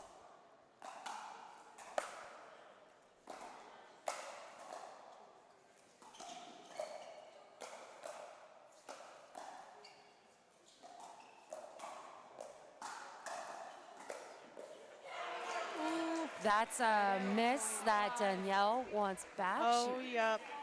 She's are the maybe ones- never missed that shot in her Yep. life. Those are the ones that you think about on the drive home. You guys remember that forehand that I missed in the middle? Detroit Windsor Drive, 5-8, 1 minute.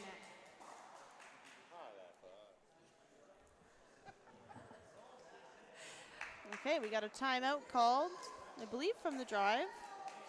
I think they're just taking a minute to talk to Brandon Contrado, owner, manager. Maybe just take some deep breaths and chill out for a minute. Yep, always a good thing, for sure.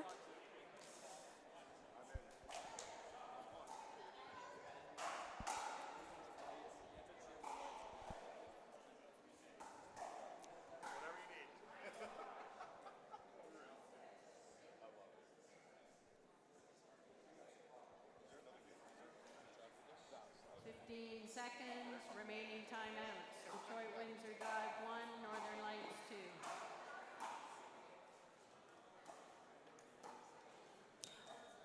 I don't expect much to change actually coming out of this timeout, Reese. Yeah, I don't think so either. I mean, the score is still fairly close. I think the Windsor Drive just want to make sure of their shots.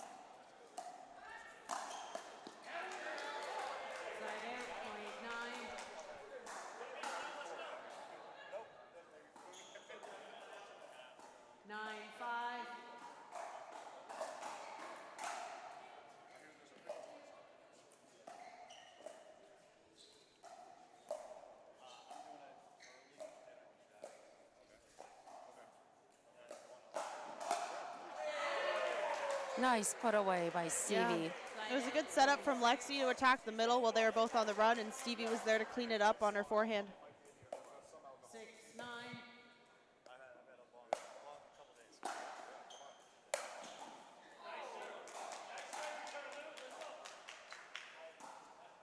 Side out, point 10. 10-6.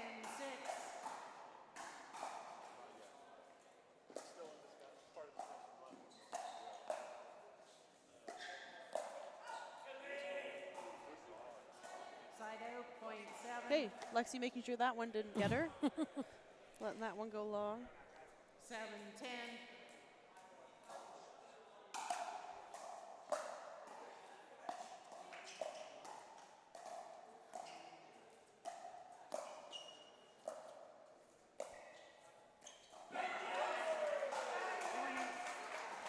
There's that lob again, proving to be very effective. I mean, guess over the shoulder of Louise back in the corner there. Since she's a lefty, it's definitely effective.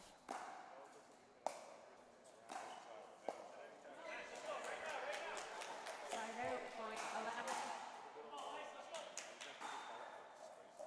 11.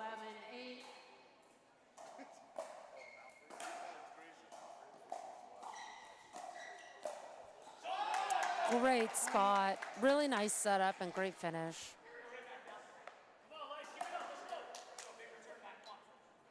12.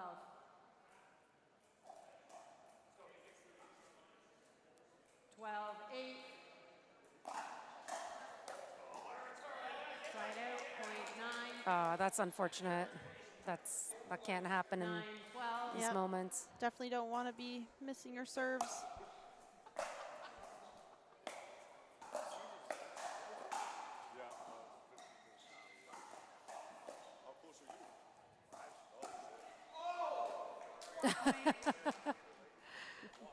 It's a good catch. It's good, yeah.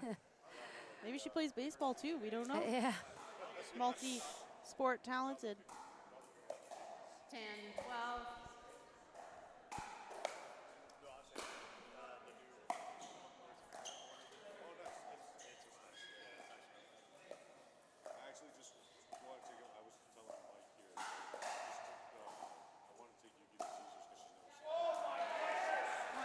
That ball stays in.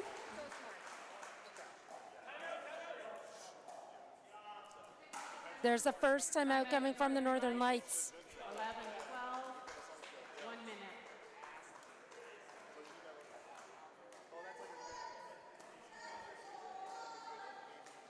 You hear Mama Kawamoto starting up the cheering squad over there.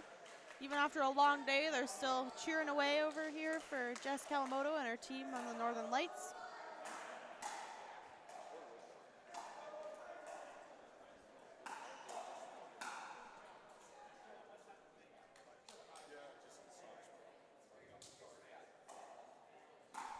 seconds, remaining timeouts. Northern Lights 1, Detroit Windsor Drive 1. 1, 2, 3. Time in, 11:12.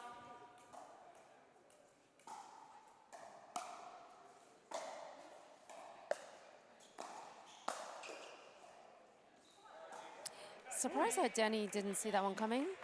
Yeah. I mean, she got all tangled up and still almost had it. That was pretty Yeah. crazy. 12.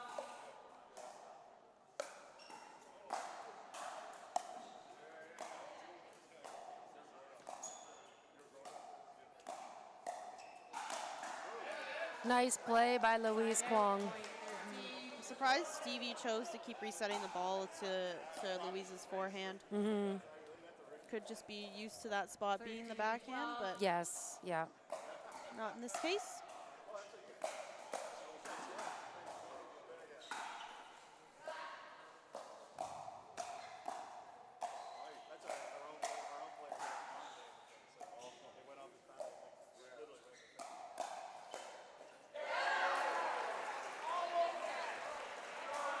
Side out, point 13.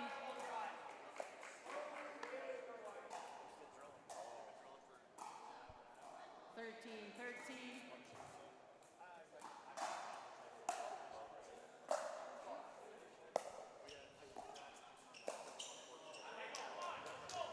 Side out, point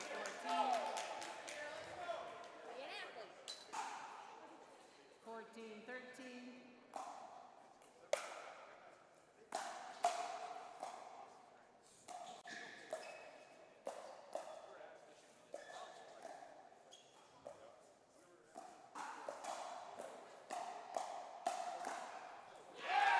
Great rally.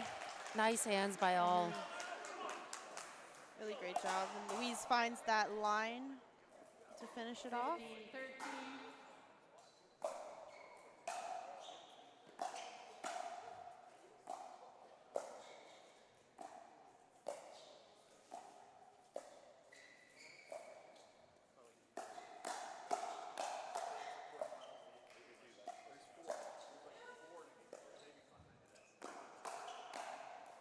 Oh, yeah.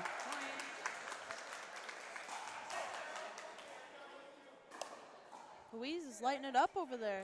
She is. Yeah, she's finding her groove right now. 16, 13.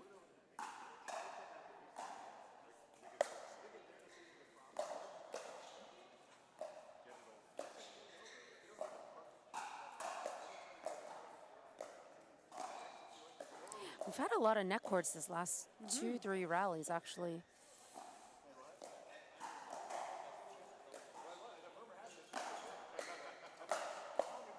Oh, wow. Wow.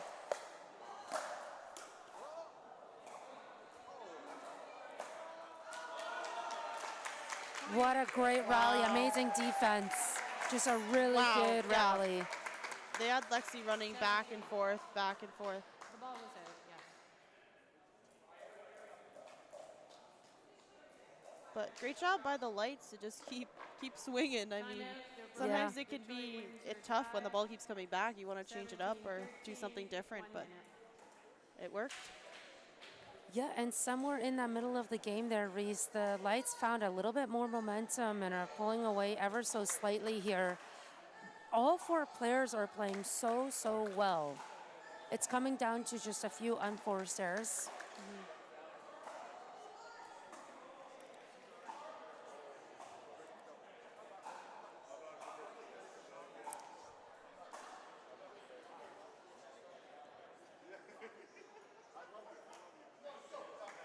How are you liking this matchup with Louise Kwong and Danielle Boss? I think it's working really well. Yeah, actually, I don't mind Danny on the left side. And Louise is initiating a lot of the offense from the right side, which is, we don't see that a lot. I mean, we see it with the Antoinetta and Marie-Christine pairing there. So it's interesting to see the different strategies from the teams in their matchups.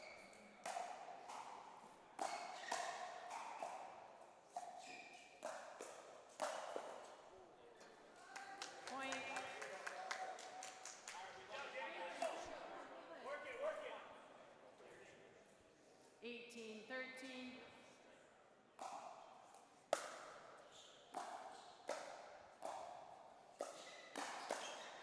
Oh, yeah. Point.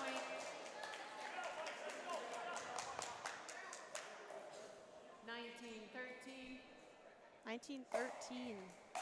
Lights have definitely pulled away with the lead. Oh, Yes, and with no more timeouts on the board, the Detroit Windsor Drive just have to rely on some momentum shifting here, you know, and hope for 14-19. to string together a few points.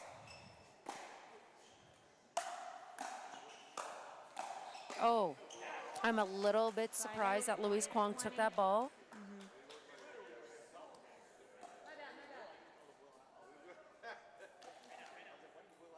20-14.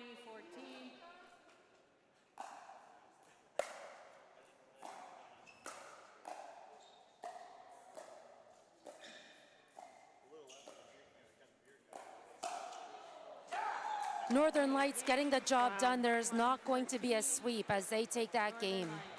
wow. Louise had such a great performance in this ladies doubles game. Very impressive. Yes, she really did, and now she's saying it's up to you boys. It's coming down to some men's doubles. Can the Northern Lights extend this match and knot it up 2-2? Force us into our what would be our only tiebreaker of the day? Or will the home team get the job done? Do you have any predictions? I feel like I could see this going either way. I'm swaying more towards the Lights, just because Ben's playing great and Joel's playing really, really well. The mixed game he played, I thought, was really, really great. So I'm interested to see what happens here. I think it could be pretty close. Well, yes, it is definitely going to be interesting. I feel like it's going to come down to who has the freshest legs, who can Freshest move the legs. most, stay with the ball, stay with the pace of the rally, sustain the pace of the rally. I anticipate this being a less emotional game than we kind of have seen in this match. I agree. Ben, Ben was testing a lot of people's hands on the line. It wasn't always working out in his favor.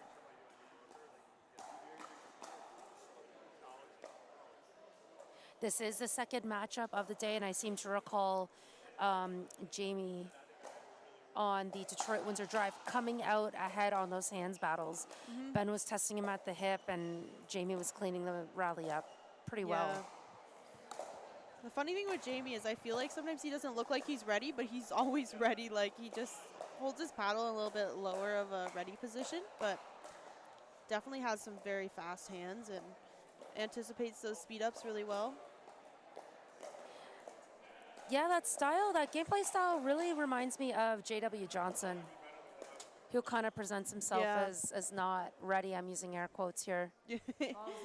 Yeah, that's true. I mean, some players just look so relaxed, and it's you almost want to test them. They like lure you in because they look so relaxed, but then they're just deceptively fast. Where are you in that spectrum? Some people say I look so chill, and I'm like, I don't feel chill. Like, I feel like very like hyped up and stressed, but I don't know. I'm definitely stressed. You're like, I'm wired, like I just drank Wired. Yeah. 5 espressos. Yep.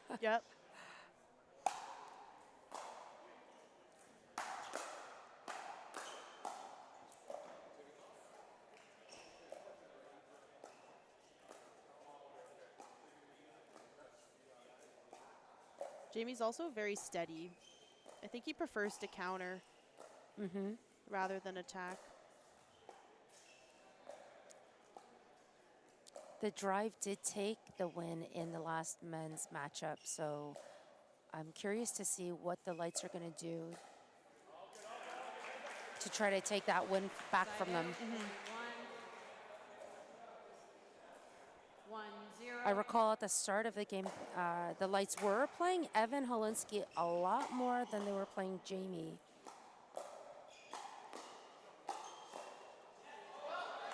Side out,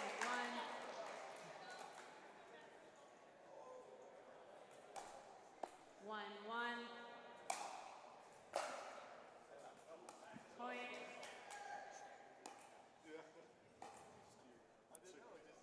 2-1.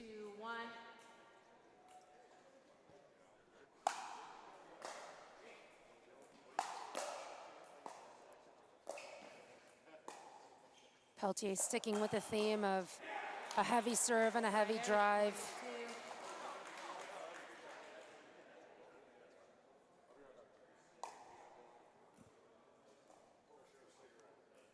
2-2.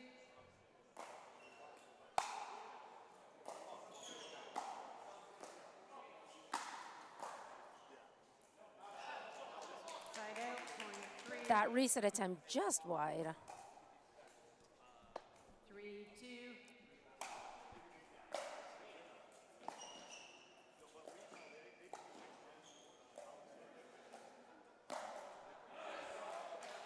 Side out, point 3. 3.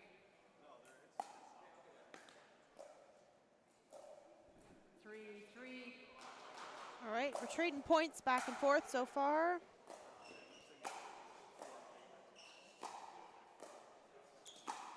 Jamie's resets were high, but then he got one down on his forehand Yeah. side. That was great. Sometimes it takes a few attempts as long as you can get that ball back. 4-3.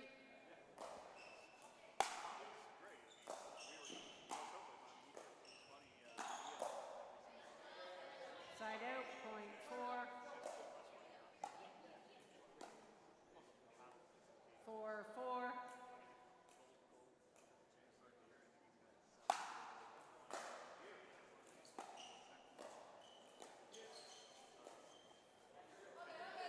Point.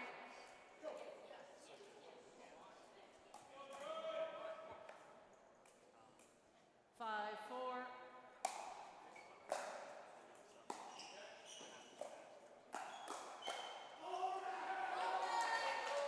Side out, point Ben's 5. trying to test the hands of Jamie, and Yes. Jamie's just 5-5. on it.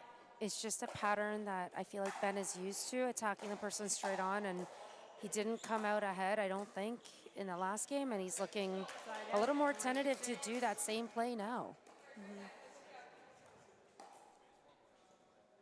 6-5.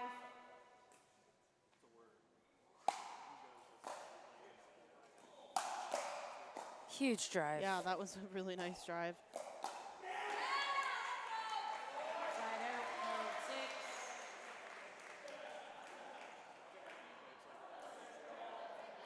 6-6.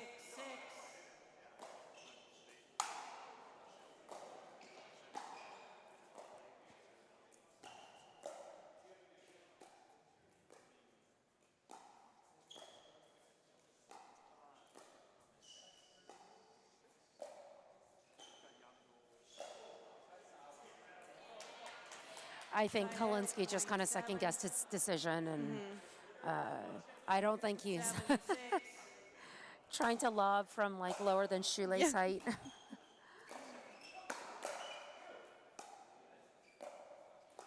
He just did a great job cleaning up that rally, though, with that block. Yeah, Jamie popped the ball a little too high, and Evan managed the attack.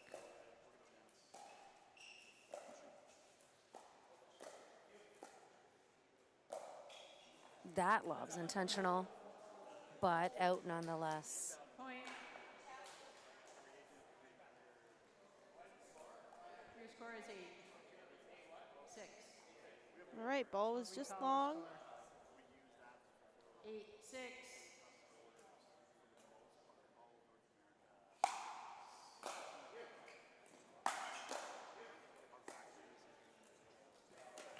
Side out, point 7.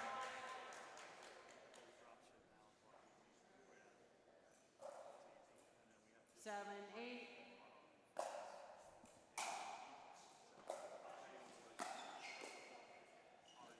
Good reset.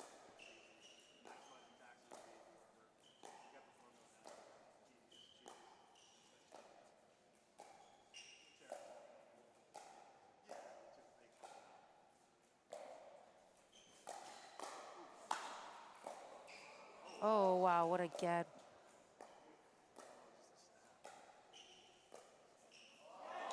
Oh, you hate to see that rally end in a missed dink versus a straight up winner. Exceptional play by everybody. Yeah.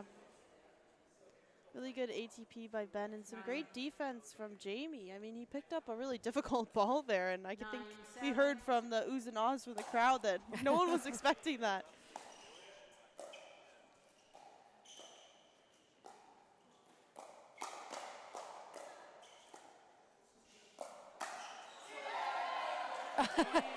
Holinsky regrets that moment. Yep. And we saw Jamie start that firefight with Ben that time. And Yeah. yeah. Yeah, so Jamie maybe building some confidence against Ben there. He says, wait, why are you speeding up at me all the time? I can speed up too.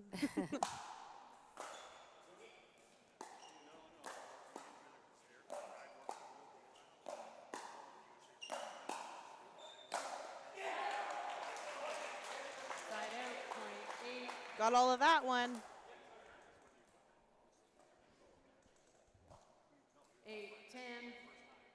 Considering it's the end of the day, these guys have got a lot of energy. Yep, they're moving very well on the court. We're seeing maybe a little bit of fatigue in decision making, but otherwise, hand speed, reaction time, it's all there. Yep, I mean, the game of pickleball is mental and physical. Your brain gets tired just like your legs do.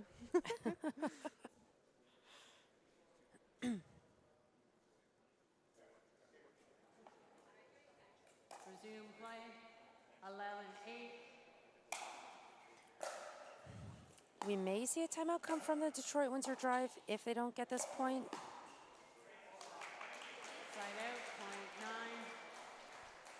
9. In rally scoring, you really don't want to let a team get ahead of you more than 3, 4 11. points usually.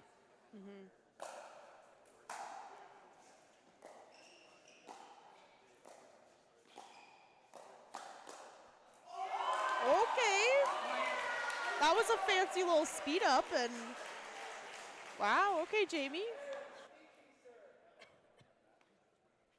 Smile on his 10, face. 11.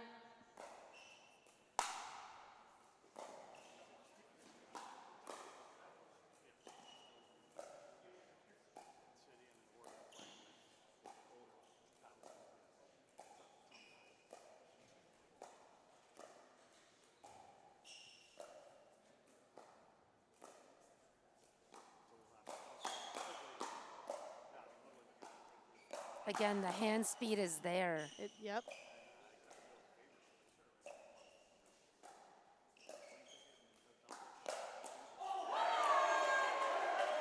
That's an amazing point. Yeah. Really great job. Evan is fired up after that point. 11, 11.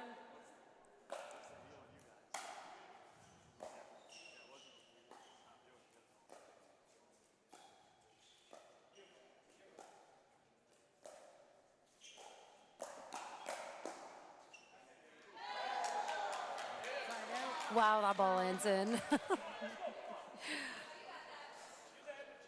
Bit of a lucky bounce. We're all talent. Yep.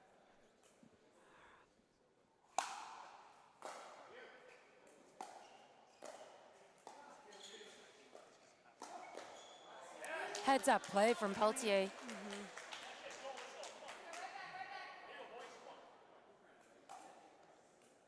13, 11.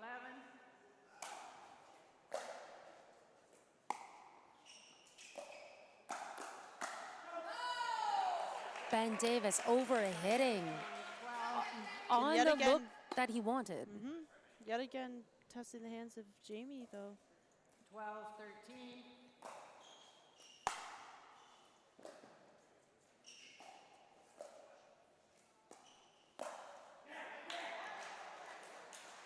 Point.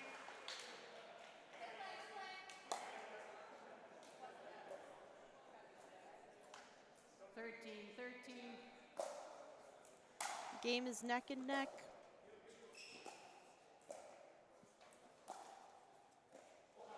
Oh boy. Side out. Kind of an awkward ball. I I mean, all the pace was taken off once it hit the tape. That's like a pickleball blooper right there. 14-13.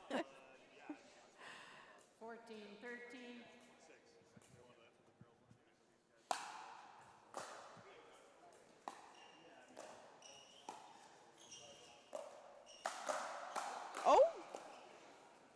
Okay, Evan Holinsky. Some speedy hands on this man.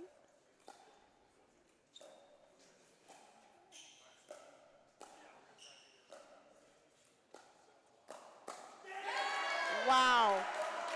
Did you see that get from Evan? That was insane. He like turned sideways and like had his paddle on his thigh to return that. Yeah, it was amazing athleticism. There seemed to be some confusion in the middle between the two lights players. Side out, point 15. Timeout, Northern Lights, 15-14. 1 minute. And because this is a must-win game again for the Northern Lights, I mean, we're not shocked to see this timeout being taken right now. Not at all. Northern Lights definitely want to take this to a tiebreaker. The Drive would like to just take a ball.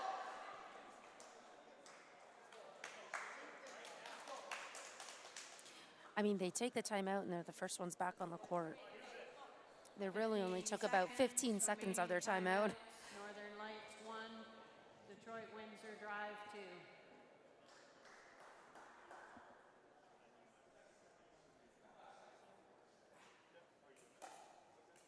Time in, 15-14.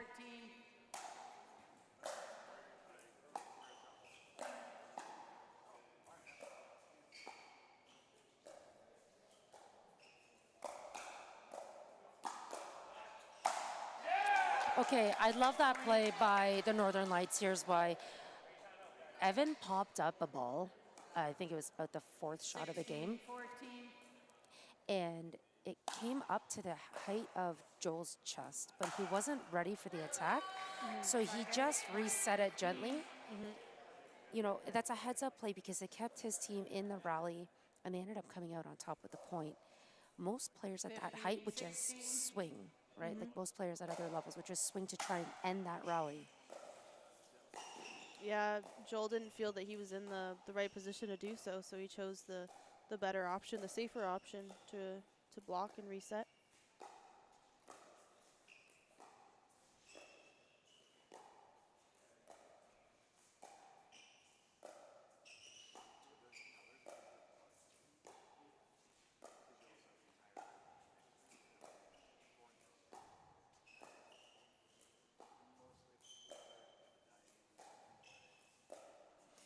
Players are spreading around this ball, looking for an opportunity, something to go on. Yeah. The ball is all Great over. patience, great patience. You could hear a pin drop right now.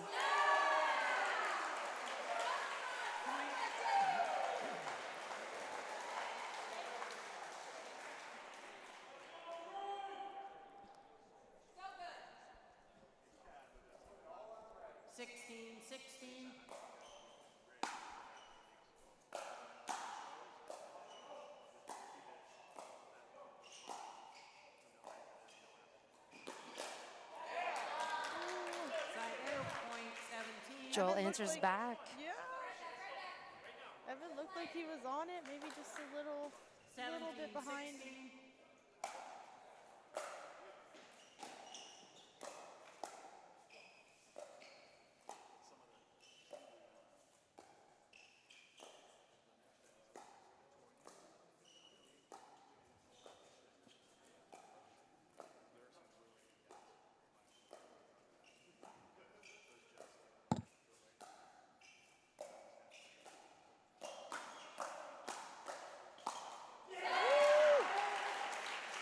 Evan Holinsky with a scorpion on his backhand. I don't know what that was, but it worked. 17-17.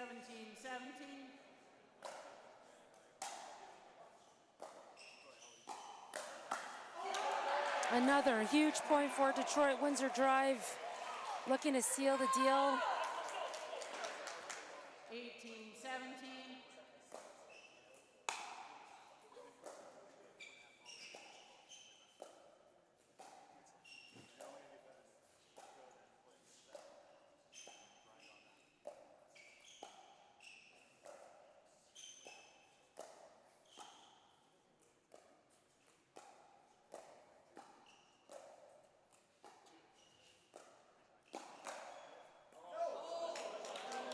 Wow, what a crazy pull from Joel Peltier.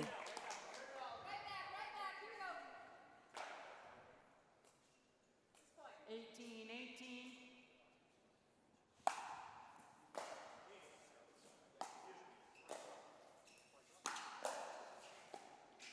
Wow, great ATP defense, Evan.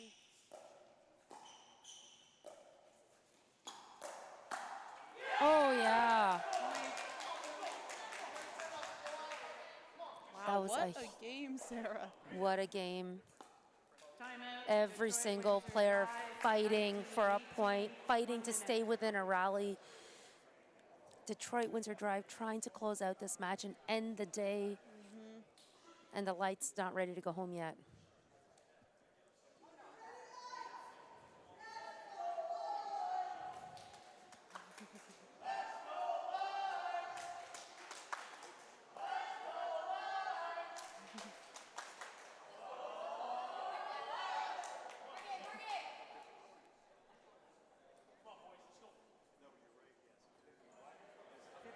Seconds, remaining timeouts. Detroit Windsor Drive 1, Northern Lights 1.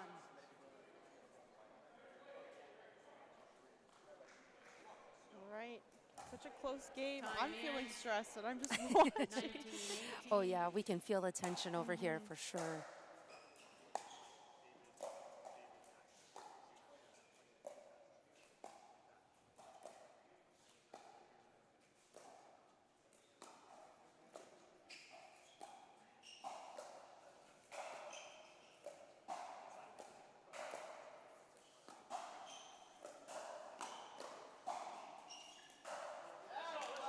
Really smart play by Joel Peltier. He's staying so composed in these high pressure moments. 20-18.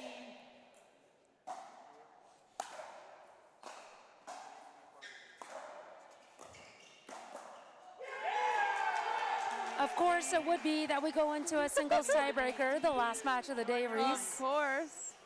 Wow. Timeout. Great job by the Northern Lights to pull that game out. It was so close the entire time. Wow. Such a Wow. great performance. Yeah, wow, indeed. So because we haven't seen a singles tiebreaker yet today, let us give you the rundown.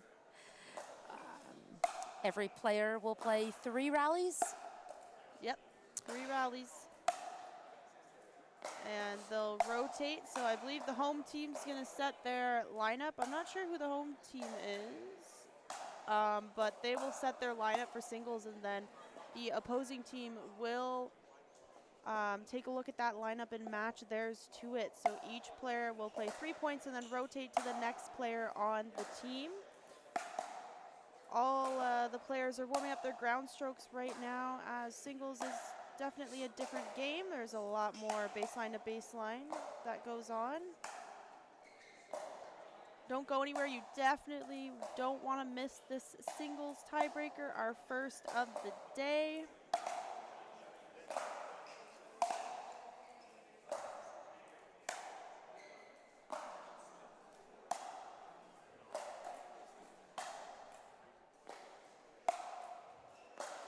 And we're just seeing the women warm up, of course, because the men were just on court. But we have some very good singles players here. This should be exciting.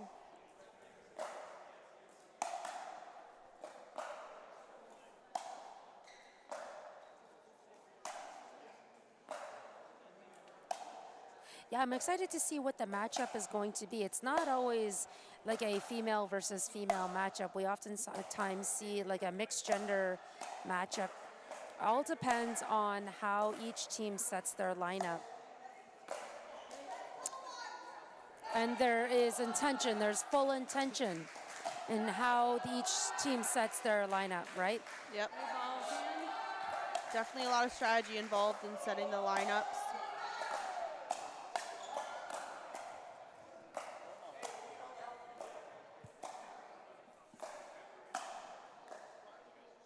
We have a tiebreaker. First competitors on court.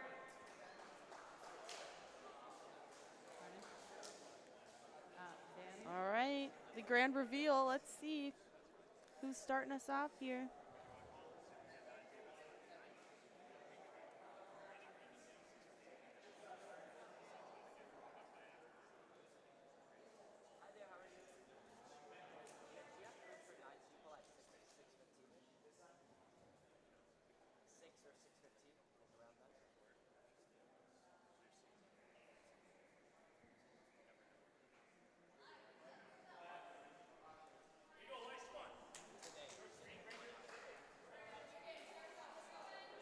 All right, we got Ben Davis against Evan Holinsky for the first few points here.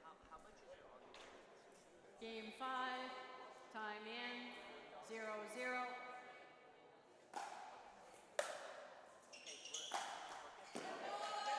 Side out, point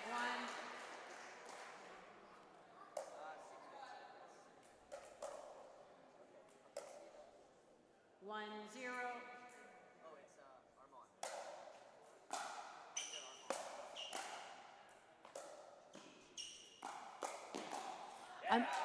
Great cat and mouse rally there. Yeah, two high quality singles players for sure. 1-1.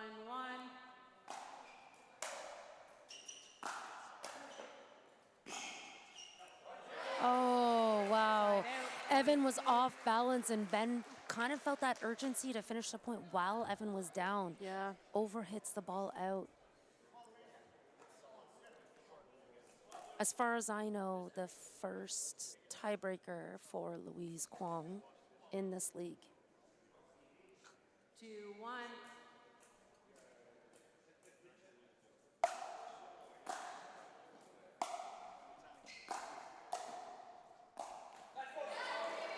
Louise has space there. I'd like to see her give herself a little more margin next time if she goes down the line like that. 3-1.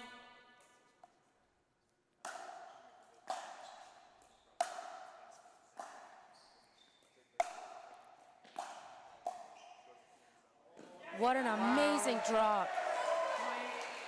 You don't see a lot of those in singles. I think especially from the women, but that was very, very nicely done. 4-1.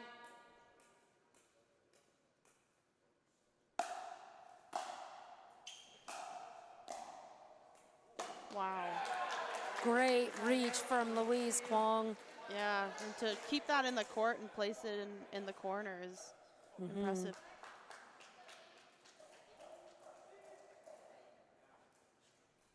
2-4.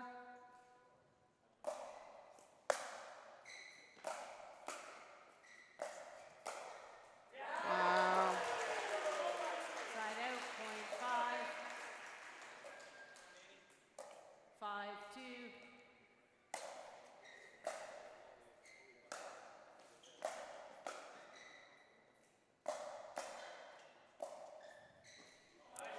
Wow, really nice play by Danny. I thought maybe she would come in and take one of those shots as a volley. 3-5.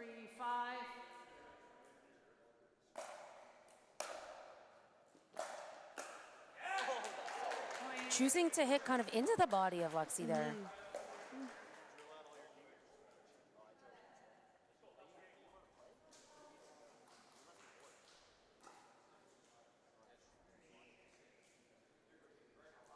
4-5.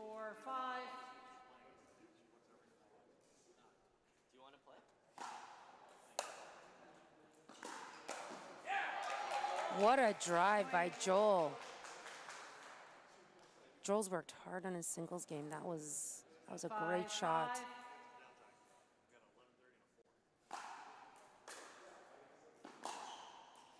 5. Another great drive. Yeah, his drive has been really good today, and his serves and returns, his ground strokes just in general. Yeah, he's really shown up today. Joel sweeps. That's huge as Ben Davis comes on to face Evan Holinsky again for the second round. Evan taking 2 of 3 points in that last exchange.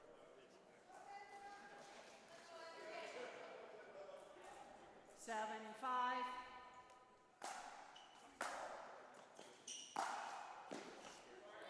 Oh, that drops in.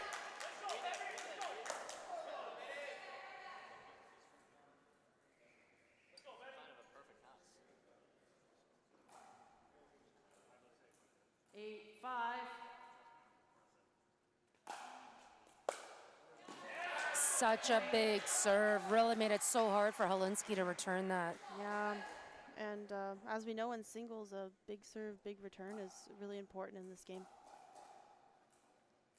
9-5. Another big serve. Huge. Okay. Ben Davis just swept that round.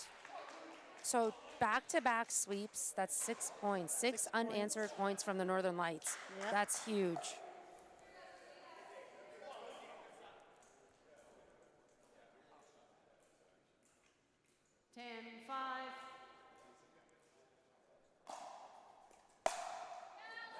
Seven unanswered points. Timeout. Change hands. Yeah, and that brings us to the end change with a 1 minute timeout.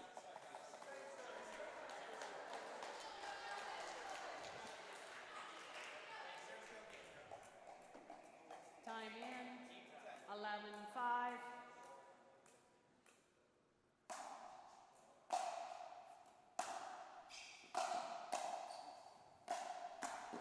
Great gets by Louise. And the ball's called out. I did not see it.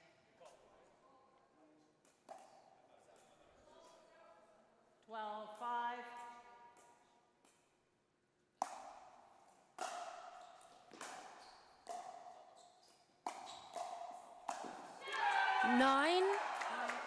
Nine unanswered points.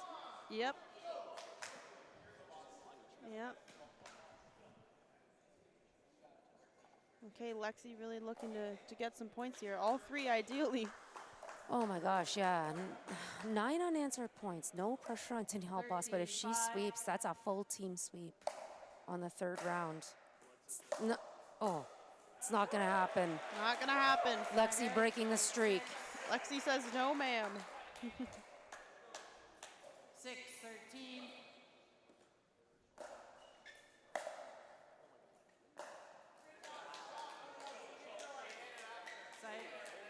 It's an interesting situation here. There was no line call that was made.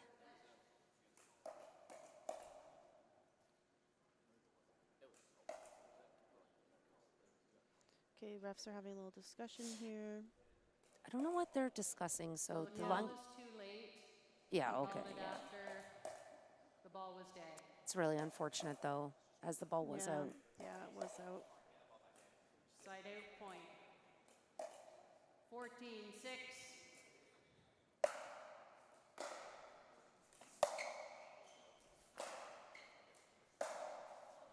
Oof. Interesting things, that exchange. 7.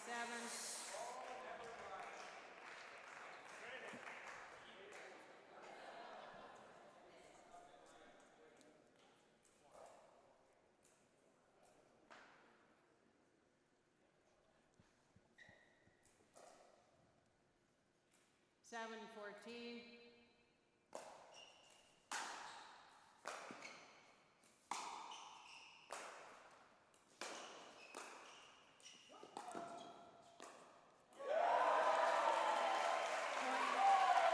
Really great rally, Reese. Yeah, great job from Jamie. Joel swept him the last 3 points, so that feels good to get one. 8-14. That's right. Not out of it yet. Detroit Windsor drive. Side out point. Joel making it 1 more point harder for the drive to come back into this game. 15-8.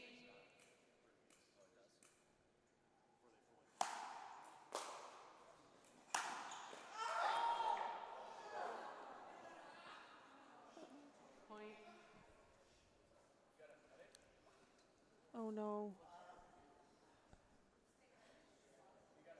Okay, we have Folks, we an have injury for Referee sure. timeout. Joel is down on the court here.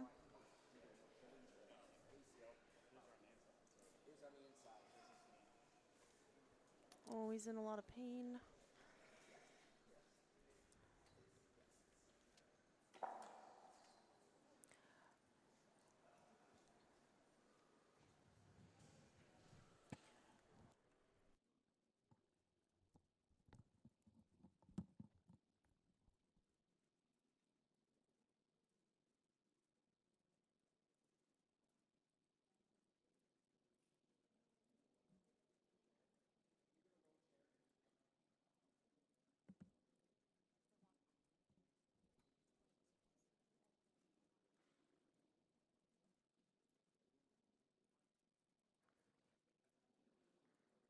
It's a medical timeout. We have up to 15 minutes.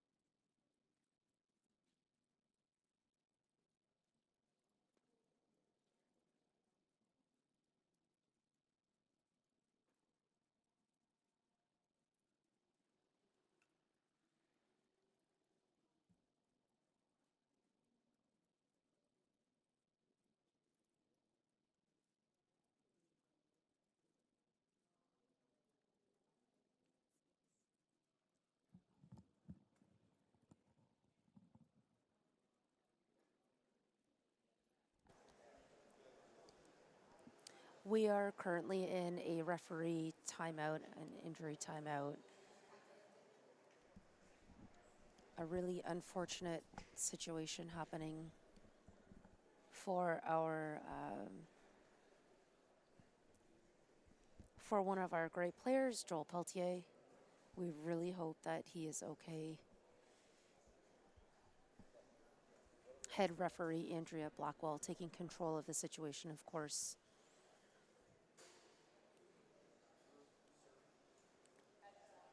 Reese, back when I was playing in season 1, the league rules clearly stated that a player could not substitute mid-match, Okay. like mid-game, excuse me.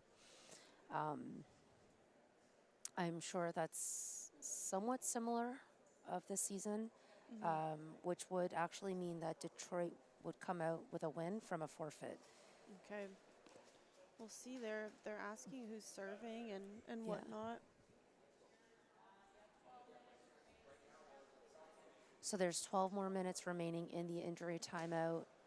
There's absolutely no way I would think No. Joel's going back on the No. court, which I'm pretty sure means that there's a forfeit. The third male player, Corey Osborne, I don't think can come. Timeout. And we have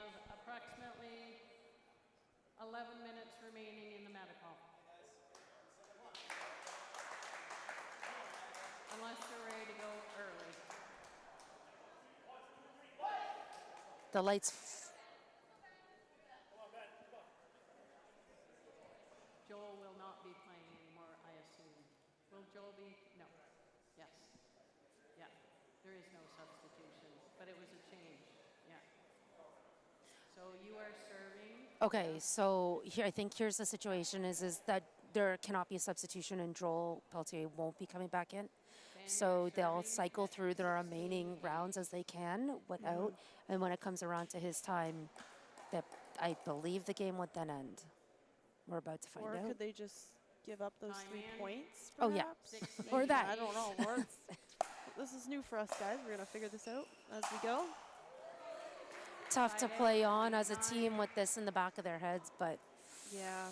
I mean, no one wants to see an injury, and he was playing so well, too, and the team's doing really well. It's very unfortunate. Hopefully he'll have a speedy recovery.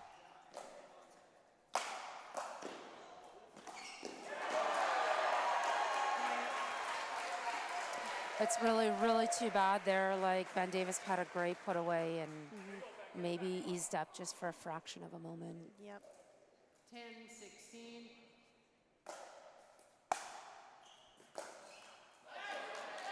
Side out, point 17.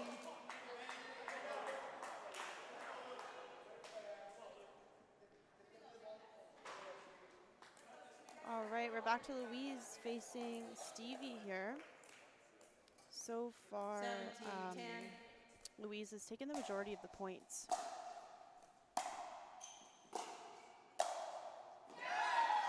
Sharp put away by the lefty. Lefty Louise, as we call her. 18-10. Very experienced Is singles it? player. Is that what we call her? But it is now. Oh, okay. Side out, point 11.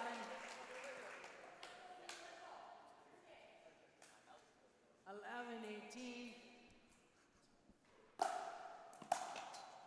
Huge serve from Petropolis, followed by a really short third. You hate to see that after such a great serve. You set yourself up so well.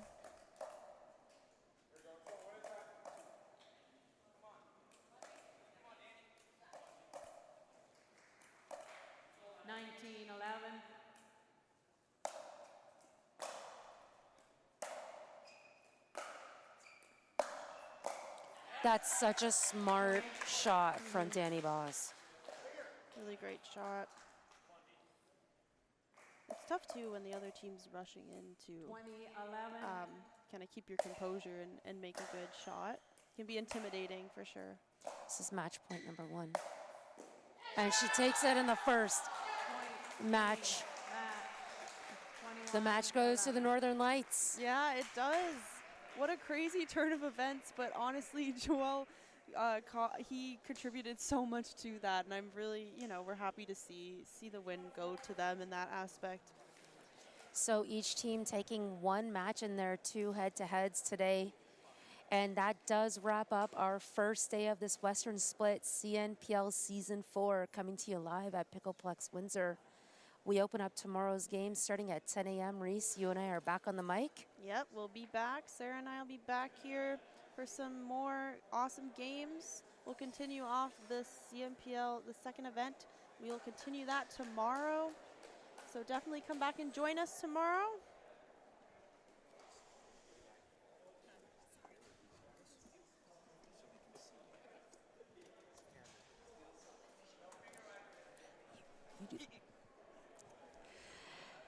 Okay, Danielle, congratulations on an overall match. Okay, so let's just wish Joel the best of luck and way to persevere. Is there a standout moment for you in particular from this match? I would say the women's doubles match. I mean, coming in with Louise, it's just so fun battling next to her. She has aggression, but she has the control, and just her attitude is so infectious on the court, and I really love competing with her. And then obviously, the singles match, I mean, obviously we didn't want Joel to go down, but it feels really good to pull the win out for him.